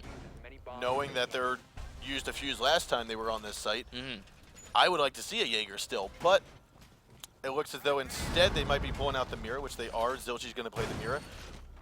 I'm curious as to where they're effectively going to place those Mira windows to give them the information they need. Yeah, I am curious as well. Maybe it's going to be in Strip Club. Who knows? Zilchi's looking like he's going to be setting himself up in Strip. And you could, in theory, establish yourself really well as a Mira in this position. Reinforcing the walls. Okay, yeah. No, they're going to hold Strip. They're going to be reinforcing all of the walls in Strip Club. And I'm really curious to see their Mira placement in here. 5 seconds to insertion. Yeah, I feel like... I'm kind of interested. I'm sorry, go ahead. No, I feel like it's kind of, like you said, interesting. I feel like VG is still setting up for that stockroom push. Yeah, that's what I was about to say is, like, why are you setting yourselves up to hold Strip Club? Or did they just reinforce... Did they reinforce Pojo Man in there? They may have. Still looking for him here. But no, Easy Peasy and Zilchi there. So Pojo is reinforced. They put their smoke in Strip Club when they know, well, when they historically, VG has attacked stock. Now he does have a crawl through space into pool table, but if that pool table window gets opened up, which Eclipse is probably about to do here shortly. Actually, I don't think he will. He's trying to hold the flank from the front door. That wouldn't be good for him. But it's still weird that you're putting your smoke in. Whatever. We're going into the round now, and Adam is setting himself up to cover for a plant. There's not a whole lot in way of stopping that plant on the defensive team. Mint has established himself underneath. He has 1 C4 and 1 chance to stop the plant, but it's likely the Montaigne's going to absorb that damage. Yeah, and actually what could be tricky for Mint here is if that fuse charge goes down, it is likely that at least one of those cluster charges right here will go down through the drop down. Drop down. Now, luckily, that made it into the lobby, not into the stockroom. VG doesn't know this, but Smoke is in no position to stop this plant right now, and he hasn't, as of yet, rotated back. He's starting to make his way there now, knowing that the push is coming into stock. But, oh, and that's Smoke off the board. Right there. Poor transitioning from Pojo. And so that will be down King George taking a successful kill into Smoke. Hopefully they know that. Hopefully they've identified him early on to know that Smoke has been killed off. I think they all know that Pojo Man's the one playing Smoke. I mean, he did so well against them in that one round in the construction tunnel. So I feel like they will be getting their plant down pretty soon here. There's not a whole lot on, again, not a lot on the defensive team right now that can stop this push. So what we're going to have here, Ash is actually going to be the one to go and plant right behind Adam with the cover of King George. The smoke grenades are going down, and you're going to have Zilchi not doing any peeking just yet. Easy Peasy trying to go, but King George is here. And Hot and Cold will have a couple bullets tagged towards him. Easy Peasy, same with him. King George is also hurt quite a bit here, and the impact grenade will actually take him down. He gets picked back up by Fuse though, and Montagne just needs to hold onto the door. This can go in favor here of VG. Diffuser has been planted. There's about 30 seconds left on the clock. One shot down. King George gets one. He's going to go for the second, but it's going to be Zilchi getting that kill down. King George actually got 2 kills here. A 3-on-2 at the moment. Last 2 alive are going to be Zilchi and Easy Peasy. They need to get it, but Eclipse comes around from a flank from behind. VG coming back from a 4-2 loss to win this map 6-5. An incredible deficit and an incredible comeback from VG, as you said. Great round there. I honestly, though, it was a little weird. Flipside, they put their smoke in Strip Club, and historically, VG has been attacking through stock, and smoke is the one thing that is stopping that. Is the one thing. Smoke is your direct counter to Montagne at this point in the meta. What I would have rather liked to see, not have smoke in Strip Club, obviously. Reinforce that wall. If they blow up in Strip Club, awesome. You know the push is coming from there. But with the way the current meta is on Clubhouse, Montagne is your near guaranteed push from stock. So you need to set up for that and then adjust to something different. Not set up for something different and then try to adjust back to what the anticipated push is going to be. You're absolutely right, and that's unfortunate that that did not happen. Flipside, losing that just barely, and we will be seeing the second map. And it's worth noting that despite them losing the first map, and despite it being their pick, that was 5-6. That was as close as it comes. And you have to wonder, going into this next match, it's very likely that we'll see a complete momentum shift. I mean, Flipside is extremely capable team, and there's every possibility that they're... Oof, that was a nice kill. It's entirely possible that they're going to be able to bring the second map into their favor and bring it to the third. Yeah, Oregon is a map that I feel like Flipside, like you said, it on the surface it favors VG with their play style going up against a very strat heavy, a very strat intense team such as Flipside.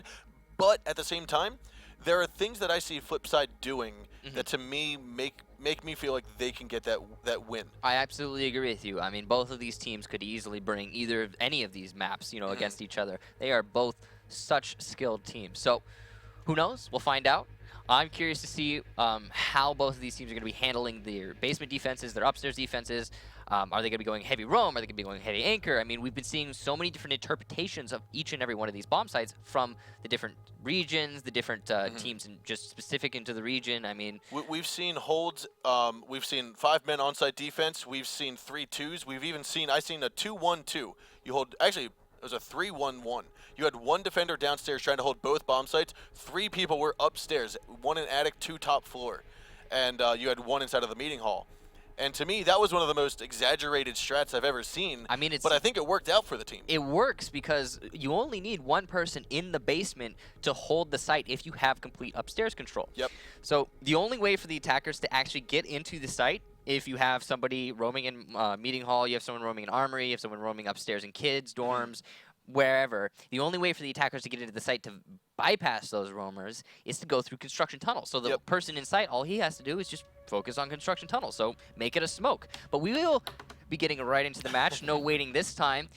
Going into Oregon. Yes, and so like I said, Oregon's the second map, and we're going to head right into it now as it's time to get on. Time to get on. Past Clubhouse. We've had our 11 rounds. Let's get into Oregon. Yeah.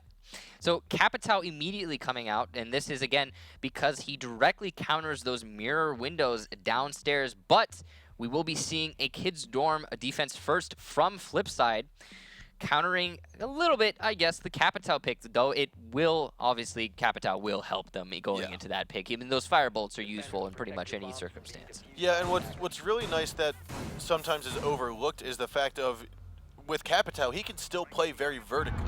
And oftentimes it's not used in that sense. It's used top down, okay, let's look through a window, get him out of a corner.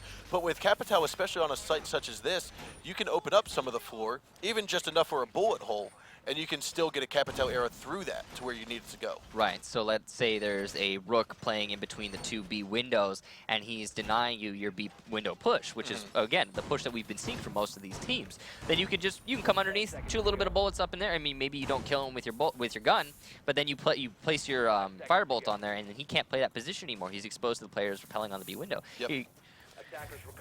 There's lots of there's lots of different ways that you can play Capitao. Not just, oh, hey, let's stop them from defusing or killing the diffuser after it's planted. Right. We're going to be seeing a very similar setup to what we've been seeing from most teams on this particular upstairs defense, opening up the attic, pushing all the way in, and trying to deny the tower wall from being opened with those bandit charges. But we will be seeing VG setting themselves up to, looks like, take underneath the bomb site. Not the most common strategy, but seeming a little bit more popular on in the North American meta. There are Zilchi and Hot and Cold establishing themselves in a position to counter this. Yeah, like you said, Zilchi's inside of the kitchen right now, and you've got Hot and Cold that's playing Jaeger, inside of the bathroom. Now, Eclipse is going to rush on in there. That's the one engagement we're going to see between Eclipse and Hot and Cold. Zilchi is going to be captured here inside of kitchen. Adam's waiting for that wall to get opened up, and looks like Hot and Cold gets droned on out. A good Valk came outside by Garden, but Hot and Cold is now feeling the pressure. He's been droned out. I don't know if he does a rotate hole in the kitchen. He does. But with that, knowing that the wall inside of dining to kitchen's been opened up, he doesn't have the ability to move that as much as he was planning on.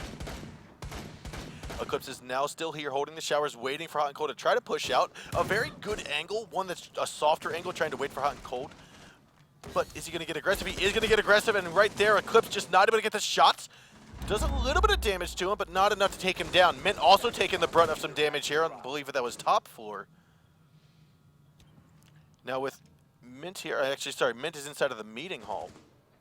Now, you've got Eclipse. He knows Hot and Cold's inside. He's already punctured a couple bullets into him. Hot and Cold is feeling the pinch. Eclipse goes beyond that, strafes past him towards the main hallway, and he's actually going to take down Zilchi. He rushes on inside. He's going to not see Hot and Cold. A couple bullets going to go to his own teammate, but Hot and Cold gets a double right there, taking down Eclipse and Avian. But he will be taken out by Snake Nade on the crossfire on the trade. A 3-on-3 at the moment, however. Easy Peasy comes up with a kill of his own. From above, looking down through the floor, Capitao gets another drop shot onto Mint. Pojo takes out King George, a 2-on-1. This round is just going super quick, 40 seconds to go. Easy Peasy drastically hurt. Pojo still full health. Adam sitting around 25 health. He doesn't have a lot of time to work with here. The last two defensive operators are in good positions to just sit and wait. Smoke has 2 grenades left, and he can stall out this entire round as soon as he figures out exactly where Adam is playing. Now that is a very good hole that he just opened up. Adam saw it, but he also sees the Valk cam. He's trying. He's trying to get it. He finally does. He shakes it off, though. That is actually perfect, because now Pojo can just toss his grenades right here over the ledge, and that's going to be a gas, and that could be the very end. It is the end of him, and there it is. Good thought by Pojo to open it up and throw those gas grenades out. So an entire contention all the way down on the, well, the first floor. Pretty much the entire round was fought down there. 4 players lost on the attacking team, and inevitably the 2 anchors, all they had to do was just wait for that Adam to come upstairs. They weren't unable to deal with Hot and Cold playing in that bathroom, who got a nice lineup shot onto 2 of the attacking players as they kind of stumbled over each other a little bit. Yeah, it was very, very confusing to watch. I want to say because Eclipse, who was the Ash, was inside of showers. All she had to do was just stay on that angle. Hot and Cold had already been hit up a couple bullets by peeking out, and he felt the brunt of it. He backed on into showers. You now have someone that should be pushing in. I think that was Capitao, pushing in from dining. You should have had someone go into meeting hall or possibly main lobby to take out the Mint. I think that was Bandit that was inside a meeting hall. Well, they had one unified idea. Their attack strategy was clear. They were trying to push their way through kitchen and Drunk Tower and just like come at it from all the way from west on first floor. That was their entire strategy. And they wanted to clear out the roamers so they could shoot up into the anchors on the site. But they just lost the fight with the roamers. That's all it really comes down to. And then as such, they weren't able to deal with the anchors on the site, and that lost them the round. And you can see Adam's statistics on the screen. His favorite attack operator being Buck, his favorite defense, Rook. Yeah, that's a very high headshot percentage, which I want to call out, because Adam, like we said, is newer to the Pro League. And being able to bring these numbers, bring these stats of playing 15 rounds, having 13 kills is, in my eyes, something that's very impressive from a first-timer in the Pro League. Yeah, it's worth noting, guys. I mean, if you think about it, kill-death ratio in Pro League, it's like this. I mean, if you can get a kill around, you are contributing to your team. If you get 2 kills around, then you are dominating for your team. I mean, every player you kill in Pro League is just of an equal caliber of you. So it is very impressive if you can go 1-1. So now Mint is here on top of the roof here. He opened up in that middle dorm's window for basically trying to cut off anyone that might be going back and forth from master bedroom or middle dorms to the A site. We're seeing from Flipside, they are going to be going for an armory/kids take. Now, this is something that we have not seen in a long time. Most teams not favoring this particular attack. But Flipside just going balls to the wall with it. They do not mind at all. They're going to go for the old hat. If it works, I guess if it ain't broke, don't fix it. You can see King George, though. He was stationed inside of the attic holding the soft angle, making sure that, hey, if they're going to go peek me, they're going to have to do it slowly on that barbed wire. We do have, however, Pojo Man looking like he's going to try to get the closet opened up, unless it might have been Zilchi. I heard the Hibana charge go off. Oh, Pojo Man, though, will go down by King George. That's the Thermite off the board. That's a lot of their strategy gone out the window. Now they're going to have to rely on those Hibana charges, and I think 2 have already been used. So the most they can open up in the closet, I believe... No, he still has 2. So they can open up a crouch hole in the closet, but it's going to be small and hard to get through. Yeah, King George, however, is, I want to say, he's inside of Red Tower. He got out, he dropped down into the meeting hall, got out of there, and now he's on top of Red Tower. He's going to open up the window here when he gets the call, hopefully being able to look down to that primary window at the top of the stairs inside of the main building. He will catch some players off guard if he peeks that, I believe. They are, again, pushing straight from Armory and Master, but now they've lost their Thermite, so their strategy is kind of fallen to pieces. And they have to force themselves through these little bottlenecks. Hot and Cold looking for that pick, but Adam's just not going to peek out and give it to him. And this is smart play. You know where they're pushing from, but you know that you don't need to go for that aggressive peek. I mean, you hold the softer yeah. angle. Got 30 seconds on the board, why would you? Now Eclipse is going to come up the back stairs. Snake actually dropped. He's going to try to come around the main stairwell up behind Zilchi. C4 from underneath. Going to stop, but not actually hit him off. King George and Snake both utilize their C4s.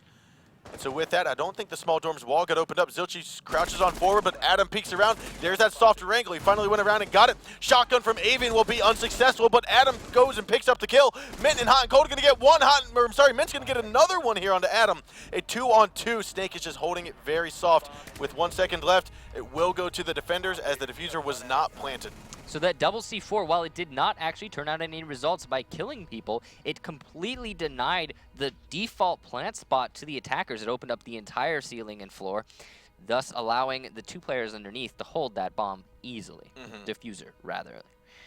Now we're looking at 1-1, and Flipside will be going on to the basement defense.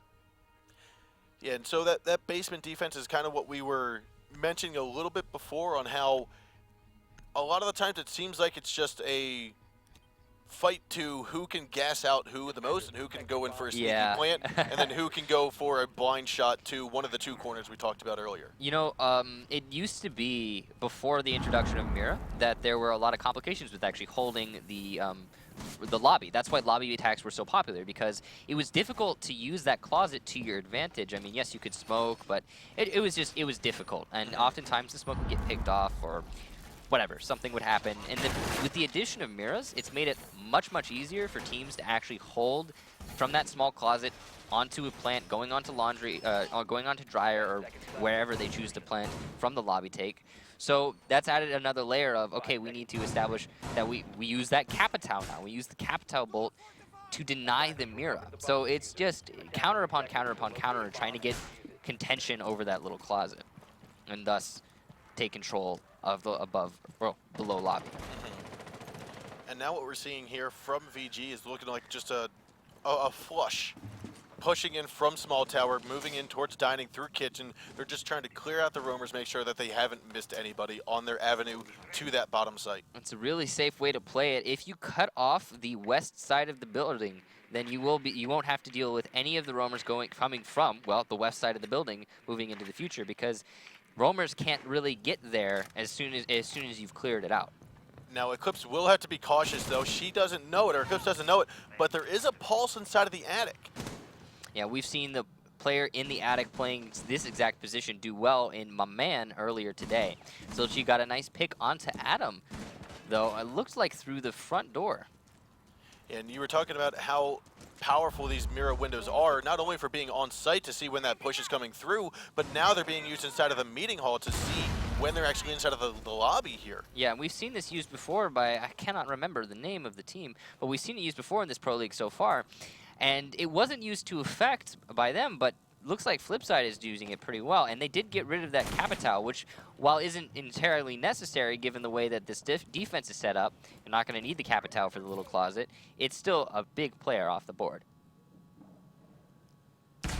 That it is, and one of the good things that we're seeing here from Flipside is the ability to hold down any kind of meeting hall drop hatches from being opened up. They're maintaining control. Looks like Eclipse is going to go for a little bit of a pop shot there onto Zilchi. However, the barbed wire is making it a little difficult. Now, still with 60 seconds left to go, King George is going to make his way down. He's got one barbed wire to deal with, and that's going to go away quite easily. So he should be able to get this plant, or actually just go and help clear out the bottom site. Hopefully going to have one of his teammates go in for the final plant. Avian, however, has pushed Pulse downwards. Looks like, no, he actually got taken out. Avian scooches on inward and will pick off Hot and Cold. A 4-on-3 now. Only 2 players on the site, and 1 player stuck above, stranded, trapped by this Avian. Now Avian's waiting to see if someone's going to poke around. Snake Nade, however, will pick off Zilchi. Pojo Man still coming around from the main corridor downstairs to the basement. One more gas grenade going out, but it looks like Diffuser has been planted. And so Pojo Man and Easy Peasy are the last 2 defenders alive. They're going to have to move on forward. Pojo Man jumps on top of the desk, and you've got King George there to take him out. Last man alive is going to be Easy Peasy. He's tucked around inside of the laundry cubby. You've got Avian coming up from behind, and there's going to be an easy kill with that Bearing 9. A good sweep and clear, and a good adjustment by VG. They realized that too many of the players on Flipside were playing in that meeting hall, and even though they eventually did push in and take them out, they, before that, shifted their attack just straight into the site and were able to get the plant off without much contention at all. So an interesting idea from Flipside, and something, again, we've seen once before in the Pro League, but yet again, not working to their advantage. Having that double Mira in the meeting hall is just not helping them enough. They got the early pick onto Capital, but after that could not make any use of it. Now we're looking at 2-1 in favor of VG. VG seeming to come off really strong in this matchup. Yeah, like you had said, this seems to be one of the maps that they preferred. Obviously, they picked it.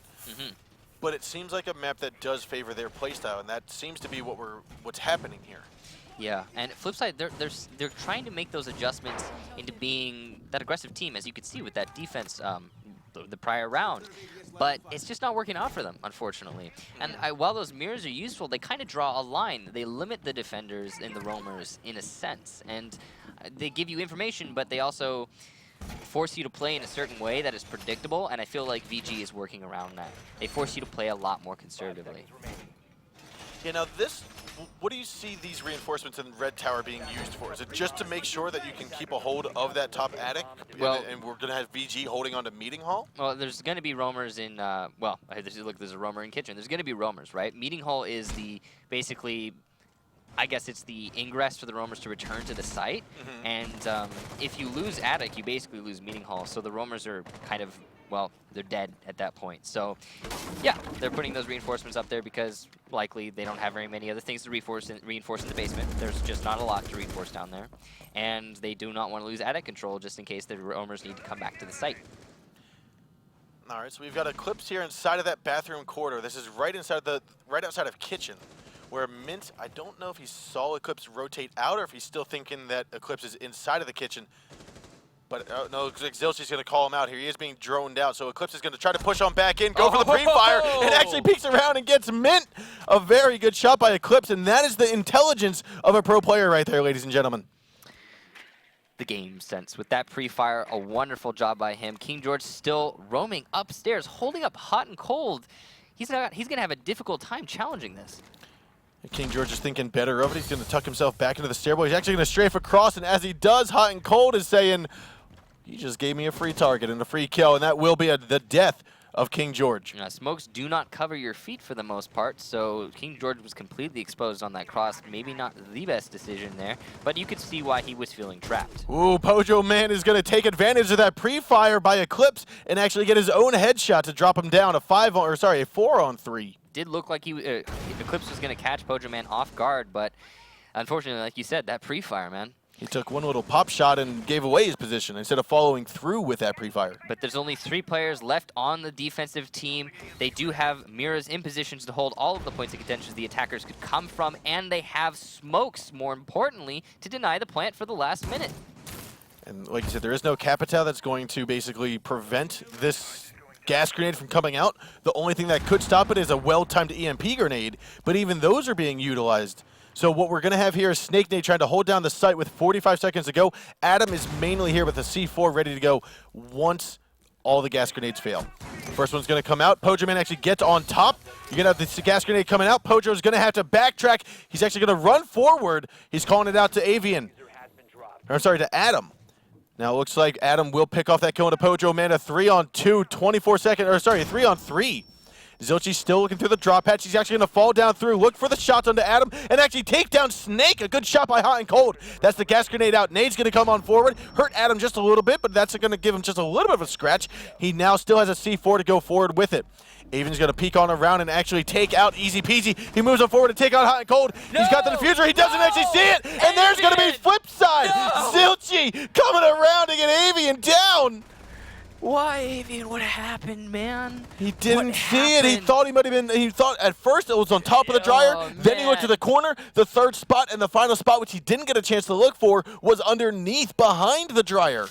What a mistake. Oh, that's an unfortunate round for VG, going in the favor of Flipside, although a very well-played round for Flipside, and they did definitely earn that victory.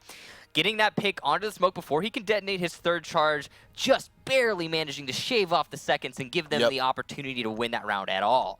Many of these rounds are coming down to the 1 or 2 second mark, and so taking out that smoke right at the perfect time is paramount to what just happened there. Absolutely. Now we're going to be seeing a defense upstairs from Flipside. Can they make this work for them this time? We might just have to invest in a pair of glasses for Adam. We'll have to see if we can get him some gunners or something. I thought that was Avian. Was that Avian? Yeah. It was Avian. You're right. No, that's right. Adam was the mirror inside of laundry. Yeah, that was Avian. He was thinking to himself, okay, well, the guy who had the bomb earlier, well, or the diffuser, excuse me. Sorry, we call it the bomb most of the, anyway, the diffuser died underneath the drop down, so we assumed it must have gone in that direction. Here you can see Mint statistics, 14 kills in 15 rounds, very impressive ratio, 1.5, and a 42% headshot rate, offering going for Sledge and Meta with those high DPS, high rate of fire guns. And it's a lot easier to hit those body shots with an SMG-11, for example. We are seeing a very heavy, lower level defense strat coming out from a Flipside, which is counter to what we have been seeing from Vertical Gaming on this particular take. They tend to try and take this kitchen, so Flipside is counting on that by putting their players down here. Yeah, and there's only 2 members up top, I want to say, Mint and Easy Peasy. And it looks like Pojo has navigated up there as well. Oh, geez, Eclipse is getting extremely aggressive here. Very aggressive, and this is where he was before, but Zilchi's actually take down Adam. That's going to be the Buck, which I want to say is one of the most important operators on this particular bomb site. Absolutely. So Zilchi already doing his job here. Hot and Cold still inside of the bathrooms. Eclipse is going to know that. The reason Buck being gone this early is so detrimental to this attack is because he can open up the entire floor underneath the feet of the anchors on the site, as well as use his 2 grenades to kill anchors before they even know what's happening. Yeah, but not even just the site, but also the hallway, which you typically have someone at the top of those back stairs. Right. The entire floor of this top floor site can pretty much be opened up. Absolutely. So now King George is using the cover of the smoke grenades to try to pick out Zilchi or whoever else might be in there, but Zilchi's already snuck himself back into meeting hall, and he's out of harm's way for the time being. A good drone and a good pre-fire coming from the attackers could take care of Hot and Cold if that's what's going to happen here, and Eclipse is putting himself in that position right now. So Avian's going to drone him out as well as King George. Now Eclipse knows he's here. He's just tucked away.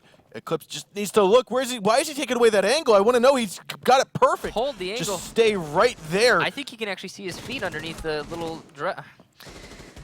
Just a pre-fire, man. Just shoot him through the wall. Oh, Bandit's going to drop on down. That's Mint taking out Eclipse. That's the Ash going down. He actually saw, it looks like Avian as well, but missed those shots onto him. King George is now away inside of the dining hall, again trying to push forward. Zilchi's now moved his way into the main lobby out of classroom. This is looking very good here for Flipside. Yeah, it looked like a little bit of miscommunication, not getting it across that Jaeger is playing in that corner of stalls. And unfortunately, because of that, Eclipse got a little bit panicked, tried to force his way into meeting hall without any information on it, and as such got caught off guard by 2 people. And now they are at a severe man advantage with no real opportunities pushed into this site, and still plenty of roamers to deal with only 30 seconds left on the clock. Yeah, with 30 seconds, they are just going to have to say, we can't face off against Hot and Cold anymore. We need to get onto site. 20 seconds remaining. A 3-on-5. This is looking like it is in Flipside's favor. King George, 1 bullet, even a stray bullet, will down him, possibly finish him off. Avian and Snake are going to be the 2 saving graces here. A little pre-fire from Mint that's actually going to take down King George. Avian, though, getting easy peasy down. Looks like Plant's going to try to go, but Pojo Man takes out Snake. He comes around, goes for the shot, and the shotgun kill will finish off Avian, and that will be round 5 going to Flipside. Honestly, that was a great round from everybody on Flipside, but you have to attribute it overall to Hot and Cold playing in those bathroom stalls. He has been detrimental to the VG attack every single round from that stall. It just seems like VG don't know how to handle him. They don't, and so if you don't know how to handle it, there are multiple ways to push that top floor. So try a different way. If you're having that much trouble trying to get someone up, this goes back to that same Ominous and Continuum match where you had, I think it was Bacon, was playing Mira inside of the top floor on Border. And they didn't know how to handle it. So try a different route. Try to go for a different site. This is very similar to that. Absolutely. We'll see if they make the necessary adjustments on their next upstairs attack. But first they have to make it through their upstairs defense. And I think the way that Flipside has been attacking it is actually a little bit older than the way both of these teams opting to attack in a different way than, well, the majority of teams in general. They have been coming from kitchen. They've been coming from armory and master bedroom in the case of Flipside. And we'll see if Flipside is going to continue with that trend or maybe make the adjustment that we've been seeing a lot of other teams do, which is take the tower, attack the B windows. Here are Snake Nade statistics: 15 rounds, 11 kills. Pretty decent ratio there. Now we are going to have, looks like actually all men on site, even though they've prepped the basement. So, or not the basement, I'm sorry, the kitchen beneath. So my guess is that they're going to possibly drop through the hatch inside of the kids' dorms to take a hold of kitchen eventually? It's likely that it's just going to be their fallback position, and they want to be ready in the case that they need to use it, because if there is someone underneath, they're going to need to know. And I'm guessing they probably have a Valkyrie cam in position to catch that. So a very open Valk cam sitting inside of the garden area by, looks like by not by Zilchi, by King George. I almost want to say K9 there for a second. but no, so King George. Muscle memory. Muscle memory. But so the Valk came out there, while it's very exposed, it's also not in a spot that is typically looked at. So it will provide some intel. Out in the open like that, like you said, it's pretty unpredictable. The thing about Valkyrie cams is you could find a fantastic Valkyrie cam. Like there's one on Canal, for example, that we used to use back as soon as Valkyrie was introduced. You could put it on a red crane, and it worked for a long time, and then people found out about it. Now it's the most predictable cam in the world. So random Valkyrie cams are often better than nicely set up Valkyrie cams. One in the middle of the field can be more useful than one sitting on the top of a pole. And so still half the round to go here. Looks like a little bit of push is coming from Flipside. They're going to take more of a standard push going into Armory, pushing into Master Bedroom. You've got Pojo Man. Now, last time Pojo Man was taken out, but he looks like he will get this wall opened up now. Avian's going to be forced over to the top of those back stairs. Flipside made sure when they opened up that wall with thermite charge, there was no one exposed. We've got Eclipse coming around for the flank here. The only man on between the connector roof is going to be King George. Now, what Eclipse did, instead of actually going for the kill, he just made Mint think about it, and that actually forced Mint off the window, or I'm sorry, off of the roof. He did his job there. He didn't need to get the kill. He just had to force him off of that window, and so he did so. Yeah, no risk necessary. Still gets the job done. Fantastic play from Eclipse. And now with 45 seconds to go, it looks like it's going to try to still be a forward push here. Zilchi on the connector window and right by the meeting hall. He's still keeping an eye behind him. He's got to be very weary. The smoke grenades are going out. The gas grenades are going to counter. Easy Peasy is going to take down King George with another trade. They're actually going to take down each other here. The Thatcher and Valkyrie go down to one apiece. Shotgun from Avian, though, takes down Hot and Cold. He's going for another one onto Zilchi. He's going to get that kill. He's got to turn right, though, look for Mint shots. He might get it, but the C4 from underneath. Snake Nade's going to get that one onto Mint, and defenders are going to win round number 6. And it seemed like basically what happened there is the attacking team, they fell into the trap of the defenders. The defenders were all, I mean, Flipside was only coming from one direction because that glass got forced off of the window in A. There was no crossfire to be established. There was no ground being denied by the glass. And as such, VG, they only had to think about one direction. And the C4 from underneath, that was because Flipside had no control underneath. So there was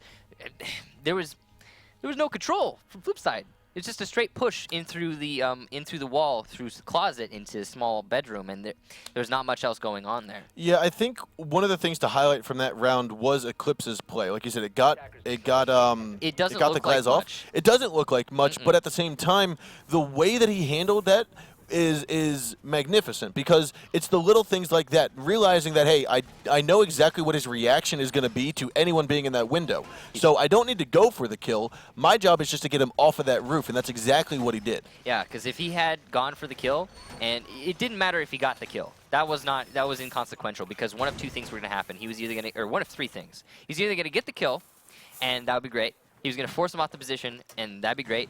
Or he was going to die to the glass, and that would have been detrimental to his team. Could have cost them the round. And you can just bypass two of those options by just spraying through the window and leaving, just as he did. And that was definitely the right play to make. But now we're going to be seeing Flipside defending the basement, and they will be having what seems like, again, a very heavy roaming setup in the meeting hall. Yeah, a lot of the strats, or a lot of the maneuvers that you'll see players do, it's a risk and reward. And almost always the best option is to have the highest reward with the littlest, the lowest risk. The lowest risk, yes, the lowest amount of risk possible, if Minimal I can speak risk. some English. Yeah, it's okay, man. We all have our days. We all have our moments. Eclipse going for that pre-knife onto the corner, waiting for Hot and Cold to be waiting in the stalls, and he wasn't this time, luckily. Obviously, those stalls maybe having a little bit of PTSD dealing with that particular position coming from Hot and Cold. And it will be, again, it'll be a heavy roam strat from Flipside. They won't have reinforced all of the walls, though, in the meeting hall, only opting to reinforce the left or right, depending on your perspective, wall in meeting hall on the east side. Yeah, and that means I believe the second mirror window would actually go downstairs, so that Pojoman has a line of sight, which is, again, it's the right call. The right call. Yeah, definitely having that backup line of defense in case Eclipse does exactly what he's doing right now is really going to help the team, because what they're trying to do is just bypass. But again, we saw they moved their second mirror down into the basement, and they're not going to be able to bypass the meeting hall anymore. And I think this is going to work really well for Flipside. Now, Avian is still all the way outside by the white van. He's going to be holding on and actually looking, but Snake Nade's going to poke on forward to get that shot onto Mint, but Zilchi with a C4 kill into King George. Avian, like you said, outside by that white van, will take down Hot and Cold as he tries to come on out of the meeting hall. Now, it looks like the plant did get down successfully by Eclipse. Zilchi's right here. Eclipse will poke up, get one, get two. He gets easy peasy and Zilchi. But Zilchi was able to take down Adam. A 3-on-1 now. Pojoman has about 5 health. He's going to toss out his last gas grenade, and this is not going to fare well for Flipside. Unfortunately, a lapse on Pojoman and whomever was playing Echo's part in that particular defense. Obviously, maybe they were not expecting VG to get down there so quickly, but the smokes did not go off to stop the plant. The Echo drone did not go off to to stop the plant. And because of that, VG was just allowed to walk into the site, plant, and win the round. There was not a lot of contention going on there. So right now, Vertical Gaming is up by 1 round in this map. So it is map point, but it's also match series, because Vertical Gaming won the first map against Flipside on Clubhouse. If they can just push this last defense out, again, as you said, it will be over. And they're going to be defending basement. A site that has worked for them for the most part in the past. They lost their last basement hold because Avian unfortunately looked the wrong direction. And it was close, you know.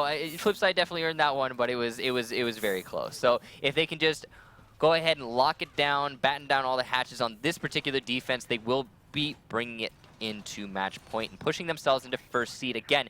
Whomever does lose this particular series will have another chance. They will be playing against Most Wanted next week, I believe. Yep. So this is not the end for either of these teams, no matter what. But it would be awfully convenient for Vertical Gaming to lock this out right now and get their 2-0. Yeah, definitely being guaranteed to get into the playoffs rather than having to fight again and potentially getting kicked out is definitely the way to go. Yeah. Obviously. But here we are. We're going to have, again, this top floor attic, the back wall being reinforced. Bandit's going to place down some charges. What we are seeing come out here by Easy Peasy is going to be an IQ, which is the second time this entire Pro League we've seen IQ. Yeah, it's kind of interesting that, well, not, I guess, the second match that we've seen IQ, maybe actually it might be the third. Whatever the case be, they're bringing an IQ instead of a Capital. And on a basement attack, if you're going for a lobby, I'm not sure that's the right decision because you need that Capital bolt to neutralize that Mira. Without it, it's just so detrimental to your take. We'll see if it works out for them, though. Hot and Cold getting a nice early pick onto King George. That's going to work very much in their advantage. Last time when he was on this roam, he did a lot of work for his team. That's the same thing that happened last time as well. Hot and Cold was on that window. King George got smoked out. He tried strafing across. He got picked off. Looks like almost the exact same thing happened. Yeah, and last time, I mean, he wasted about 50 more seconds last time, though. I mean, yeah. This time, I don't know. This time it seemed to be a little bit of a panic run. Well, both times it was kind of a panic run. It's interesting what he's trying to do there. Wonder if he's gonna, if we go to overtime, if he's gonna make up for that. So here we have it now, just over half the round still remaining. Hot and Cold still clearing out the top as Easy Peasy appears to be working his way down. I'm sorry, he's droning out as well. Eclipse is inside of the meeting hall, trying to pre-fire the hallway or pre-fire the door to garage. He gets droned out. Some more fires going his way. Zilchi still tucked around to the garage. He got the hatch opened up. He got a little bit of the wall opened up as well. So we'll have to see how this all is going to play out. Hot and Cold still here inside of the armory corridor. He's looking in towards the attic. He's got his drone in position. Now what he should do, in my eyes, is actually open up that wall, get in top of attic, and hopefully force VG to scatter a little bit, possibly drop through the hatch back onto site. So what's happening here is Flipsides, they're trying to actively challenge the roamers. They're not just pushing to the site, which is what VG has been doing historically. Whenever there's the heavy roaming presence, VG they just push straight on down. And it's wasting a lot of time, only 50 seconds to go, and Snake Nade still has all 3 of his smoke grenades. He's going to be able to deny this plant hole all by himself. Now it will come down to where is Pojo going to go. If the first gas grenade goes to the right side, actually goes to the left, that's going to hold it off. So now what Snake is saying, he's got total control. Yeah, he can use his last 2 smoke grenades to waste all of these 30 seconds. There's nothing that Flipside can really do to stop this. They're going to have to get very lucky. Now Adam has been injured off. There's going to be one last gas grenade inside of smoke, but he actually got injured here. He's got to get picked up by Aven. Plant will go down by Pojo Man. This could actually be tremendously useful here. It will go down, and it looks as though Pojo Man will escape with his life.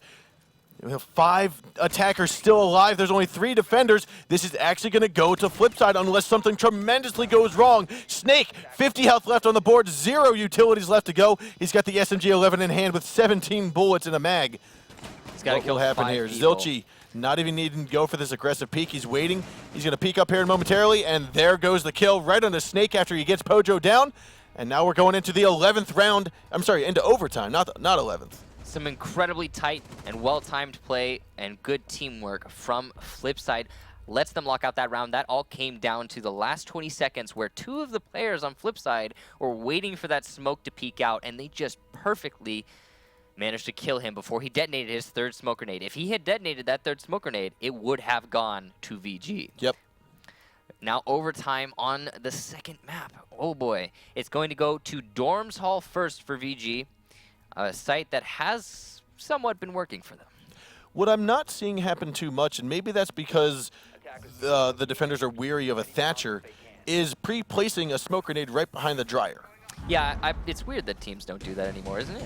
They used to, originally they didn't, then they started to, and now they're stopped. off of it again. Yeah, I'm not sure what's going on with that. Maybe they're just trying to avoid Thatcher grenades. Who knows? But now we're going to be seeing another defense upstairs from VG. Now, Flipside, they have been struggling with this attack. They've been trying to go for the Armory Master take, and it's just not been working out for them. Are they going to be able to make the necessary adjustments to put this to their advantage, or are they going to try the same thing over again? If they try the same thing over again, Are they going to be able to execute better? Are they going to take control of downstairs to deny that C4 from underneath? Are they going to keep a player on the A window no matter what to keep that crossfire established so that they can pincer the defensive operators? We'll find out. They are going to be going, looks like, for another armory take. And that's really a very brave decision. They have to execute this perfectly to get the win against VG, who seemingly has a number, or seemingly they understand this particular attack because they've done it so many times before. Yeah, and so you had a little bit of distraction there as you saw Mint open up that window inside of Armory and then go all the way up to the roof. He's going to navigate elsewhere. Now, Hot and Cold was still looking to get inside of Master Bedroom, which it looks like he did successfully. Easy peasy trying to get rid of any of the bandit charges or mute jammers, whatever he may have seen, but neither are there, possibly getting rid of a Valk Cam. Well, to see, but again, this seems to be a very similar push. However, Hot and Cold is going to peek around King George. All he has to do is just look around the matches. He will see Hot and Cold, but he's just playing it safe, which honestly could be the right call. Yeah. King George now knowing that someone is going to be right there. He will possibly peek out momentarily. Hot and Cold is going to drone that out after he's got rid of the barbed wire. Now this is where he will spot King George. He knows he's in the back of Armory. Hot and Cold now, is he going to actually care about it? I think he got rid of the barbed wire. All he has to do is basically just run into middle dorms, clear that out, possibly look onto the side, but he's got to be very cautious. Flipside not taking any unnecessary risks, going very slow in this take. No kills on the board for either of these teams yet, and only 1 minute 20 left in the clock. VG knows they don't need to peek, and Flipside knows that their timing needs to be impeccable on this push. Now Pojo's actually inside with a plan, a 5-on-5, and this plan is still going down. Looks like Hot and Cold's going to be a distraction and take on Adam. Easy peasy will take down Eclipse into return as Adam gets another kill into Pojo Man. But the plant does go down, and the defense here is starting to scramble. But instead, Snake's actually going to start the plant very early on, and actually a kill from outside. Mint's going to get Snake down. He's just going to tuck himself right around there, tosses one nade in, and actually down Avian. There's only one defender left alive, and that's going to be Adam. He's here inside of the A site. He's going to push on out. Zilchi's there to get the kill. And a fabulous hold here by Flipside after the diffuser gets planted. That was all on Mint with being on that window. Right place, right time, manages to deny the plant. The other two attackers were in no position to stop that defuse of the diffuser. But the defense, though, that's what's more important. I mean, like, how are you not holding that small kids room? I mean, what happened? Where was your smoke? What was he doing? He was at the top of White Stairs, and he did not apply any pressure after the closet wall had been opened. Full 5-man up on both teams, and the plant goes down. I mean, Flipside is one of those teams that I consider to be a team that can pull that off. They did it season 3. Oh, yeah. They've done it in season 3. They've shown they can do it on console and other maps. I'm sure that they've done it more times than I can count. But it's, to me, one of the things that makes them shine out to me. The fact that they can do what they did. Well, for me, it's the fact Vertical Gaming neglecting to hold that when they know exactly what Flipside's doing. I mean, it's the same exact attack Flipside's been using on that upstairs take, and it hasn't worked for them so far. And in this case, Vertical Gaming, they just overlooked. I guess it was so commonplace that they maybe they weren't thinking about it. I'm not sure what happened. A little bit of a lapse of judgment on Vertical Gaming, and it seems like a lot of the times when they're losing these rounds, does come down to a very minor mistake, something like neglecting to check for a diffuser plant. That doesn't seem like a minor mistake. I mean, it depends on how you look at it. It's such a small thing, really. Yes. Not peeking around a corner. Correct. It can be an overlooked item. Right. But it is major in the grand scheme of things. Now we're looking at map point in favor of Flipside. Vertical Gaming, they have to win this upstairs attack, and it's not been working for them either. They've been trying to go through the kitchen, and they've been struggling with Hot and Cold playing in those stalls. And yet again, Hot and Cold on the stalls. Will they be able to handle this position, or are they going to struggle with it again? Honestly, if I was VG, I'd say let's go for the same kind of push that Flipside did. Don't worry about Hot and Cold.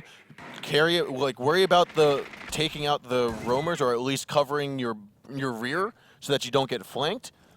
But you've only got one operator that has C4, and that's Zilchi. if I were VG in this situation, I would just try to open up the kitchen wall as I've been doing, force the Valkyrie out as I've been doing, force her out of kitchen, and then as soon as I forced her out of kitchen, I would shoot the Jaeger through the wall. They've had numerous opportunities to do just that. They've had the players droning to establish that Hot and Cold is playing in that. They know where he is, the exact corner. They have a player in kitchen. They just haven't taken the leap to shooting through that wall. So maybe they'll do it this time.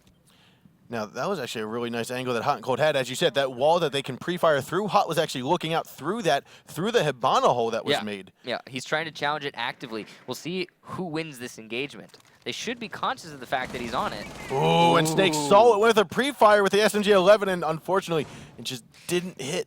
And because of that, Hot and Cold's going to reposition and waste even more time for the attacking team here. 1 minute on the clock, not a single death. Again, this is so similar to the previous round, but again, it's now VG's attack instead of Flipside's attack. It seems like they're so focused here on Hot and Cold that they're missing their time management. You've got Eclipse in the back fighting Mint. He finally gets it, but he still has Zilchi here on the other side of the wall. Goes for the pre-fire, misses the shots, and now Zilchi able to still drone out or waste more time from Eclipse. Waits for it, goes for the shots, and Hot and Cold will get another. I'm sorry, Eclipse will take down Zilchi.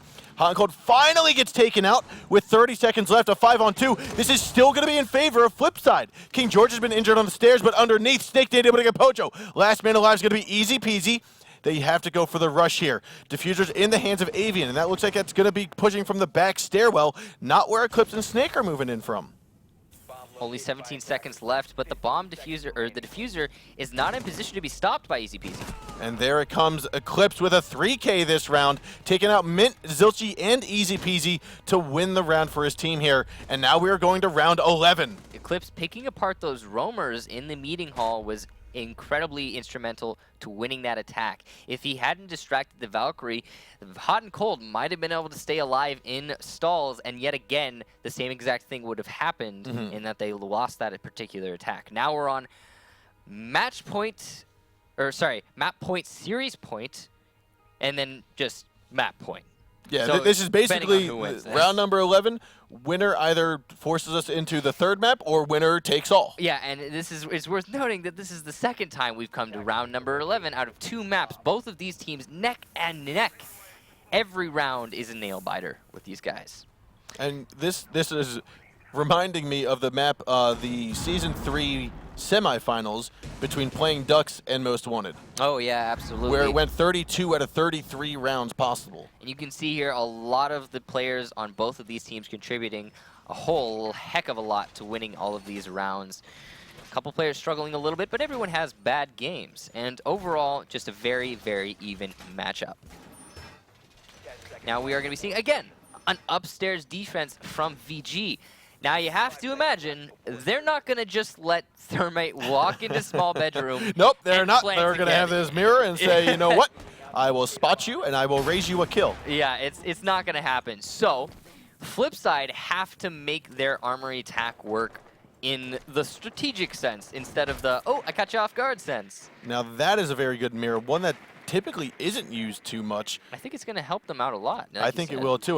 It will allow King George to not necessarily have just blind sight. He now has a window to be able to see what's happening. He actually gets spotted out here by Hot and Cold.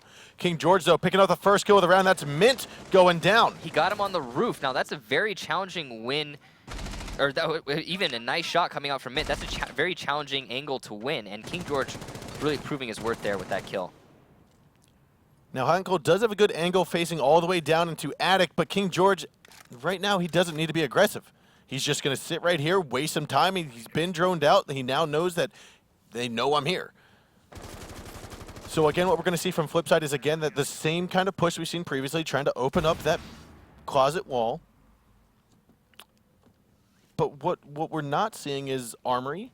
We're not seeing anyone really underneath trying to. Like they're. Oh wow! Another kill from King George onto Hot and Cold on the roof. Again, an extremely difficult angle for you to win, especially with a holographic. Now Zilchi's coming around here. He's about to peek around. King George actually destroys the shield. He could get another one. C4 gets tossed out. He goes for the kill, but he misses. And it does a monstrous amount of damage to Zilchi, but not enough to get the kill. King George is going to drop, move on, rotate over to the red stairs, or to the red tower. He does not see Zilchi. Flipside now backed into a corner, 3 versus 5, 1 minute on the clock, almost no options. All the lanes are still reinforced, and Zilchi is lit as a Blackbeard. That means he can be shot in the torso or foot once or twice, and he'll go down. His shield is almost meaningless. Now, because of the lack of time, I don't think that they're going to have the opportunity to pick Zilchi up.